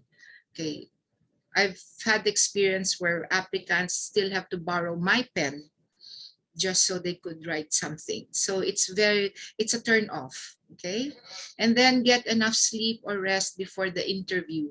Eat. Okay, don't go to your interview on an empty stomach, because this will cloud the way you think, and you may not think straight anymore because you're hungry, your blood sugar is low, so you may not be at your best if you're hungry during the interview. And then dress to get the job. It's important that you come in proper business attire. Okay, wear shoes, don't wear sandals. Even if you are applying in Boracay, don't go to Boracay or to the resorts in your resort wear, in your shorts, or in your floral printed dresses or cover-ups. No. I once experienced an applicant. She came in wearing her swimsuit. She had a cover up, and she was in her swimsuit. Immediately, we declined her application. Okay, next slide. And then keep your notes on hand. Okay, so when you practice, make notes of your answers to some of the common questions. Okay, dress as you would for an actual face-to-face interview. Okay, so this is for an online interview. So whether it is traditional face-to-face or online, you still have to look good. You still have to dress properly. Okay, and then go to a quiet room where no one can disturb you or there are no loud noises. And then inform your housemates to keep quiet and not to disturb you during the interview. Check your lighting, check your background, check audio and video settings. These are details, but if you put them all together, they can help contribute to your success in job hunting or finding that job that you want. Okay, next slide. Okay, so again, these are more tips. So I won't go through them, but basically just stay calm when you're being interviewed. Don't answer immediately, because sometimes when you answer immediately, you tend to stutter, you tend to say immediately what comes to mind, which is not always the right answer. So give it a pause first, give it a few seconds, then answer. Okay. Keep eye contact with your interviewer. It's very important, but don't stare at them, because you might look creepy if you keep staring at them like that. You're not blinking. Okay. You can move your eyes, but always try to maintain eye contact with them. Okay, then smile, but not too lively. Okay, mind your body language.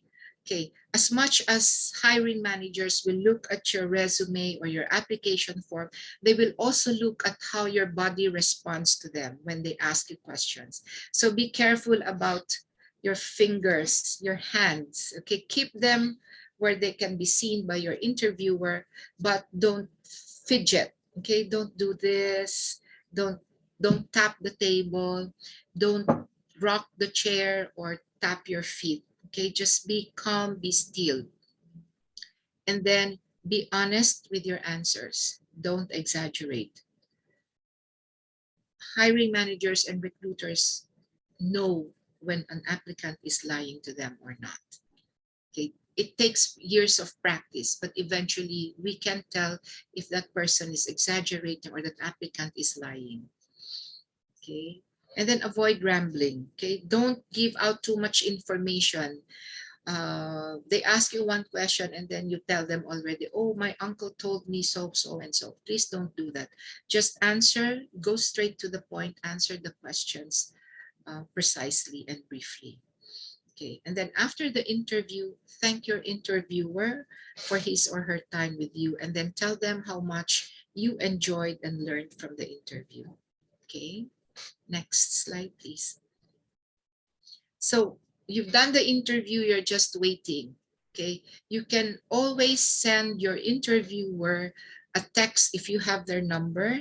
Okay, you can always send them a thank you note through text, or if you have their email, send them an email thanking them for the interview, at least a day or two after your meeting. And then you can also make a follow-up on the status of your interview if they have not responded in a week or two. Okay, usually managers will say, okay, okay, thank you for your application. We'll call you back maybe in a week or two. We'll let you know if you will continue with the hiring process or if you've been hired or not. But more often than not, they will not call back anymore.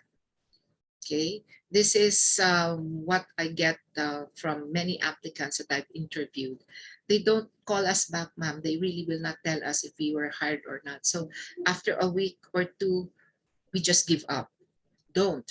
Because sometimes, because there's just too much work being done in HR, your application may have been covered up or it may have been put somewhere else. Okay, how do you say that in Filipino? Natabunan sa dami ng trabaho. Okay, so it is a good idea to call them up after a week, okay, maybe 5 days, okay, and follow up. Hi, ma'am, I'd like to follow up on my application. What is the status? Again, with that call, the hiring manager will also know or will notice how earnest you are or how proactive you are with your application. And that can give you that edge to get you hired, okay? So next slide, please. So I guess that's it. It's difficult to find a job, but I'm going to end my presentation with this one. May your search for a job be even shorter than your resume. Okay, your resume is going to be short, especially if you are fresh grads. So I hope that you do find that job immediately so that you can become more productive and you can really find your place in the sun. Okay, so that's all. And I would like to thank everybody for giving me this opportunity. Thank you very much. All right. Thank you so much, Ma'am Seralde, for the very informative and very helpful discussion. It's very detailed, ma'am, na I believe it's helpful, especially sa ating mga student participants who will be graduating. Yung mga discussion niyo po about how to prepare the resume, your application letter, and the tips on how to pass the job interview ay talagang magagamit po nila in the future. So this time to our participants, if you have questions, you can send it on our chat box and Ma'am Seralde will answer that. Okay. There's one here from Yes, ma'am.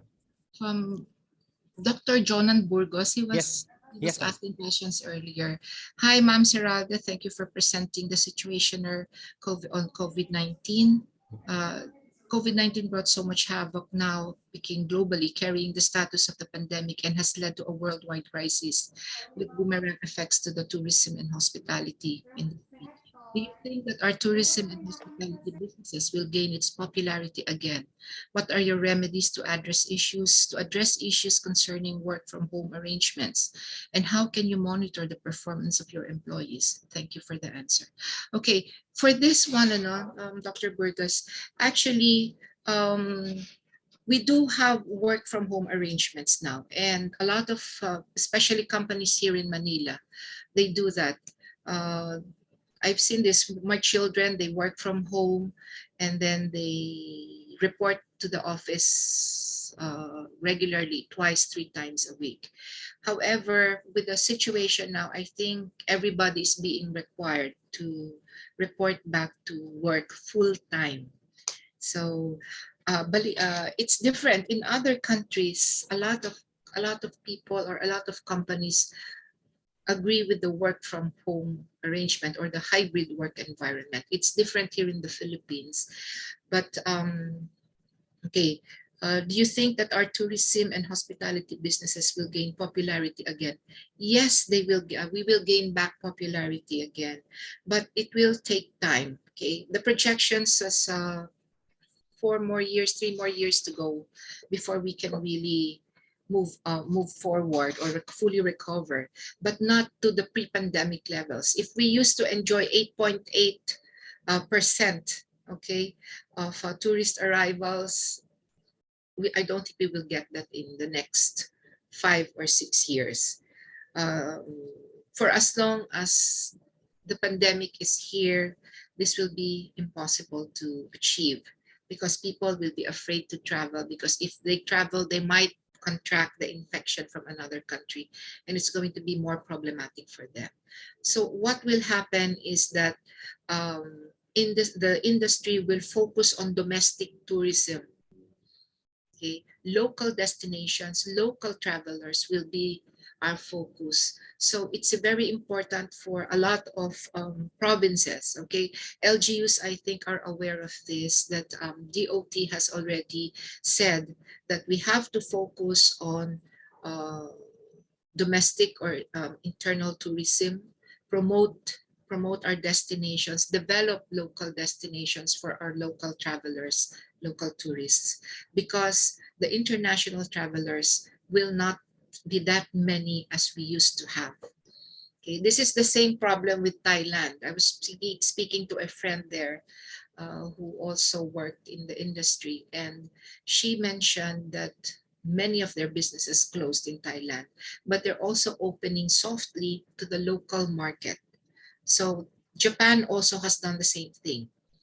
They have this go-to pass where they are enjoying 50% off on hotel accommodations and airfares to encourage their citizens to travel around Japan. And Japan also has many, just like the Philippines, it has many islands and it has a lot of destinations as well. And there is a surge now in domestic travel, especially in Asian countries.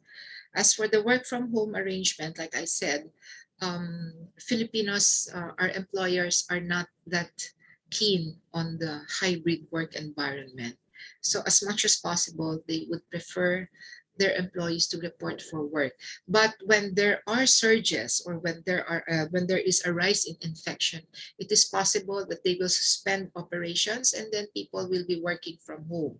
Now, as to the question about how will they monitor their employees, there are now applications being used to monitor employees from home.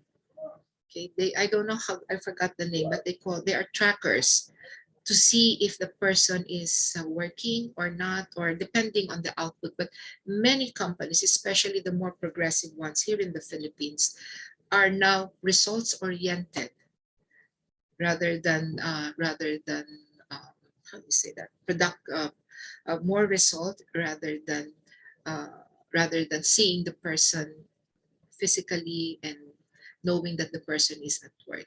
So they are given tasks to accomplish within the week, and these are supposed to be accomplished on time. So if they're not done, then the company or the manager knows that this person is not performing or is not working as expected. There's still a lot of work to be done here because many companies don't have the technology or the means to upgrade to a hybrid work environment. So I'm not surprised if many companies also would prefer that their employees still continue to report back to work, especially in our industry, in tourism, for the hotels, because we have to provide service to our clients, to our guests. And the best that we can do right now is to make sure that our employees are protected, that they stay healthy. Companies should provide for their well-being and for their mental health. So it's very important that companies spend on this to make sure that the employees are there and that they will not infect guests, or that they will not be infected by guests, by putting in measures in place like digitalization, cashless payments, okay, online bookings for events or for food and beverage. So this will all come into play, and as we are refining these new technologies, these new methods, I think it will be better. It will become better for the industry. Okay, so I hope that answers your question, Dr. Burgos. Okay, this one is from Dean Neil Rebustes, your OIC Dean. Okay, what is the challenge of human resource management in terms of the new normal? Right, that's a very difficult question to ask. Well, for one, HR development, okay, or HR management is also affected by this pandemic because of the mass layoffs or resignations of people. But at the same time, we are also facing our own challenges because a lot of the work being done in HR can now be done using artificial intelligence. Okay, so we have softwares that deal with tracking with applicants. We have chatbots where it's AI that does the interview or gives you the exam online. On the part of HR, there will be downsizing as well. So it's very important for HR practitioners to not just specialize on one area of HR, of human resource development, but to be more general about it. So you have to know how to do compensation and benefits. You have to know how to do timekeeping. You have to know how to handle labor matters. So, and recruitment and training, because eventually your HR department may be reduced to maybe 2 to 3 people at the most, or for smaller companies, one person. Okay, and yeah, in terms of the new normal, it is the responsibility of the HR now, the HR department, that the company will also provide ways for employees to keep their jobs, to maintain their health, mental health, especially mental health, and to provide incentives to their employees so that they will not go to another company that offers better compensation or better benefits or better perks, like they have HMO, okay, HMO, or they have wellness packages for their employees. These are very important now for employees because employees know that they are the jewels of the company. That is why you have an HR department. And if you don't offer, if the company will not offer something to the employee in terms of other benefits, that employee will go to another company where they can receive better packages or better compensation. So it's up to HR to become a strategic partner for the business owner to make sure that employees are taken care of. Okay, it's important, of course, you are in business to make profit, but you are also in business to make sure that it stays afloat. And the only way to do that is to take care of your resources, your people. Okay, so other questions? As a human resource manager, what did you advise for applying job? Okay, what is your advice for applying for a job during the new normal? Okay, my advice, go online. Don't go out. Don't risk. Don't put yourself at risk by going to the companies or to the resorts and applying personally, because there are now restrictions and you may not be allowed entry into that company, especially if they think that you have not been vaccinated or if you're sick. So might as well apply online. Like I said, a lot of new technology is being employed right now because of what is happening. Make use of this new technology. Actually, I'm very happy. I'm very glad about the young generation now, young people now, because you are so tech savvy. Okay, you know how to use the computer. You know how to use applications. It's so easy for you to go on the internet and look for so many things, dig up things. So it's going to be very easy for you to apply online. And then make use of online employment companies like JobStreet, for example. JobStreet is very popular, but there are others as well. So use those, but like I said, sell yourself. Give yourself that edge by enhancing your application, enhancing your cover letter. Make yourself look good. Add more skills to your resume because you never know when you're going to use this. and more industries will be veering towards technology, towards online services when it comes to jobs right now. Okay, so are there any more? Oh, meron pa. One more here. I guess I hope you will. Are you pro-management HR or pro-employee? Okay, this has always, people always ask me this. I am actually neither pro-management nor pro-employee. However, it is important, the responsibility of HR is to ensure that management and the workforce see eye to eye. Okay, there has to be a balance between earning profit and taking care of your employees or your workers. But most often here in the Philippines, our experience is that HR is always pro-management. Okay, but it is also up to HR to make sure that even if we are pro-management, we have to look after our employees, because if you lose your employees, your company suffers. Okay, you lose talent, you lose all resource, you lose the training that you spent on them. So instead of losing all of this, keep those talents in your company by providing them with benefits, with extras, okay, productivity pay on top of their salaries or incentives. Make them make them study, okay, further their education, provide them with loans to buy laptops for their children or tablets so that their children can study online. Give them more benefits, because that will be the trend now in the new normal. We have to keep our employees, because there will always be another company who will offer better compensation, not just salary, okay, not just the wage, but better package for the employee so that he can work peacefully, he can work safely, and he can work without having to worry about getting sick or dying, for that matter. And any more? All right, parang wala na po ata tayong questions, Ma'am Siralde. Okay. Let's check po sa ating chat box. One moment lang po.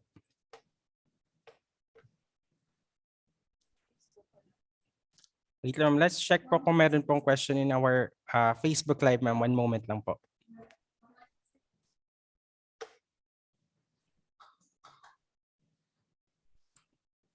So far, wala naman pong question in our chat box and on our Facebook Live. But on our chat box, talagang we can attest po na talagang marami po silang napulot na lessons from your topic, because bumabaha po ng words of thanks sa ating chat box, ma'am. Sabi po na dito from LGU Valencia City, Bukidnon, thank you po, Ma'am Siralde. Dami po naming natutunan. Sabi naman po ni Miss Ena Escarcha, thank you, ma'am. Very helpful po talaga. And from Sir Dr. Burgos, great presentation, Ma'am Siralde, and thank you for your generosity as well. So with that, we can attest na talagang marami pong napulot na lessons ang ating mga participants from the topic of Miss Siralde. So once again, ma'am, maraming salamat po.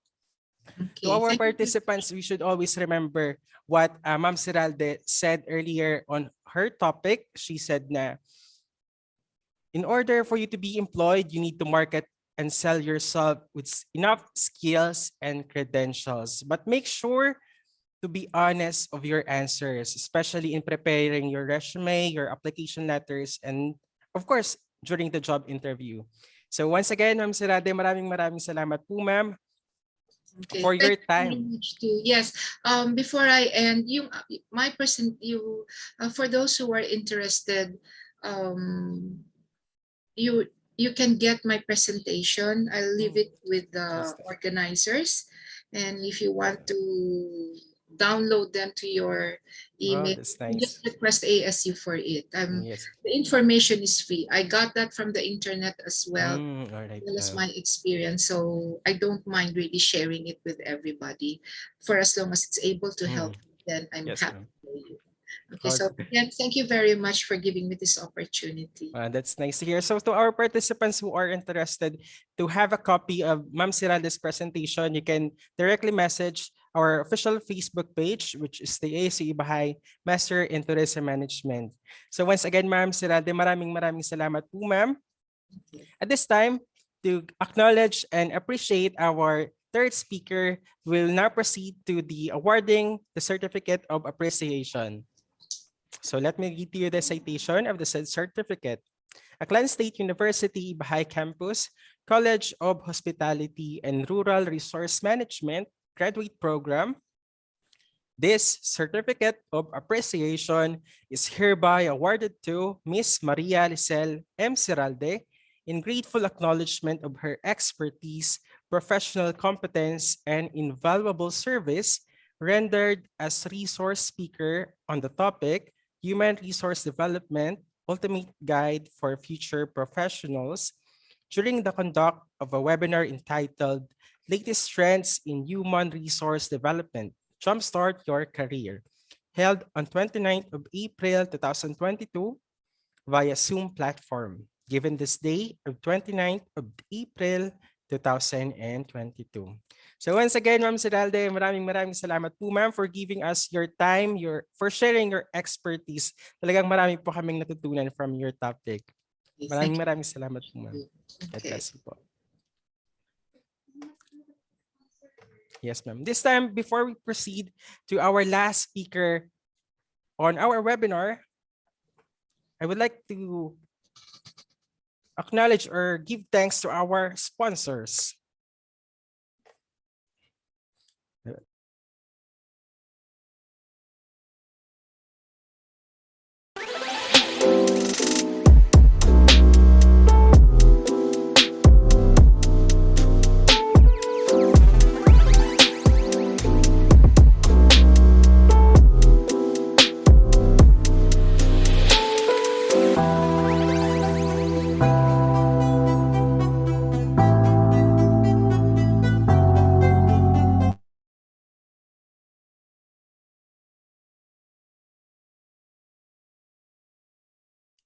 Right before we proceed, once again, let me acknowledge our participants.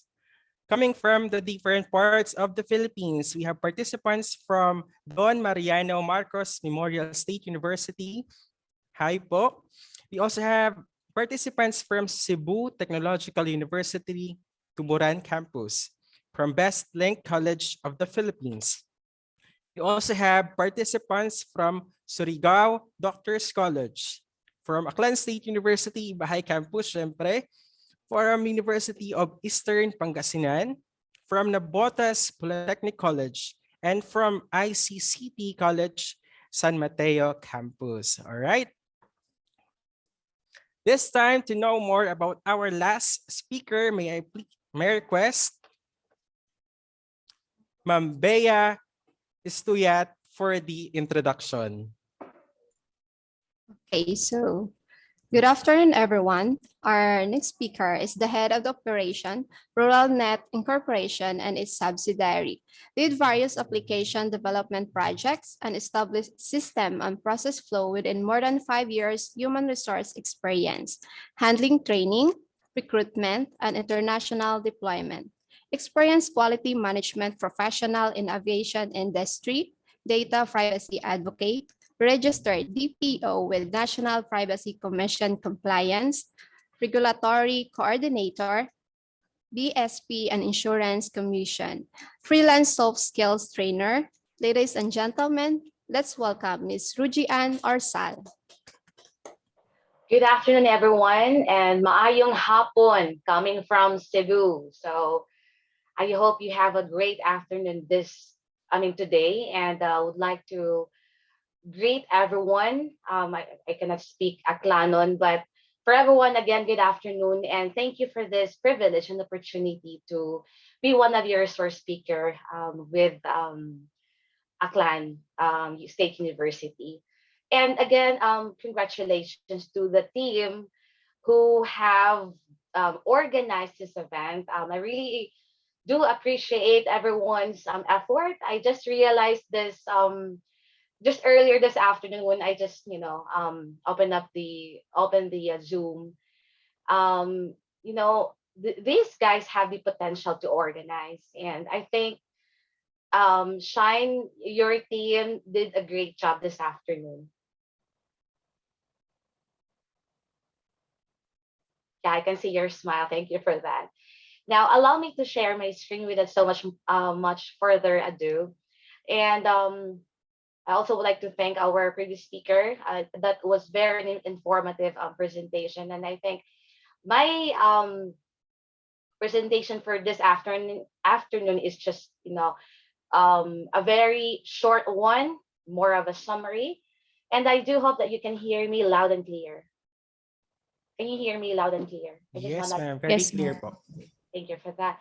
So my topic for this afternoon is about human resource, and in which is the talent in the making. So who are these talents? You are the talents. So in the HR industry, in the human resource world, before, the term that we use for um, applicants is really applicants. But right now, as a trend goes by, we now tag you as talents, you know?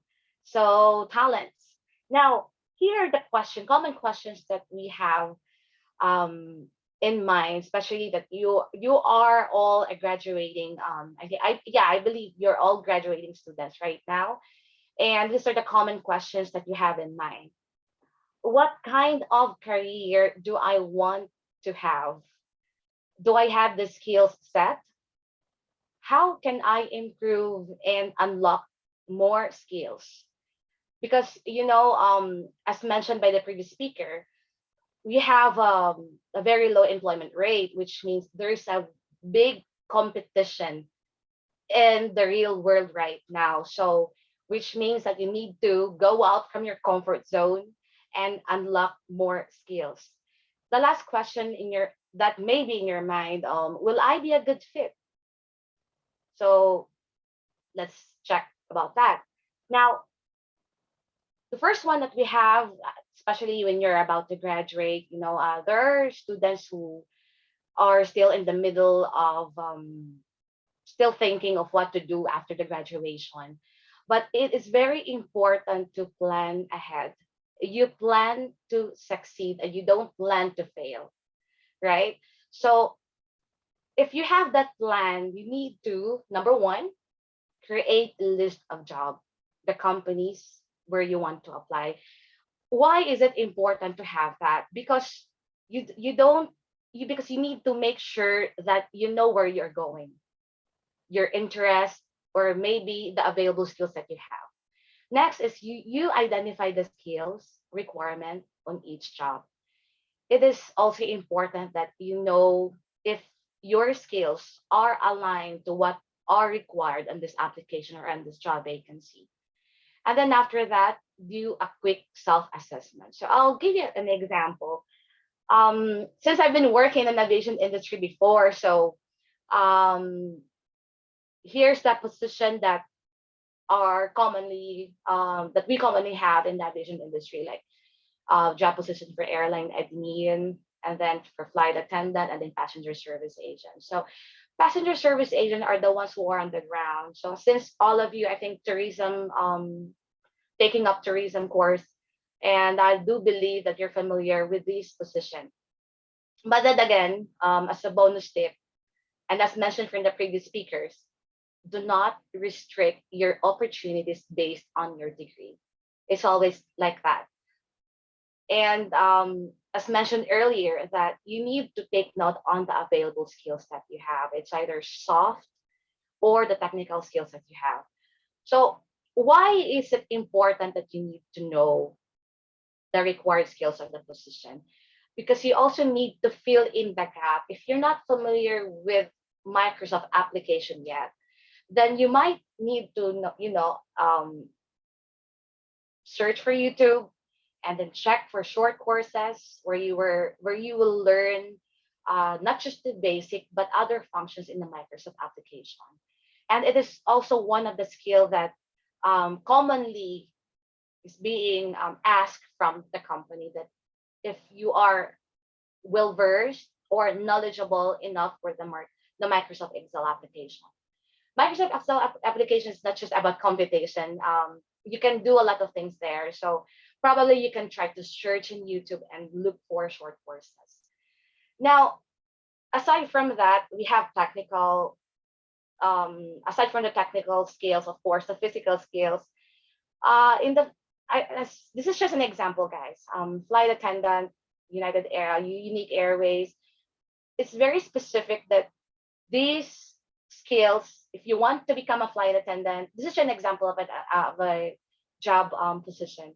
If you know how to swim, then that is correct. That sounds funny, but most of the international job ad posting that we have, it's very important that you know how to swim.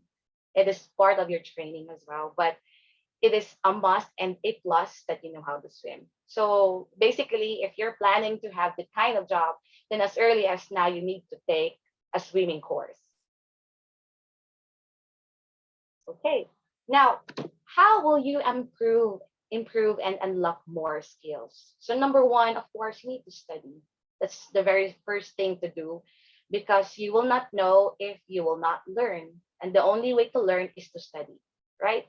So number one, part of the things that you need to study, these are the things that we have, like, attending the free webinars, like this one, the one that organized by Aklan University. And it's a very good thing that every one of you has that opportunity to listen from different speakers and learn from different speakers based on their experience. And aside from that, you watch for short courses in YouTube. There are a lot of free short courses in YouTube. Gen Zs, I think most of you are under the Generation Z, and Generation Zs are more into technology and digital world. So which means that you need to leverage social media, in which that becomes your tool for you to be able to know more about yourself and to improve more about your skills, and that to unlock more skills in the future. To improve your skills, you also need to get feedbacks from your colleagues. It's very important that you ask not just your parents, but also your colleagues in your class if you're good in this kind of skill, like in speaking and communication. And if they will give you feedback, please accept it constructively. Feedback can help you to improve. And then the third one is find a mentor. I always advise when I was still in the aviation industry and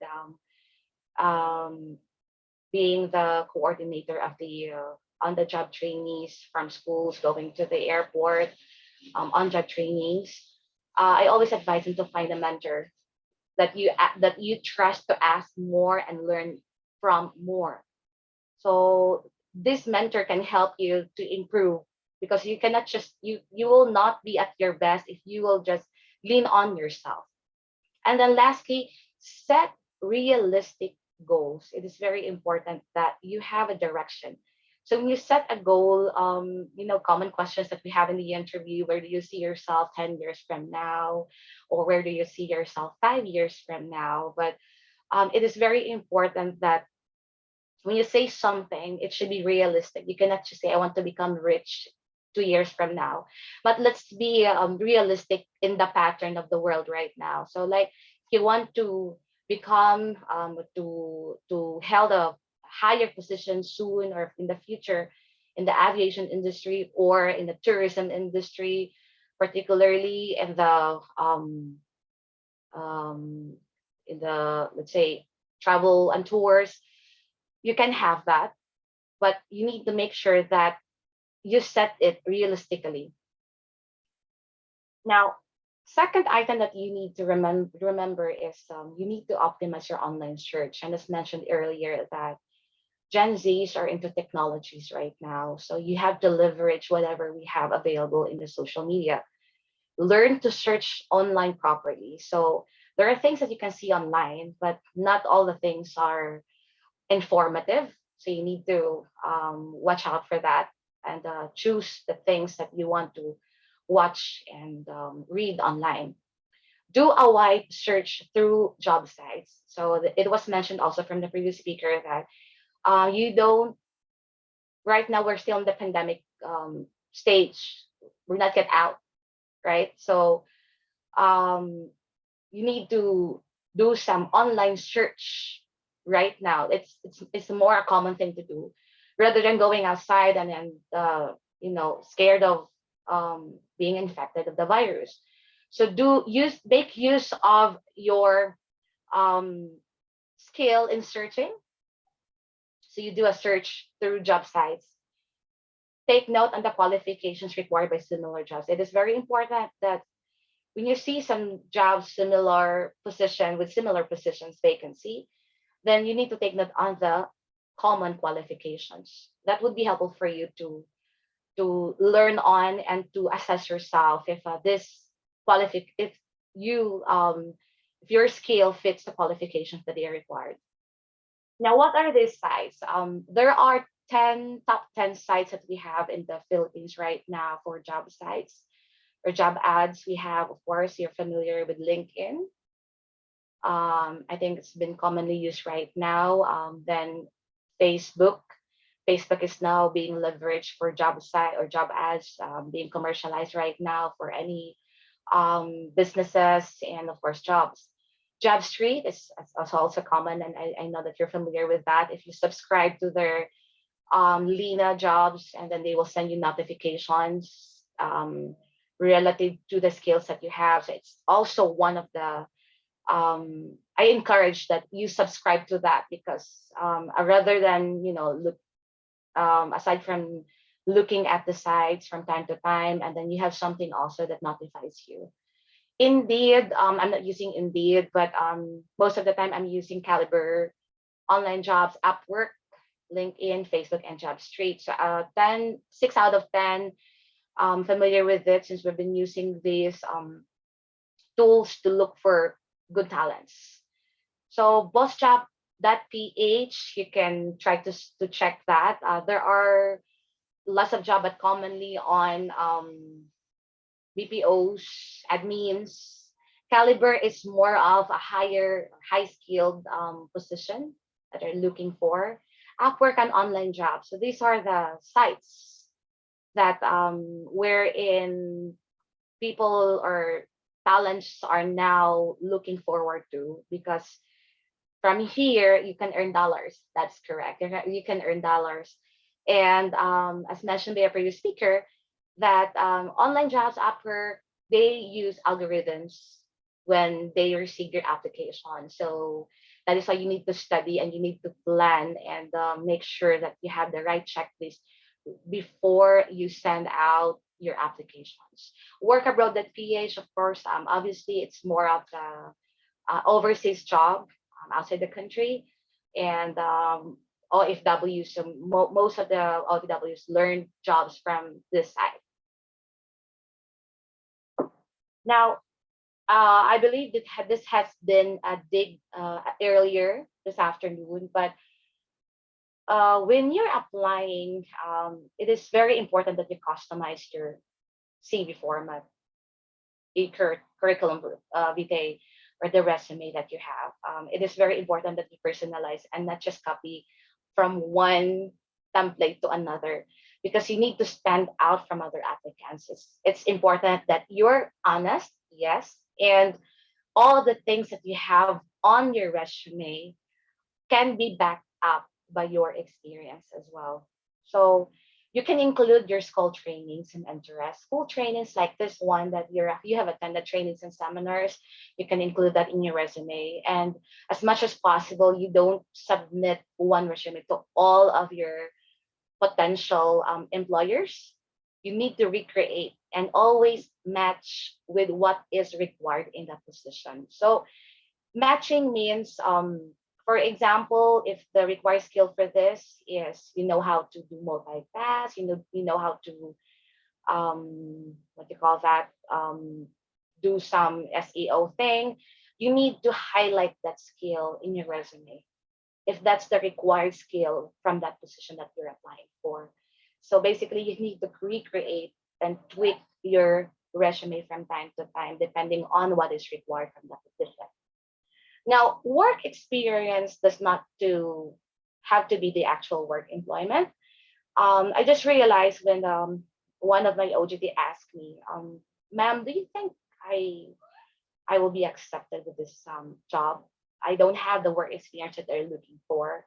So one thing that came out of my mind, I do believe that you cannot just put your actual employment because most of the fresh graduates do not have work experience yet.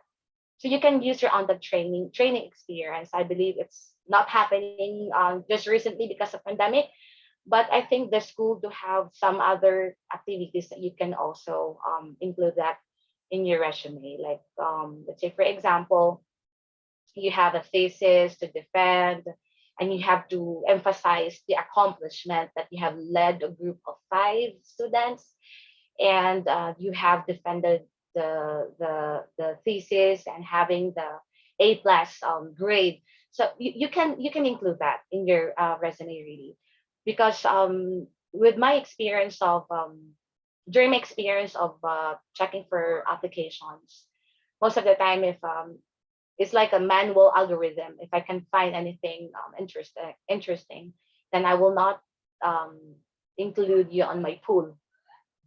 So you have to stand out from the rest of the applications. And as mentioned earlier, that there's a big competition in the world right now. We have low employment rate. You need to make sure that you always give your best shot, and you only have that opportunity once in a lifetime. So just a bonus tip on your application or on your resume, highlight a skill or experience required for that position in your performance summary.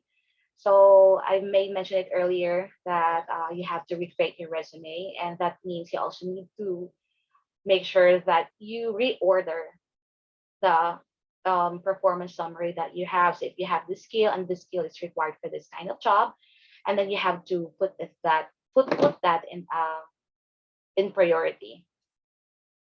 Now it's time. If you're done with creating your plan. You have the list of jobs, you have the list of qualification, you have the skills already, you have assessed already yourself if you're fit to this position. It's now for you to start and apply. It's very important that you contact companies directly and and ask any possible question related to the job that you're applying. Especially the company right now are that's correct. There are times that HR are very busy for other things, so they cannot update their job ads if they have any updates. So you need to make sure that you contact them in case they changed address, or if they have changed your schedule. Then you will only know that if you will make or if you will call them directly.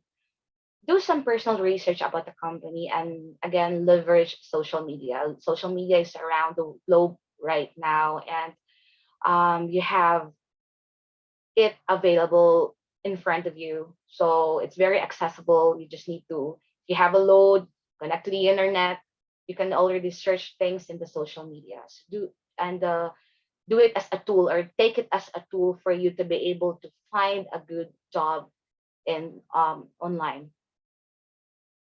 And the bonus tip, you always send your applications by order of company size. So I have been advising my OJTs before that if you're having second thoughts in applying to companies, you have the list already. So I believe that you have the list, and then you do the research. You already know what are those companies who have large company size. So for you to be able to get used to high standard companies, you need to start from the big ones and down to SMEs. Because the more that you get used to high standard questions, the more you gain confidence. It's more easier for you to answer simple questions from the interview if you started with high or difficult questions from the high standard companies where you have an application. Now, always calendar your interview schedule, because sometimes we tend to forget some interview schedules. We've sent a lot of applications and we forgot that our schedule is full for the day. So you need to make sure that it's not being mixed up. And even though it's virtual right now, most of the time interviews are done virtually or even via phone call, but always be on time. And you need to build you as a brand. Selling yourself, you need to build you as a brand. And always back up your answers with your experience. So when the interviewer asks you for something, like the common question, why should I hire you?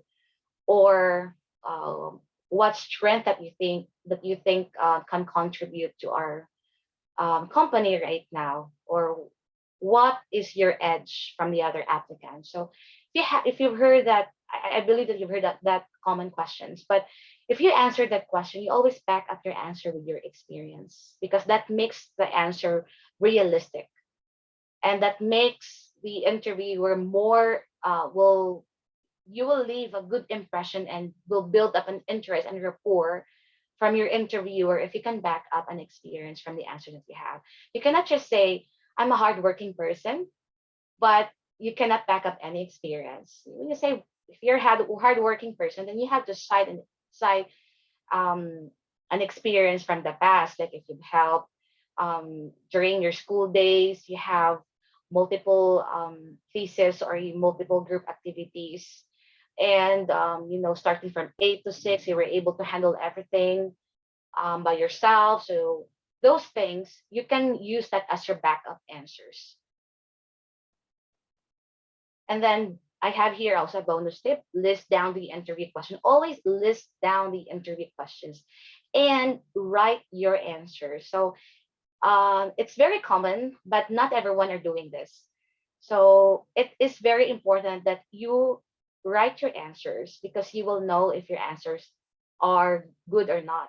Or you can even, because if you're just speaking right now and doesn't have anything in writing, then you may tend to forget those things or those answers. It's always a good practice that you list down the interview questions, the common interview questions that you have, check online, and write your answers on the side. You can ask help from your mentor or from your colleague, and try to formulate your answers, and then practice your answers. I always advise people, or even my OJTs before, to practice your answer until such time that you are able to memorize your answers, because there are questions that being tweaked by the interviewer, but it's just the same thought. So if you don't get the point, you cannot, because you're very you settled with a question that you have in mind, you tend to forget your answers and you cannot answer the questions, or you will stutter. So when you write your answers, you need to practice your answers, and please do not sound robotic. So that's something identified that you have memorized your answer, but you need also to face yourself and sounding like those answers are coming out and out from your mind. And of course, I have two things here to keep in mind in your post interview. Just keep your lines open, because there are times that after the interview, the HR will contact you for further interview. Like if you pass the first stage, there's a second stage, a third stage, and so on. So you need to make sure that you are reachable and you follow up your application. And that's really common, that after the interview, you might hear the HR will say, "Oh, we will call you if you pass the interview," or "We will call you if we need to conduct a further interview with you." But do not wait for them to call you, but make sure that you also do yourself a follow-up, make follow-up to them, and check your application. And yeah, sometimes HR tend to forget some things, and your resume can be covered from the rest of the resumes, because we are receiving hundreds of applications a day.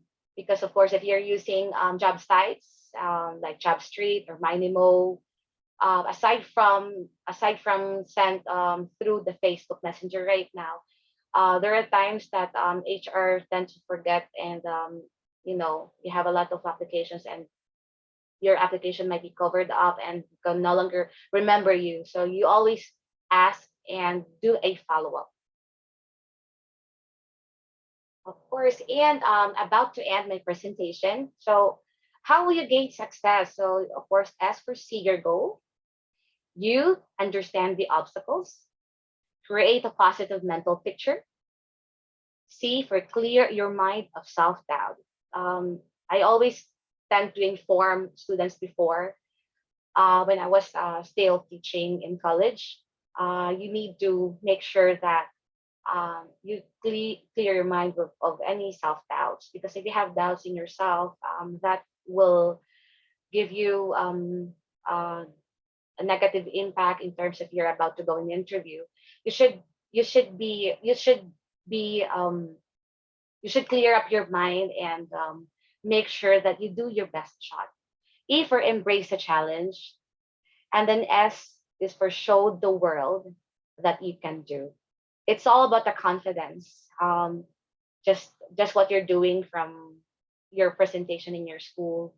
Sometimes if you're not confident enough, you stutter and then you stop with your presentation and you're not able to answer the questions properly because you cannot hear what your teacher is saying, or even in the interview, if you cannot hear what they're asking you to, then you will not get the point. And I will read you this last quote from Jim Rohn, one of the known motivational speaker. You can have more if you become more. So it's always been, if you want to be more, then you need to work for it. If you need to study, then you need to study. If you need to acquire more skill, then you need to learn. Everything is just all around the corner. Everything is accessible, and you leverage whatever you have right now. So I think that's all for this afternoon, and I hope that everyone is still awake, because Yes, sir. Yes, yeah, ma'am. it's still awake because Yes, we are. 2 to 3 p.m. is siesta time. So True. yeah, so yep. All right. Thank you so much, Ma'am Rogie and Rosal, for your a very informative discussion. Same as Ma'am Siralde, your topic would really help our graduating students in their future job applications. So this time we will have the opportunity to answer questions coming from our participants. So to our participants, you may send your questions on our chat box.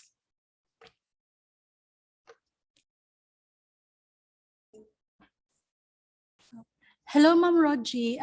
We have a question here po about inclusivity in the workplace. What are your say po for those people who promote diversity and inclusivity in the workplace during, for example, sa employment po nila, yung may mga persons with disabilities, something po. Do the HR development management or the HR gives them extra care po or consideration po during the hiring process? Yes, absolutely, yes. Most of the time we brief our recruitment people that we do not discriminate, or we even do not put anything about incapabilities. But if there are applicants, we welcome them and we actually involve them in the recruitment process.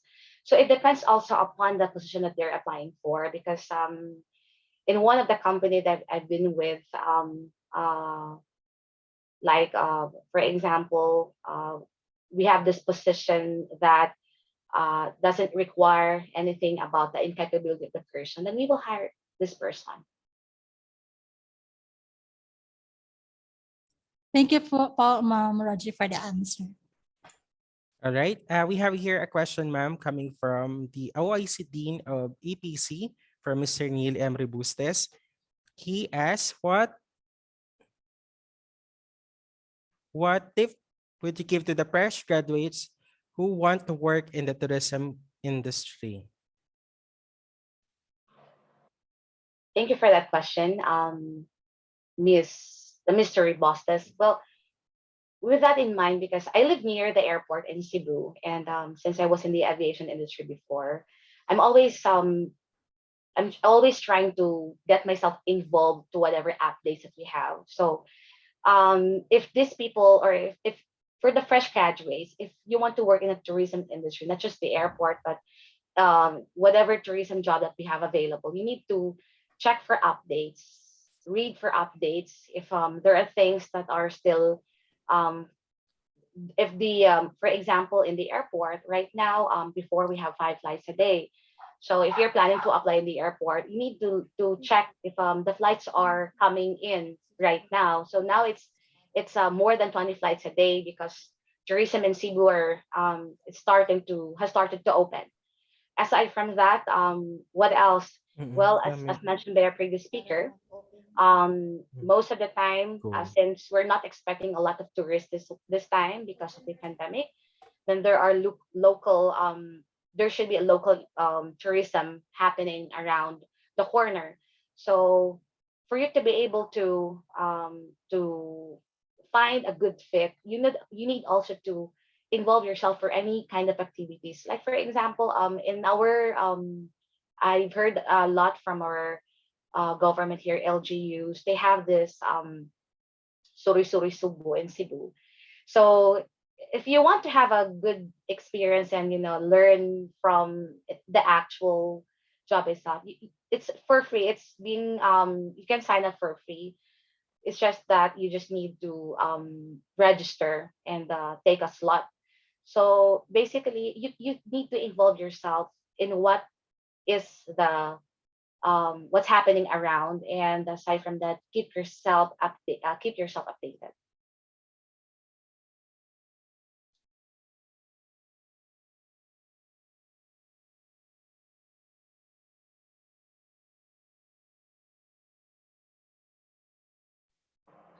Yes. Right, ma'am.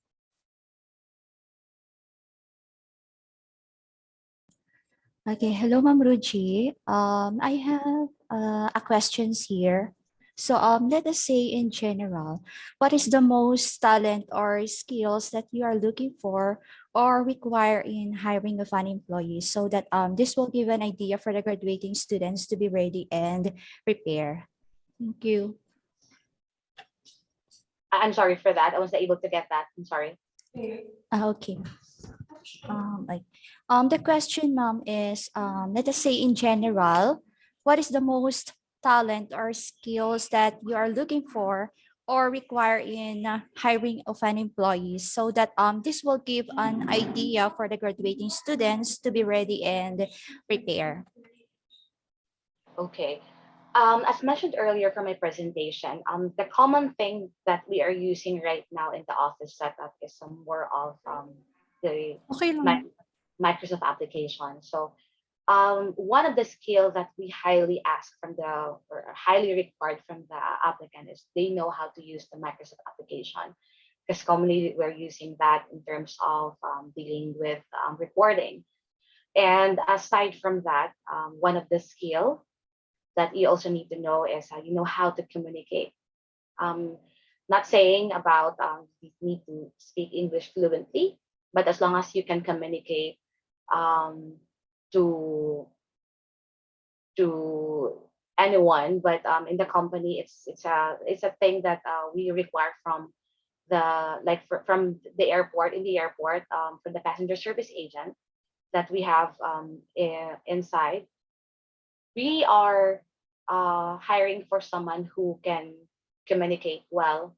So when you say communicate well, is that you're spontaneous in talking, not just in English, but you can accommodate the person, even though you don't know the language, because most of the time you're dealing with foreigners. But as long as you have the ability to speak and accommodate the person. All Thank right. you so much, ma'am. Thank you so much, Ma'am Roji Ann, for answering those questions. It was indeed a productive exchange of ideas. And let's wait po, ma'am, kung meron pa pong questions na hahabol. One moment lang po.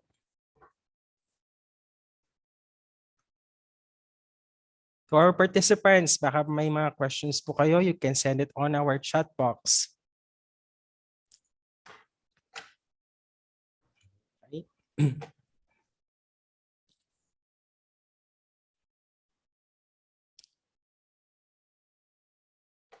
Alright, it seems na wala na po tayong questions.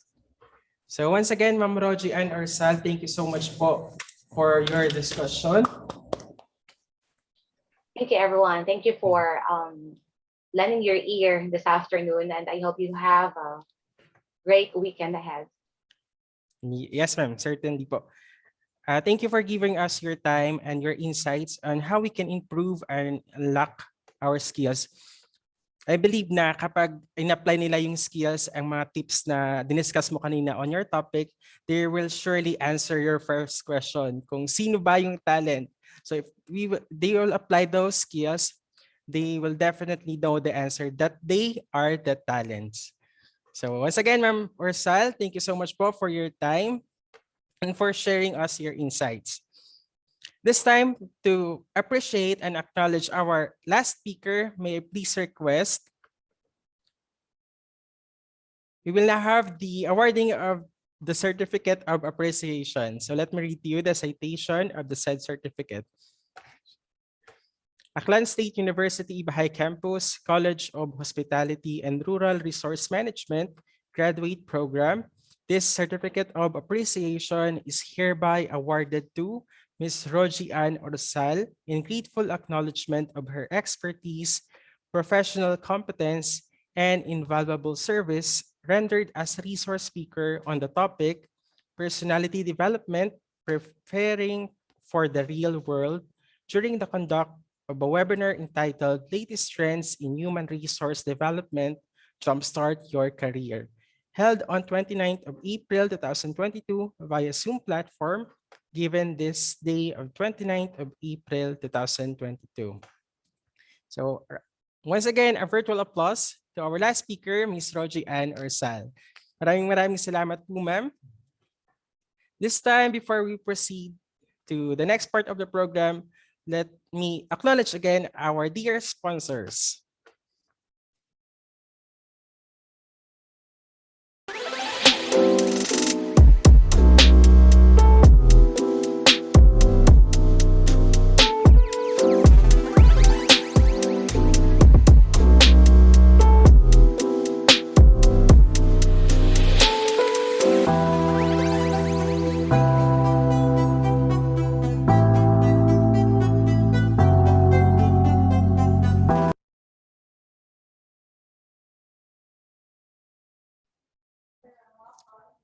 Yes, ma'am. All right. This time, to give us impression about the talk and the speakers we had earlier in the morning, may you please call on Mr. Jude Kahilig for the impression.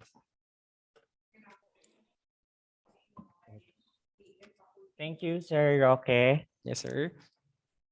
To the competent faculty members of ASU-Ibajay, to our reliable resource speakers for today's webinar, to the hardworking organizing committee behind this event, the graduate school students of Master of Tourism Management Program, and of course, to our active participants from various colleges and state universities across the Philippines. Good afternoon to all of you. My task this afternoon is to deliver my impression in the morning session kanina. So I believe that the most important and valuable asset of an organization are our employees. And that's why I really commend the context of this webinar on human resource development, which is a very relevant topic to talk about because an investment in one's employees will ultimately result in a stronger and more effective workforce in the workplace. So one of the key takeaway that I've learned from Dr. Tansinko's talk was about how you deal with your stressors. In her presentation, it was mentioned that when you change your mindset about stress, you can also change your body's response to stress. So true enough, because sometimes we realize that we get ahead of ourselves. sometimes there are things that it's not worth to stress about. Maliit na bagay lang pala tapos nagpapaka-stress ka. So I've learned also that in the end, it is a matter of emotional mastery, as what Dr. Tansinko have said, or emotional control din minsan. Kasi when we have emotional control of our mental and physical state, we tend to achieve a better relationship with yourself and others around you, which is very important in a workplace. Also, Dr. Tansinko mentioned as her final statement in her presentation, it says, I cannot control the things around me, but I can control my mind. So I hope that you will always put that in mind, that quote. So thank you very much, Dr. Tansinko, for sharing your expertise to our participants, especially that employees go through constant stresses in life, most especially in the workplace. It's very nice as well that we have webinars like this regarding how to manage our health and mental well-being, to keep us reminded that our health and mental well-being must come first in any circumstance. Since as what I have mentioned, employees like us go through a number of stress and more stress to come to stress about. So thank you very much, Dr. Tansinko. At the same time, I would like also to commend the talk of Ma'am Janet Mogat regarding the human resource trends in the new world. One thing I've learned and realized in Ma'am Mogat's talk, which is very important and useful to our students, especially those who will be graduating and soon find a job, is to do your research. Don't be picky with the job, but be picky with the kind of organization or company you wish to be part of in the future. Itong hotel ba na ito na gusto mong applyan ay DOT accredited, compliant ba sa government regulations, may safety seal ba itong establishment na ito issued by DOT. So those are just some of the things that I guess our students have to consider when applying for a job. Kasi yan na ang new normal natin ngayon. Those standards speaks for good management of establishment in the new normal setting. So thank you, Ma'am Janet Mogat, for sharing your expertise on human resource management. Allow me also, of course, graduate students in tourism management program with their energetic course facilitator, Mr. Tony Lindy Jose, for organizing such a very timely and well-designed topics in this webinar. So congratulations to everybody. Thank you to all our participants. Good afternoon and God bless you all. All right, thank you so much, Sir Jude. At this part, to give us impression about our afternoon speakers and talks, may we call on Ma'am Irish Domingo.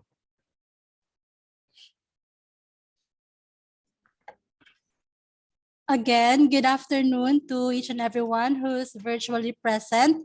Thank you so much for staying with us up to the last part of our webinar. Your presence and participation is greatly appreciated by us, graduate students of Aklan State University, Ibajay Campus.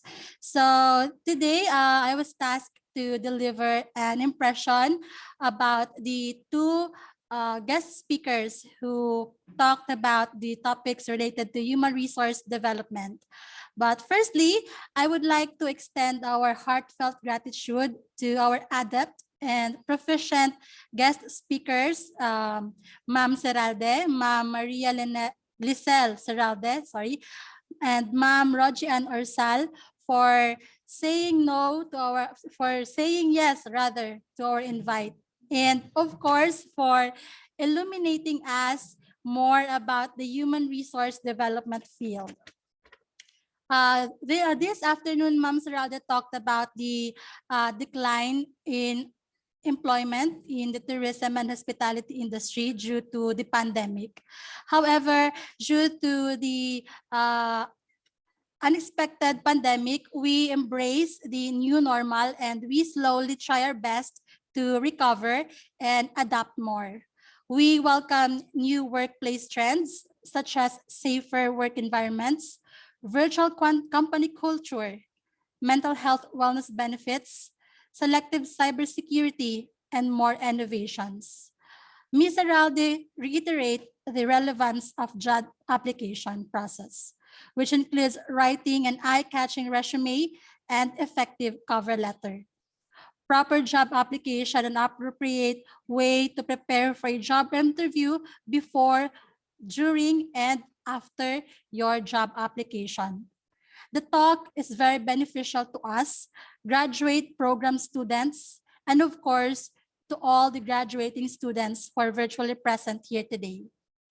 As a takeaway, to be able to ace your upcoming job interviews in the future, remember that your resume focuses on your past, while your cover letter focuses on your future.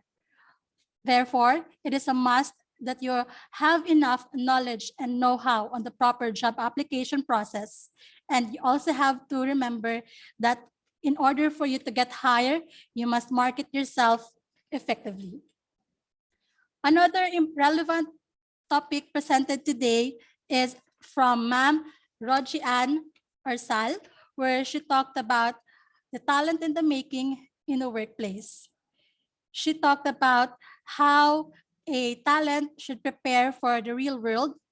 And she also informed and reiterated to us that we have a huge competition in the real world. So you have to go out on your comfort zone in order for you to get by. It was emphasized also the relevance of the following. Number one, planning ahead. Planning ahead means you do not restrict yourself for other opportunities based on your degree. You have to explore other areas and other skills for your specialization. Second, you have to study. This will enable you to improve and unlock more skills.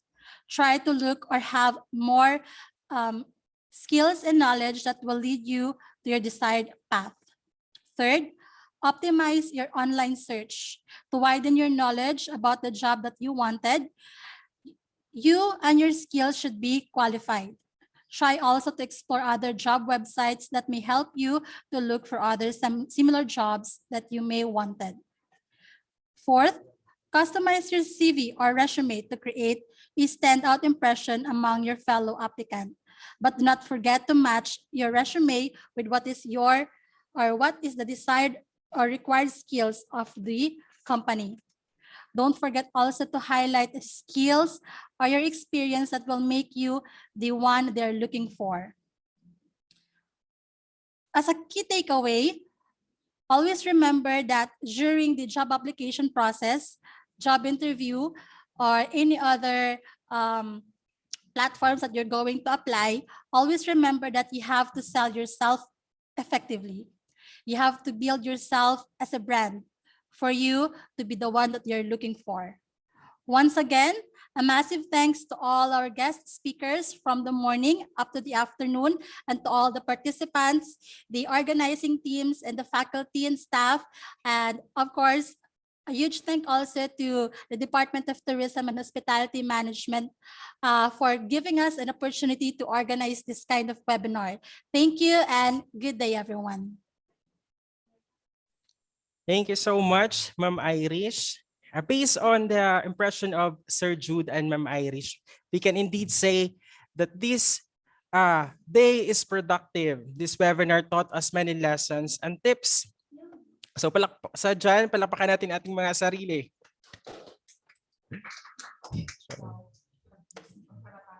All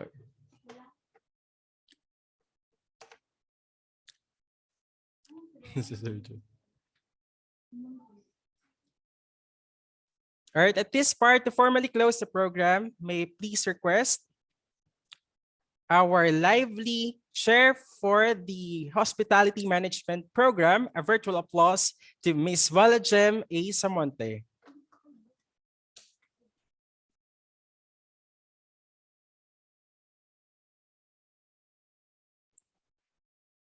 Thank you, Sir Ruke. Am I audible? Yes, ma'am, loud and clear po. Thank you so much. Good afternoon, everyone, to all of us here, and cheers for this success. I am Wella, and I am privileged to deliver the closing remarks of Dr. Janice H. Ching, as she needs to attend an equally important matter. Of course, she would like to extend her deepest regret for not being with you here in this webinar. But let me read to you her message. A pleasant afternoon to all. I am delighted to say that aside from success, this event is a meaningful one, because this second webinar series organized by the Master in Tourism Management students is a breakthrough. We've gone national, and its output will indeed provide impact to our spectators. With that, I would like to commend them, or you MTM students, for organizing this momentous event. On behalf of Aklan State University Ibajay campus, I would like to give my sincerest gratitude and appreciation to our speakers who are medical practitioner, human resource manager, human resource consultant, and experts in their respective fields. To Dr. Felicia Jude M. Tansinko, Medical Officer, Ibajay District Hospital, who talk about health and mental well-being in the workplace. To Ms. Roji Ann Ursal, the Head of Operations Rural Incorporated, Cebu, who brought us sharings in personality development, preparing for the real world. To Ms.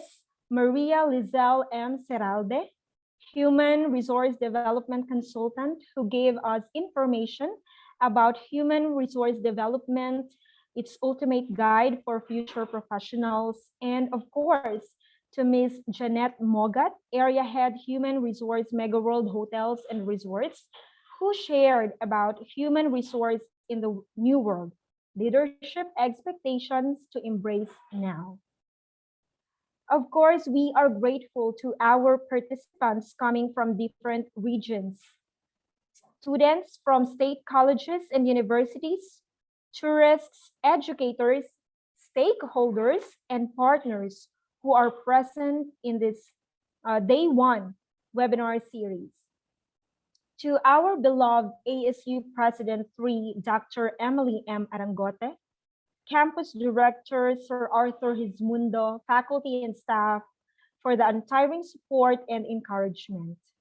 I would like also to extend my appreciation to the amazing work of organizers for the second webinar series on latest trends in human resource development, Jumpstart Your Career, organized by the Master in Tourism Management students of Aklan State University Ibajay campus, led by Mr. Tonilin De Jose, Professor of the MTM program, Mrs. Charlotte E. Tolentino, the co-chairperson of this webinar, to Ma'am Cassie, our technical expert, Sir Jamel, and the rest of the student committees for spearheading this momentous activity. Again, my congratulations to all of you. God bless us all and remain safe. Thank you, everyone. All right, thank you so much, Ma'am Wella. That ends our webinar. Our evaluation forms po are posted on our chat box. Once again, we would like to thank administrators of ASU, especially to our course professor, Mr. Tonalin De Jose, to our speakers who are equally competent and informative, from Dr. Felicia Jude Tansinco, Ma'am Janet Mogat, Ma'am Maria Lisel Seralde, and Ma'am Rogie Ann Ursal. Thank you so much po. To our sponsors and to you, our participants, thank you so much.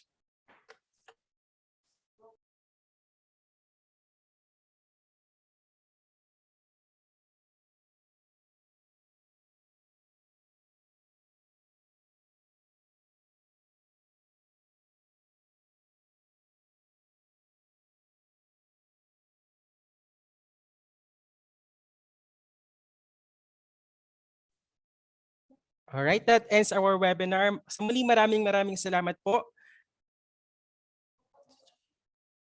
Oh my God.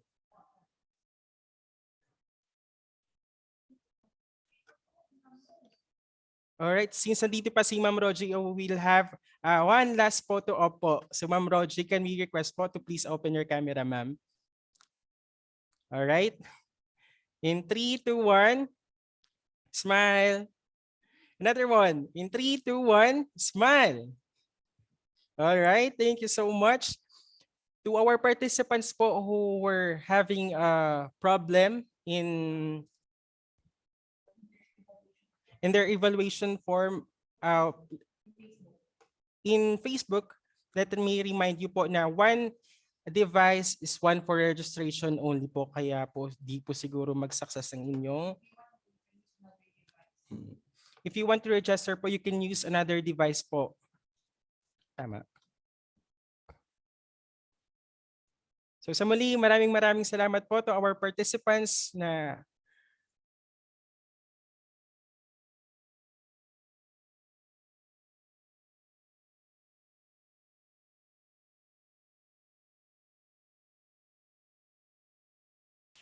i-play na, ma-play ni kita.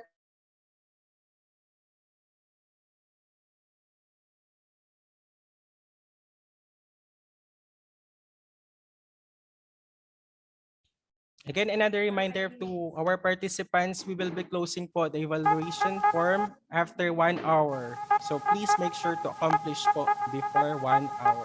Thank you.